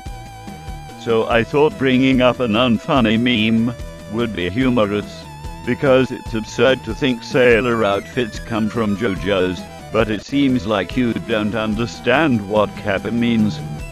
Weird champ. It was a joke. What is this voice that you use? It's so stupid. Sarcasm. How could you, Hasan? I'm not a weeb. Your volatile and degrading response to my memery was unexpected to say the least, as if you don't mock my people enough. I just wanted to say I'm willing to forgive you. Your words may have ruptured my heart, caused my wife and kids to leave me, relegated me to a wheelchair, and embarrassed me in front of 14,000 people, but I know that you meant no harm. You have 24 hours to respond to my demands or I flood OKbody with anime-related posts. Weebs in, as drawn as Goku, as drawn as Spaced Andy, as drawn as Clone High Gandhi. I will not stop until the murder of the universe. You have been warned, Habibi. At least Will Neff is nice to me. Sag. You could learn a thing or two from that guy.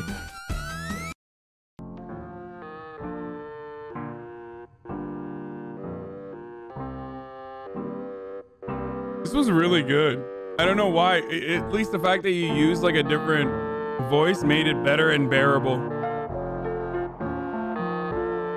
From this video full of references, and only a real chat will ever find them, aka non-Islam, because they're not JoJo based. Have fun doing the okay buddies.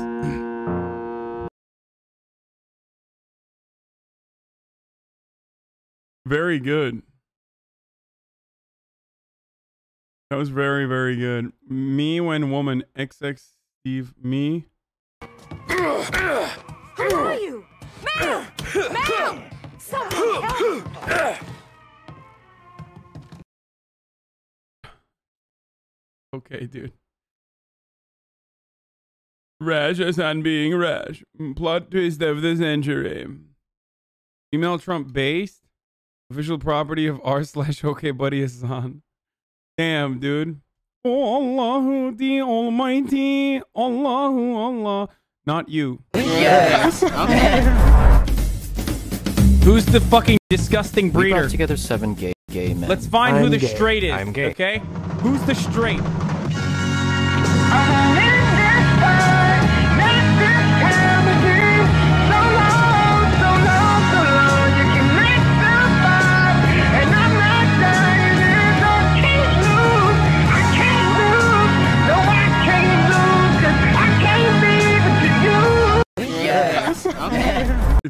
It's a very good meme. Good job, Flesh Dog. I fuck up Hasan's face every day. 3+ new format. Ew. My fucking original face looks fucked up too. Can someone please tell me who Cooper is? Is this Anderson Cooper? I wouldn't know. I don't watch fake news. I couldn't want. Okay, buddies. Corporate needs you to find the difference between these, between this picture and this picture. They're the same picture. That's from that day that we shot that sketch.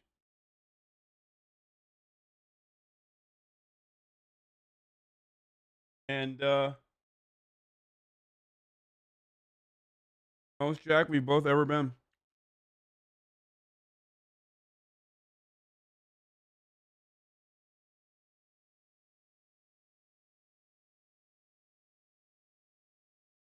Listen to more Froggy Fresh. This guy is one of the first big musical memes of the early 2010s that YouTube really blew up. Dude, you gotta stop throwing up rees when you fucking link me stuff in the chat. Pepe lost unlocked by 4chan when Azerbaijan paused your video 3 hours to yell at Nazis. Pago Hasan, not mac and cheese though. Hasan, explain. I stick my dick in the baked mac and cheese at Whole Foods not because I'm a pervert. Like all sentient creatures, it stems from the desire to return to the warmth and the safety of existence prior to consciousness. Exactly. All right, that's it. We're done. We're done. We're done with Okay Buddy. We did it all. No more Okay Buddies for the day. Holy fuck, daily dose of HasanAbi. Supreme Court last week tonight with John Oliver. He's already fucking out there. Influencers, how democracy created a monster. What's up, guys? Helen here, wondering how long it's been since I partied, shared a drink, or just hugged somebody I don't live with. Of course, if you're a resident of the Hype House, the answer is 5 seconds ago. And also, you just stuck your tongue in a stranger's mouth. Indeed, amidst the cultural backlash of the pandemic, a certain class of famous people, online influencers, have reached new heights of media attention simply by refusing to stay the hell home. But even before the unplandemic hit, online influencers have been steadily dabbing, lip-syncing, unboxing, and pranking their way into increasingly bigger spotlights, all while rewriting the rules of 21st century celebrity. They're often dismissed as not deserving fame, or being grossly self-promoting, or for being very bad people who are officially uninvited to my birthday party. But as TikTok star Charli D'Amelio's recent ascendance to the big screen of the Dunkin' Donuts menu proves, that's not stopping them. So how did we end up here? What's the deal? Are influencers just a slightly different form of celebrity, or is something more nefarious going on? Let's find out in this Wisecrack edition on influencers. What went wrong? But first, in true influencer fashion, we wanted to do a little self-promo. Right now, you can grab the t-shirt I'm wearing and a bunch of other cool designs on the Wisecrack store. We just did a big update, so even if you visited before, now's the time to check it out. We have dad hats, long sleeves, t-shirts, and even these funky mugs. First link back to the show. How fame became live streaming yourself, lighting your mattress on fire, or terrorizing the people of Tokyo with an octopus tentacle. And to figure out why, we need to talk about this guy. Alexander III of Macedon, or as you know him, Alexander the... Chat, please shut the fuck up about 90 Day Fiancé. I swear to God, we'll never watch 90 Day Fiancé or Forged ever again. Oh my fucking God, you guys are like psychopathically addicted to watching fucking reality TV, man. Go watch it on your own if that's what you want. God damn. Holy shit, just spamming 90 days, spamming 90 days. Like, stop being fucking children. Great. This 4th century king was great not because he dropped 200 racks on this car at the age of 9, but instead because he created the world's largest empire in just 13 years. But as scholar Leo Brody writes in his book, The Frenzy of Renown, Fame and Its History, that's not why we still know his name. It's because he was the first famous person. How did this smelly warrior rise above all the kings before and after him? While our boy Alex had an almost superhuman craving for more land, he also had the cunning to know that the most valuable real estate was in the minds of those he ruled. He was obsessed with carefully cultivating his reputation, claiming to be descended from the gods, and modeling himself after the brave warriors from Homer's poetry. In Athens, he was officially named a god, and not just in a Morgan Freeman kind of way. And in some ways, Alexander nailed the basics of fame that persist to this day. Like Billy McFarland inviting hot people to Firefest Island, Alexander understood the importance of visual representation. That's always been crucial to fame, because if people are gonna worship you, they generally have to know approximately what you look like. If you're tracking the evolution of celebrities, it helps to look at the visual mediums that define them in the public eye. Alexander was super picky about how he was portrayed visually, only allowing his 3 favorite artists to depict him from life. They typically did so in a way that evoked Helios, the sun god, because ancient Greece wasn't the time for modesty. And whereas coins were once the exclusive realm of gods and mythical heroes, Alexander was the first to stamp his own pretty face on currency. So sure, Alexander was a legend, but he was also kind of a regular dude who ate with his troops and fought alongside them. This is another theme we'll see throughout our history of fame. Famous people are often larger than life, yet also relatable folks you can share a beer or a goblet with. His legacy as a conqueror was cemented as he spawned the first ever wave of biographic books. Here was a guy whose story was truly worth telling. But Alexander wasn't alone in his early fame. Ancient Greek and Roman culture was full of fame-hungry folks doing impressive things to inspire poets to write about them. But in Rome, in particular, everything was about performance and leading a public life, in the name of personal glory and civic duty. The writer Cicero even tried to pen an epic poem about himself. Deeply charismatic Roman leader Julius Caesar outdid the rest with his obsession with triumphant parades and elaborate gladiator shows. What's more, Caesar was the first soldier to write a narrative war memoir, and apparently, as he lay dying, rearranged his toga as one final act of image control. Now, Caesar was not an influencer selling his bathwater, that we know of. That's partly because consumer society was still a millennia or 2 away. And at this time, celebrity was mostly about big men doing big things. You know, conquering and leading and so forth. But as cultures changed, so would fame. And keep in mind, fame hasn't consistently been in vogue.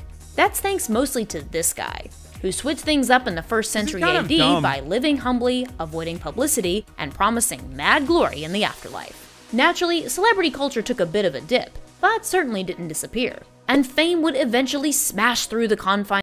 I like thinking about Jesus from the point of view as an influencer. You know, he was pretty good. He was a pretty big influencer. And set by Christianity, He's like and very further similar to expand Logan Paul beyond that way. kings and rulers with the Renaissance.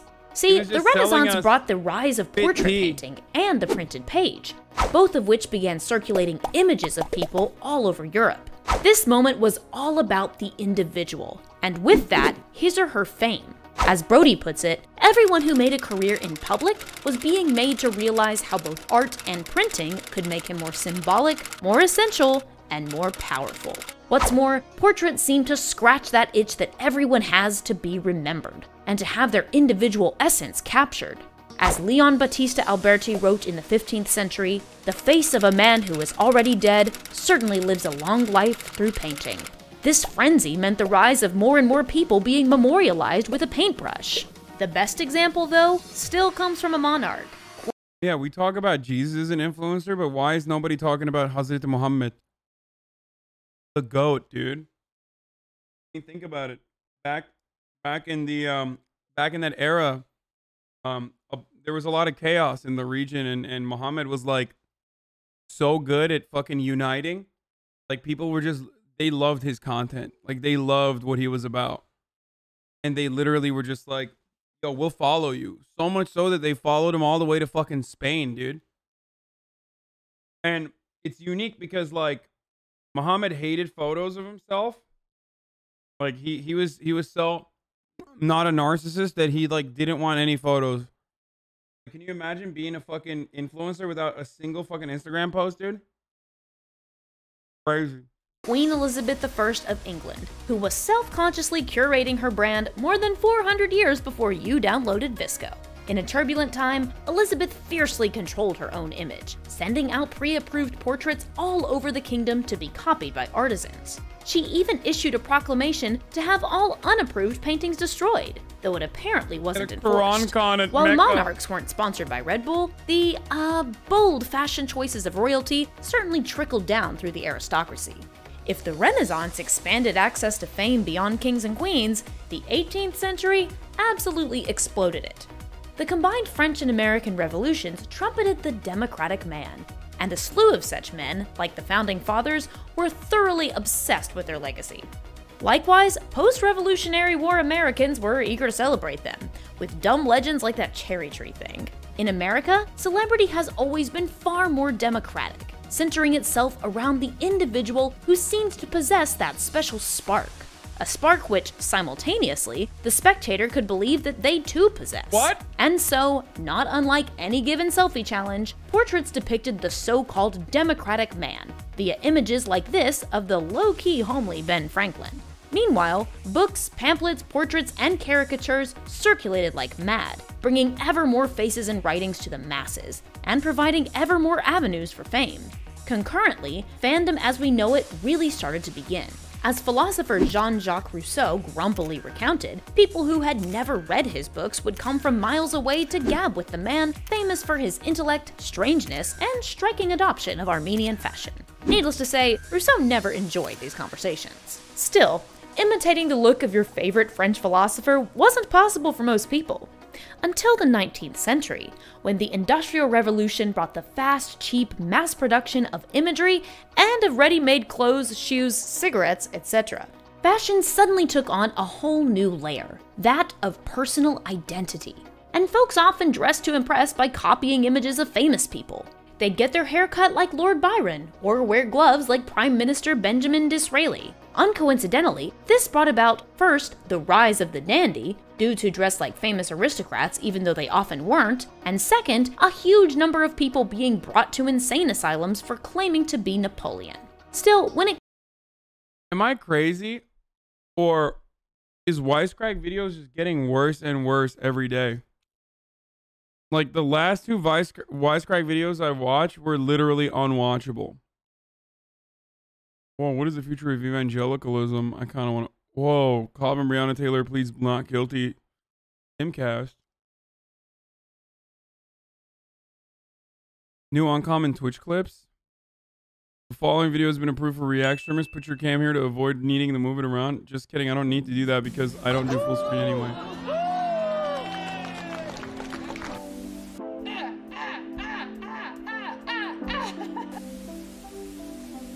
They win this Golden Glove, Diana. Dude, we got the glove. Yeah, I spent my afternoon watching lyrics. Several months later.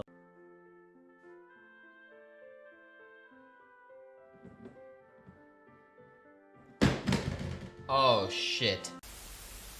Please, dude, I'm a professional data scientist. Read and pay attention. You need a couple of high-value tricks over the gap. I'll put a couple of high-value tricks over your mom's gap. Got him! I'm fucking slow. I'm a tiny bitch. I'm a tiny ass hoe. I'm not short. It's my fucking tall ass doors, dude. I'm not 5'2". I can't get it up. Holy shit, those roads, what the fuck? 1, 2, 3, 4, 5, 6, 7. Holy shit! Oh, it's a railway. Went down to like $14 from— oh Lord! Oh my God!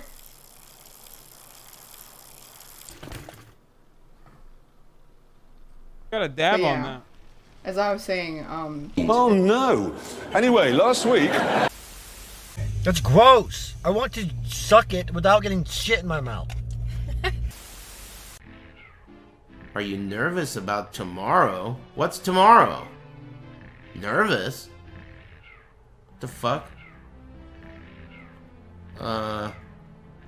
Someone shoot that guy. Fucking misgift, dude.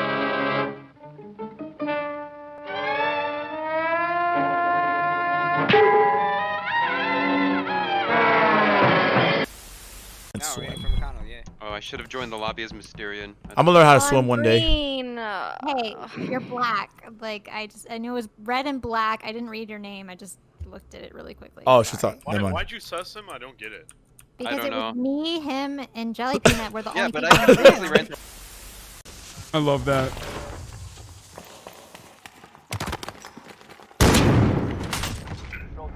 Oh.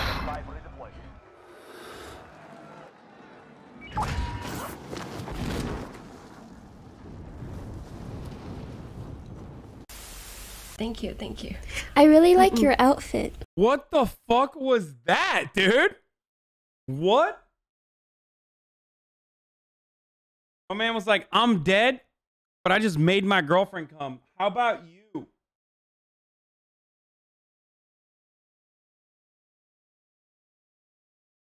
What a flex, dude. Elephant? Oh. Niskiff is the best streamer on the platform. Miskiff is the best guy. Miskiff is the best boyfriend. Miskiff is the best streamer on the platform. Miskiff is the best streamer on Twitch. By far. Blondes forever. By far. Wide hard. What is happening? One Tep sucks. One Tep rocks. It's just the different minds. It really is. Hell yeah, you're good. Can you use the backpack to block the wind? The wind's coming from the west-east. My strategic spider senses are telling me to defend this garrison spawn. What game is this? This is War, Pepper Hands. There are no... Oh.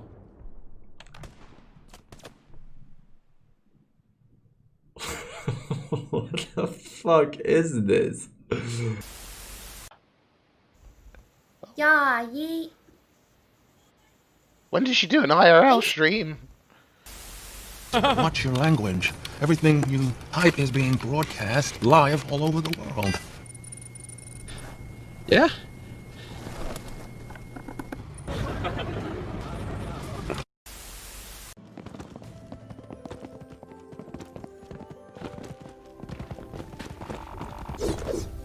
Frog caves.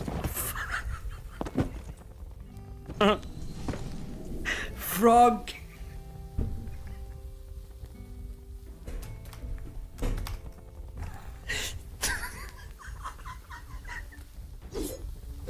Okay. Oh, it hurts so bad.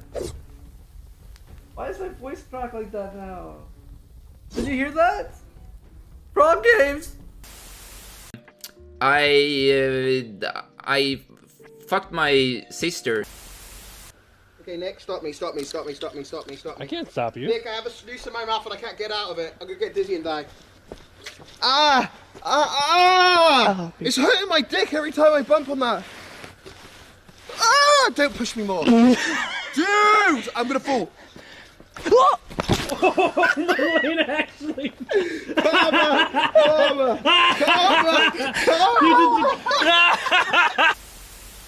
Do you love me? Do you really love me? Do you really? Are you gonna leave me? Promise me you'll never leave. Promise me. I have not received a single dick pic. And that is not a challenge. Please don't be the first. Literally, guy, I'm not even kidding, dude. Do not send me your dick pics. Okay? Slipping past. Woo! Peace out, soy boy.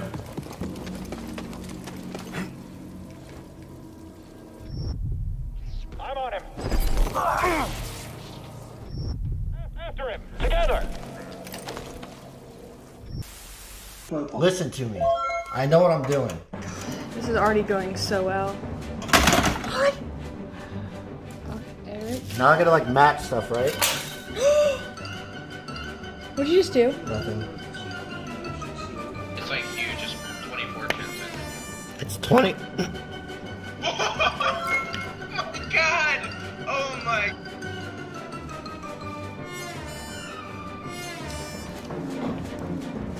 Don't break it.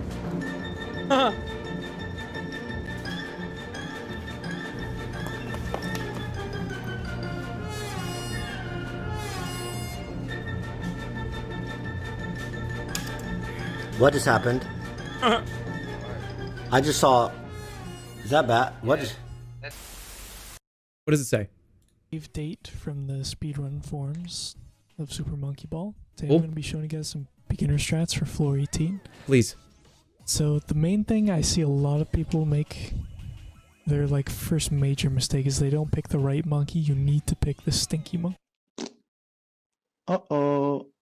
Stink. You fucking dick. Before, on our last grueling stream, you're like, Tyler, you're not supposed to put lighter fluid on it. It makes you eat it. Well, now I have all natural clean fuel. Taste the food, not the fuel. Literally, you see?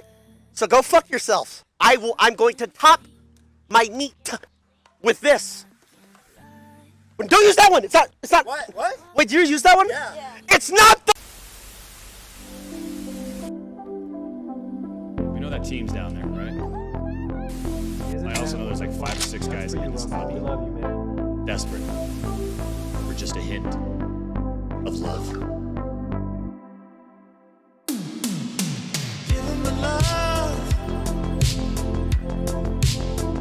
Damn, dude, I didn't even make it to this one. The fuck is this, dude? This is a wash, brother. I didn't even make it in this uncommon Twitch combo.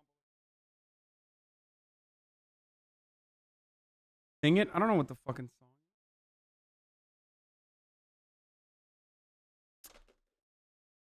Bullshit, dude. A wash. What makes this channel good is just, I mean, it's literally, it's what we do anyway. We like literally just. That's because you're a common?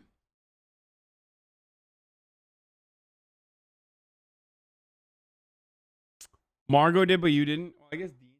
Why don't you ever watch Unusual Memes? I haven't in a while.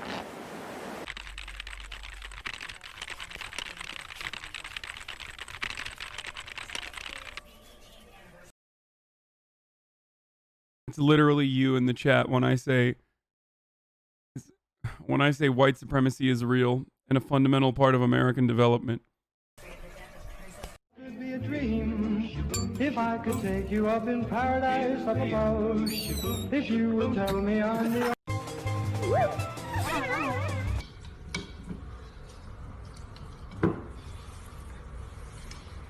Oh.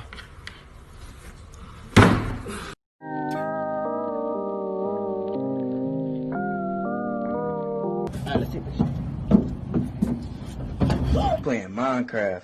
I like it, cut G.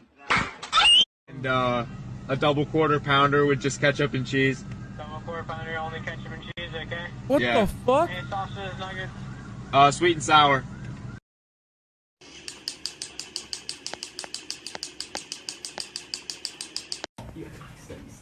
Well,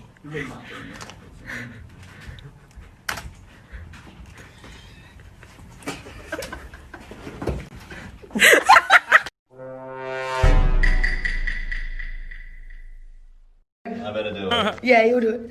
What? Another one. Do the next one. Do another one. Hurry up. Quick, go on. He's got skills. What is? Go. Eat it. How? You got it, bud. How does he do that?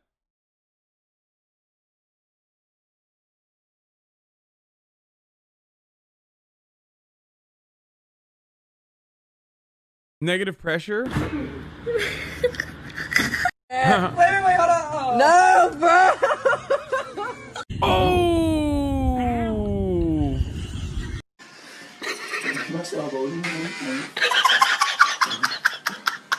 Oh no. Floor. Simba, show me them legs. Freak.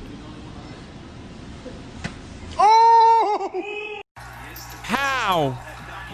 Bro, what the fuck? What? Dude, that guy has a great future in law enforcement. Okay, I know he's military right now, which is kind of like a cop.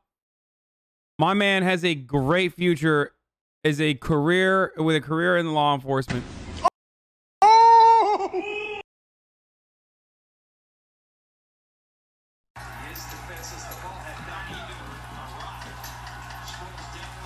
Be an MP, so glad that I a still blue get to be a part of falcon? that via you guys. It's my 15th year at the middle school, and I'm sure it will be.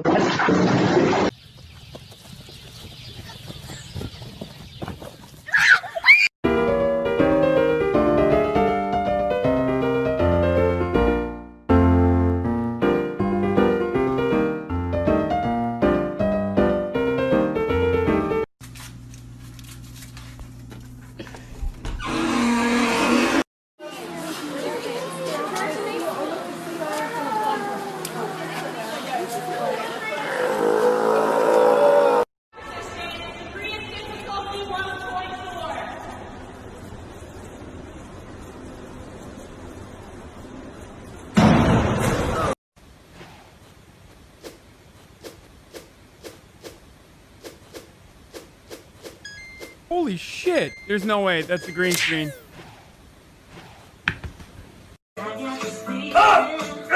It's not real. Oh, no. Oh, no. That was fucking devastating. He's dead, dude.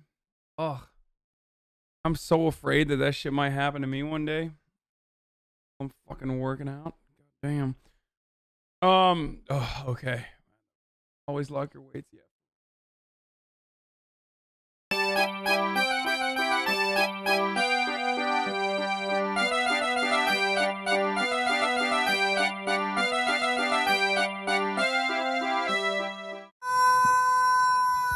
I've seen this movie. That's literally like so loud. What the fuck?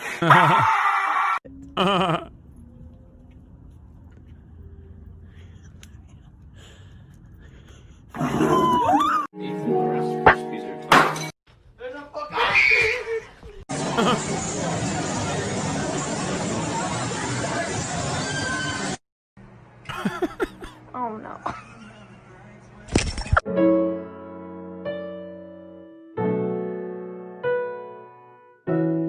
Oh, yikes. Hey.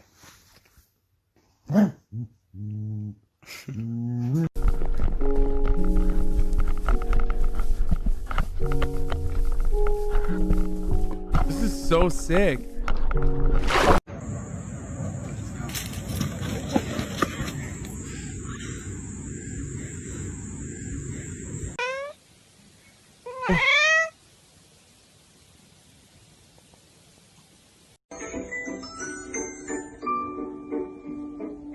I seriously just broke it. The guy who makes these is Turkish, by the way. His name is Yilmaz, isn't it? Like, that's a Turkish name. I seriously just broke it. Seriously just broke it. Now what the heck? Oh my god. Everything fine? That's a F350, brother. You kidding me? That's got the strongest goddamn side mirror in the business. So strong, even ISIS uses Tacomas instead of our F350s. Is that a 450? My bad. I thought there was a heavy duty 350. Now, 450 is basically a U-Haul truck. This is just to pick them up. No. Mustard.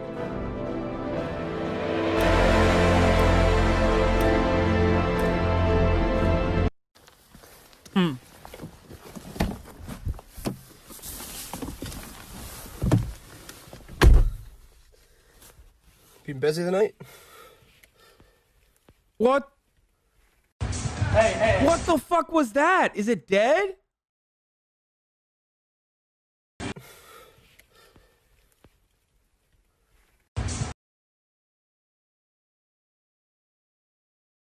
Is that a sheep? Really? I thought it was a llama. Hey.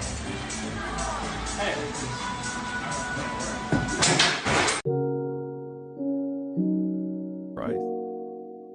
You're on a fucking date with this girl that you finally get the courage to go out with. It's fucking COVID too, so you're already scared. You're scared because you don't know how the date's gonna go, but you're also scared because maybe you're gonna get fucking COVID because you're out and about. And then all of a sudden, this fucking frat bro on the next golf course next to you just sends it. And boom, date ruined. It's over. No sekkasu. No nothing.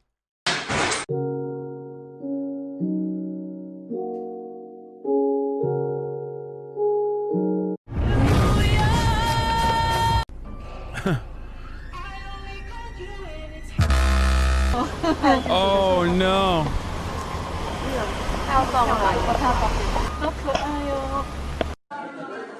Isn't there like a fucking... Isn't that like a La Fontaine child novel or some shit? Is it like the horse with the rooster on top of the dog and the cat? What the fuck is that called? Big dog or a small horse? It's a big dog. Bremen? Bremen mızıkacıları. Oh, okay. I fucked it up. Yeah. That is the Bremer Stadtmusikanten. Bremer Stadtmusikanten. The Bremen musicians. Do we call an ambulance for you? No, you uncultured fuck. I'm actually educating you. Damn, you brought a crazy memory back. Why do people know this? Because we're not fucking Amerifats. That's why. You understand? Because we don't have fucking permanent NA brain.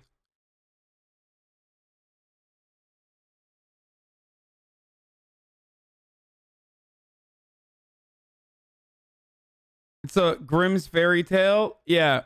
The brothers Grimm. Those fairy tales are fucking psychotic. Like, they're just absolutely psychotic. Wasn't it? What was the two brothers? No, the brothers Grimm, but like, one of the tales is literally about how a wife who fucking hates her husband kills the son and then makes the husband eat the son.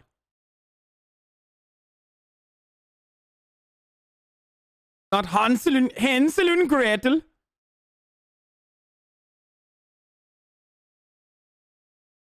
Into a pie. Hansel and Gretel is anti-Semitic. Is it? I don't know. Those weren't created by them. They just wrote them down.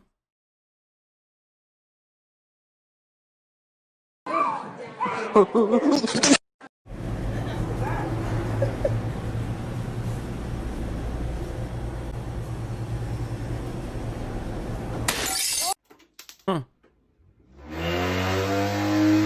Is that Asmongold's computer?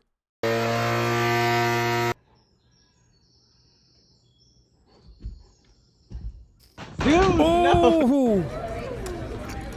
Oh, mama.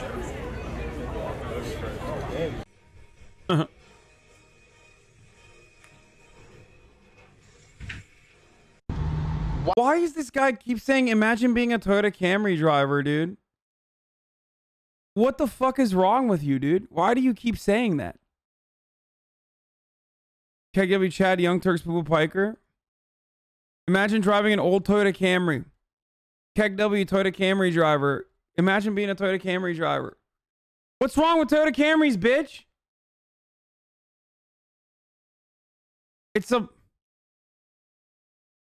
It's a fucking perfectly acceptable, affordable vehicle and it's reliable. Fuck you, dude. Hey, fuck yourself, okay? You guys stop it.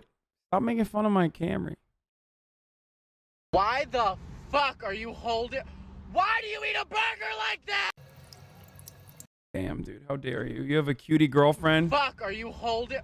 And you're gonna fucking shit on her like this just because she's holding the burger weird? Like that? I'm forever alone. Is that a snail? Oh, that's so disgusting, dude. It's so cute. It's not. It's not cute at all. That's disgusting. Why are we watching this? I don't know. Better than watching your mom got him. Why are you in the couch? Hey, pushing through.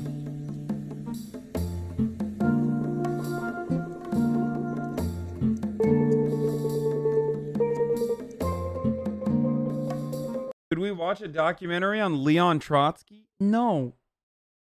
What the fuck is wrong with you, dude? No. Absolutely not. We will not watch a documentary on Leon Trotsky, dude. Weirdo. He did?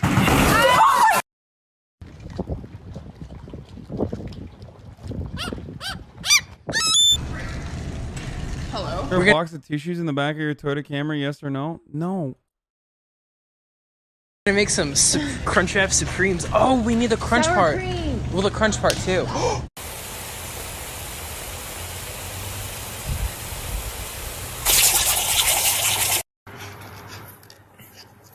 Oh my god. How? God damn, dude. I've been on top of skateboards a bunch of times. I've never had that, and I'm heavy as fuck. You have your IRL rig? Maybe you'd feel better if you walked around LA for a second? No. Oh my god.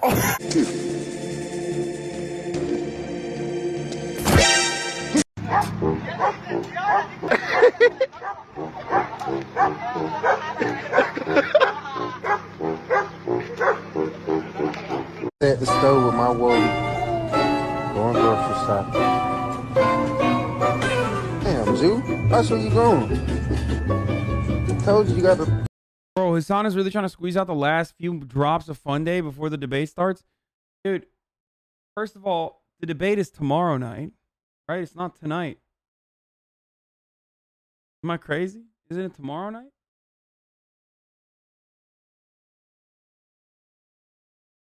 Yeah. And secondly,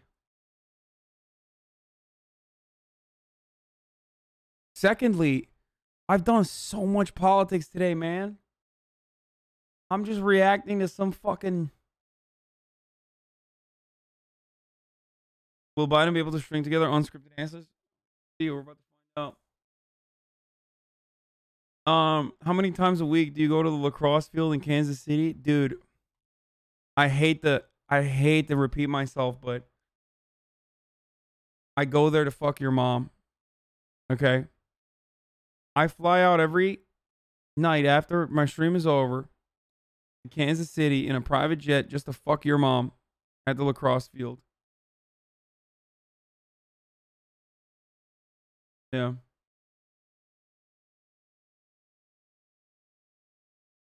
Can I send you a video link for my Instagram, or is that self-promotion taboo? It's self-promotion taboo. Weird, haven't seen you in KC. Your mom has, though. Got him. Nessel. Oof. Double mommed. You gotta whip After this thing, video's man. over, I'm gonna play Italiaphobia. Listen, Maron, I'm gonna finish. Paisan.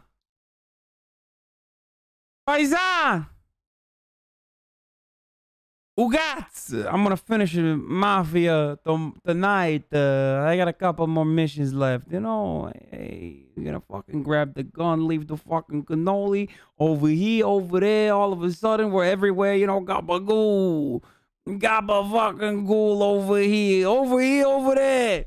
You motherfucker. Yeah, I'm walking here. I'm walking there. Hey. Get the fuck out of here. Hey! Oh.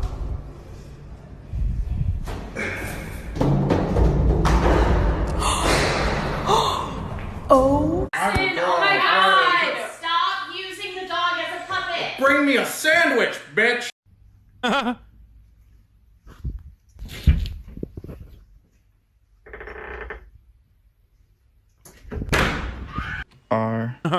And who's there?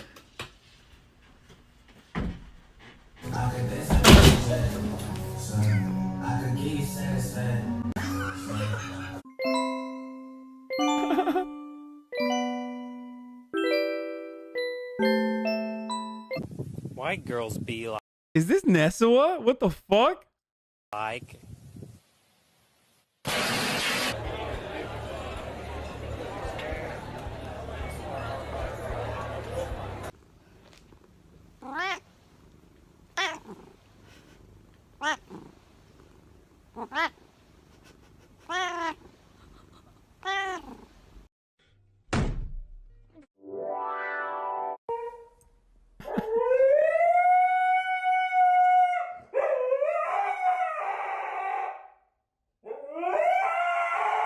What is happening to that dog? What are you doing?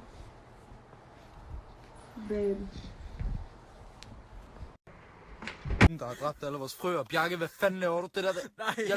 Hjælp den op, Bjarke. What's Poke doing down there? Bjarke, ah! Oh!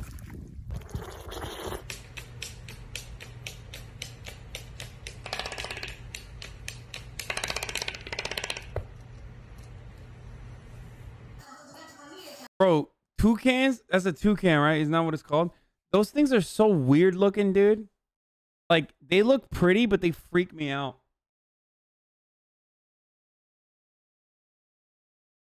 They're pretty, but they're like, I don't know, it's just like too much for a bird.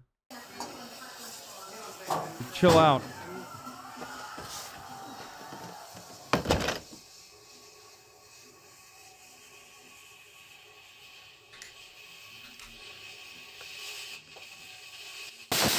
Oh, that is a deluxe.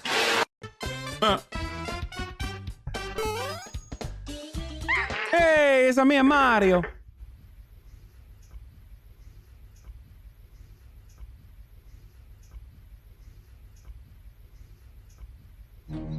Devastating.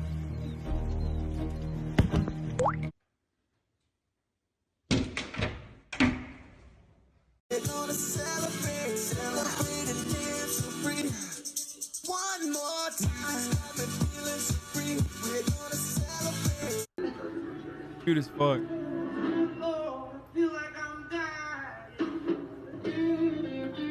Can I touch your nose? Yeah, go for it.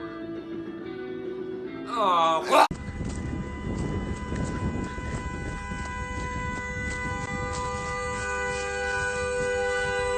There's a dog in there. Hey. I knew it.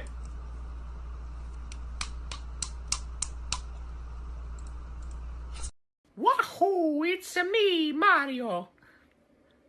Hey! Show me your ass. When I say Hillshire, you say Hillshire.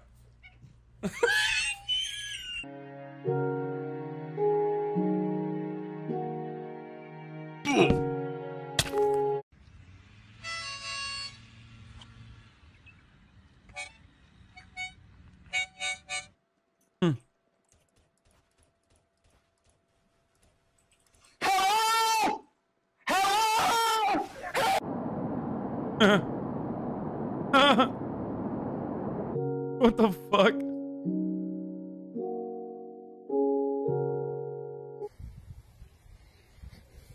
Yo! What are these called? A capybara, right? Oh, fucking dude.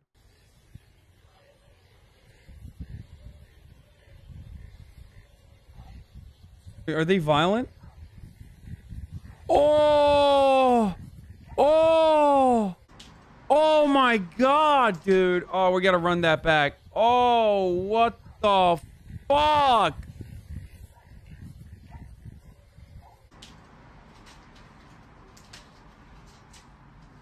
They're the largest rodent on the planet.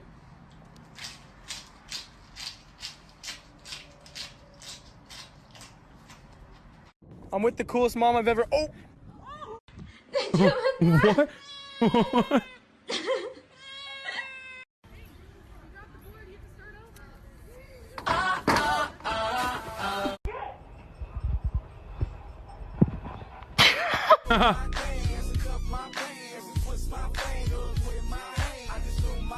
Final Hey, boss. what are you doing?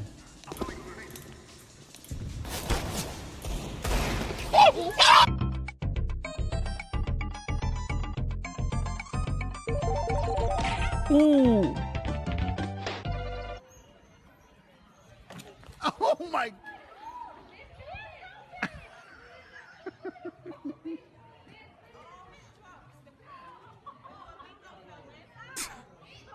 Look at that fucking thing rolling off like nothing happened. А на одной сможешь?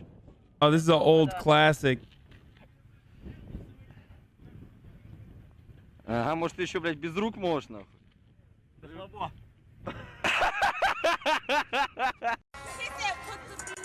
Cheeky breaky. Oh, all right. Spoiled milk explosion in 3, 2. Oh.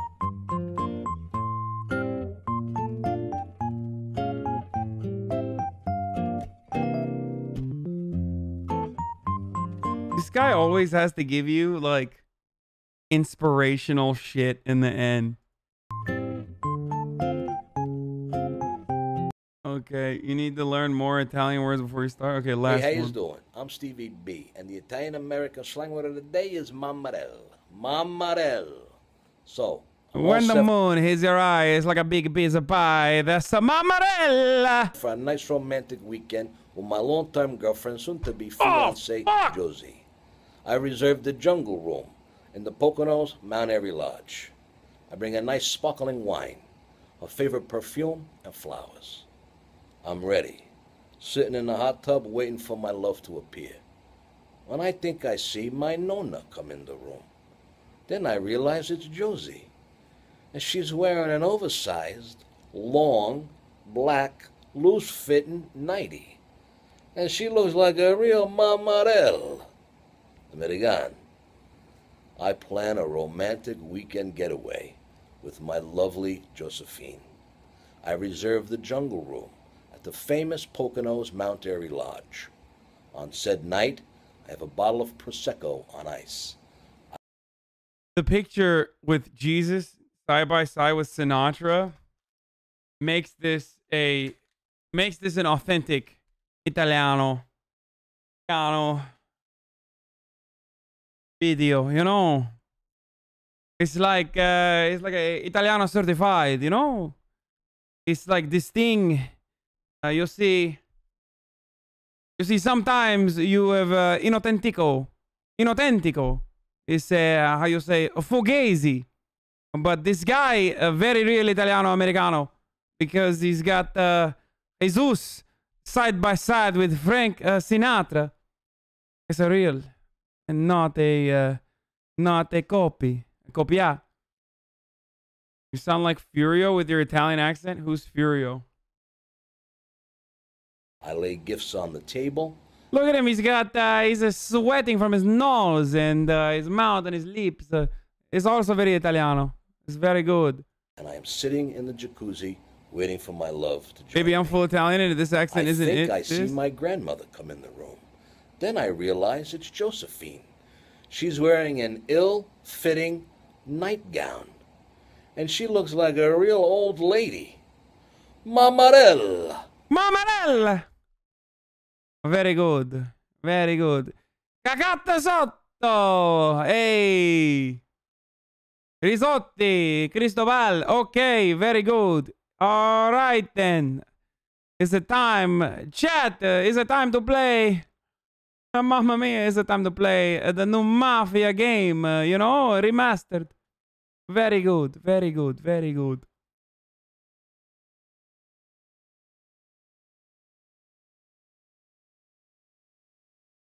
It's okay. Mafia Definitive Edition.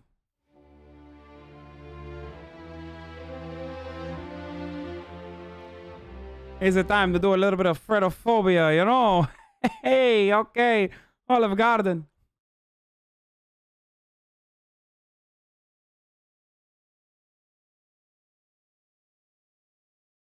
Hold on, I gotta line up this fucking chat over here.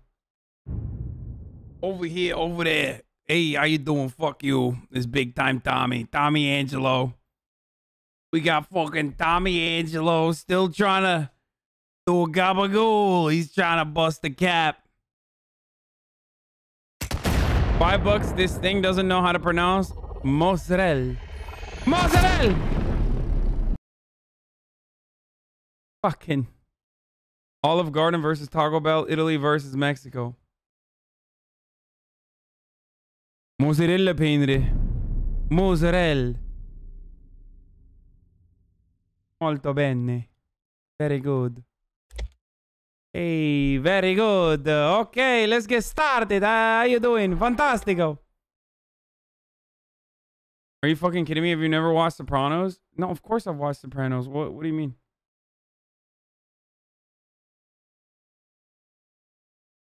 Mozzarella. No gobble fools allowed. Hey, very good. Furio, is he from Sopranos? Which one was he? It's been a while since I've said. It's been a while since I watched Sopranos. Which one was Furio? Furio's the Italian guy they bring over. Someone said you sound like him. Oh, very good.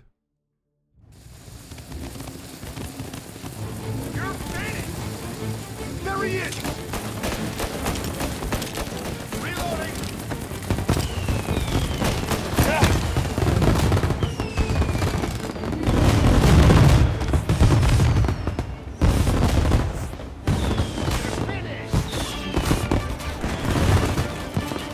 It's a part very difficult. Oh God!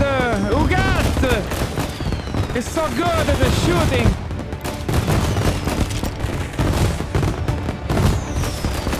Get a better shot. Go! I'm out. Oh, Ugat!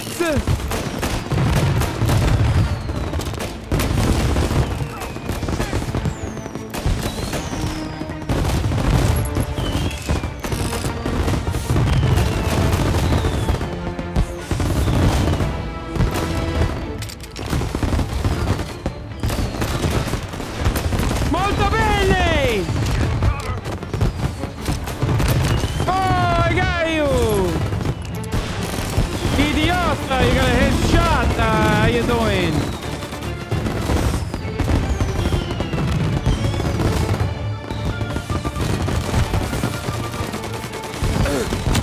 Jesus Christ!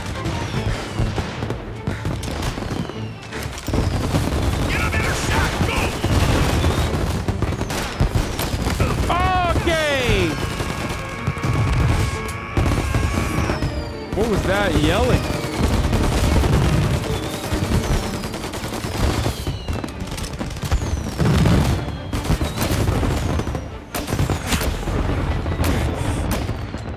Fuck!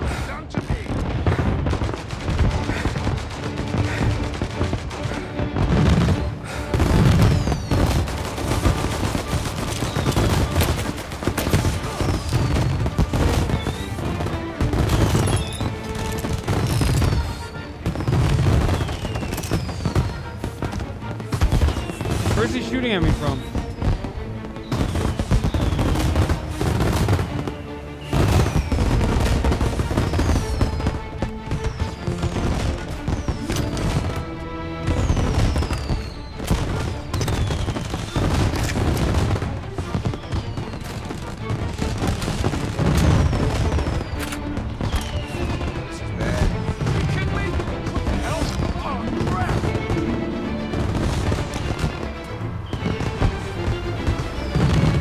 Get out of the fucking way!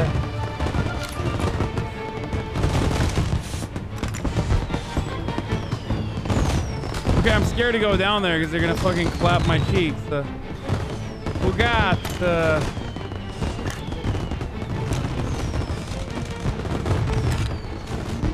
What the fuck are they? I can't get out of here? I can't get out of here?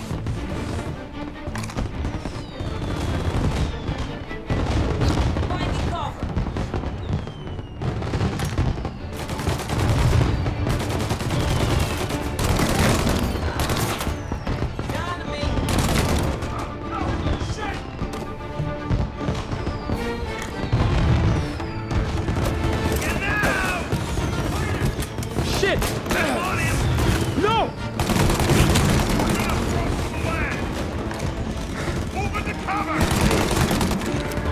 Jesus Christ, this is hard, man.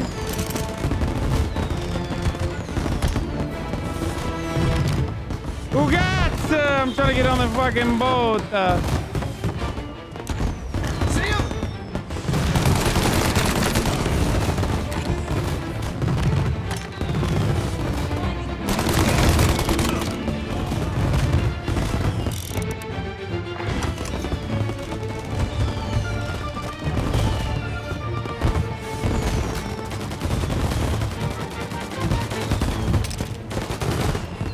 Where is he? Oh shit, who got? What the hell are you fucking doing? Wait, I hope it doesn't start me from the top. If it starts me from the fucking top, I'm gonna lose my mind. This mission is the hardest mission to have ever existed. Please, please, please, please don't start me from the top. Oh no, it's gonna start me from the top, isn't it?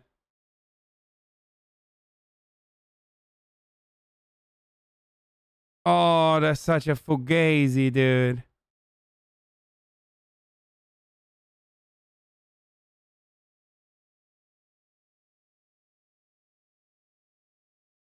Oh, please don't start me from the top. Please, please, please, please, please, please, please, please, please. Oh, thank God. Get over here! Wait, where's my weapon? This is bad. Are you kidding me? What the hell? Oh, crap!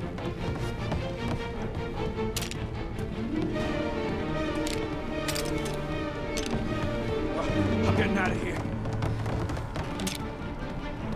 Oh, I lost my gun. Kind of sucks.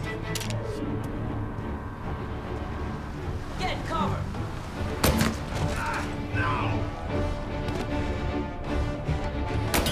Oh shit, he's the guy. Come on. What? Fuck you! I see blood. Say goodnight, punk. Okay. Gonna take you out. Insanity, dude. Hey, I'm here. Where's our punk? Kill all of us. Actual fucking insanity in this mission. Get him.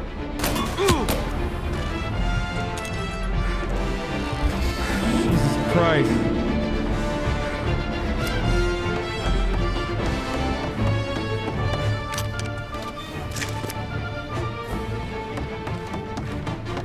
You gotta use cover the AI with cheese if you don't? Yeah, I know.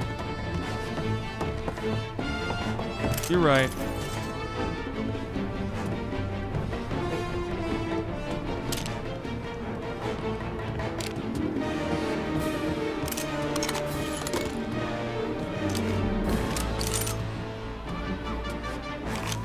How you doing, big time Tommy? Big fucking time Tommy. Big motherfucking time Tommy over here.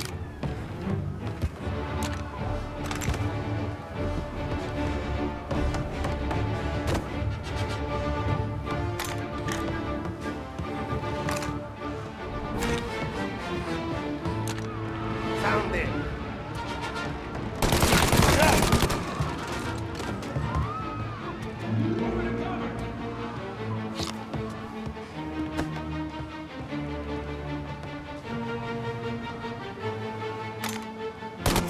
Get him!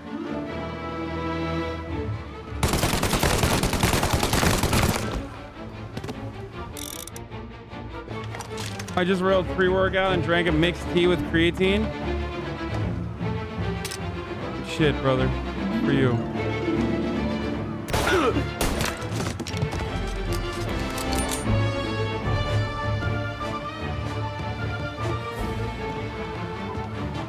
All the way on the other side. No, please. No.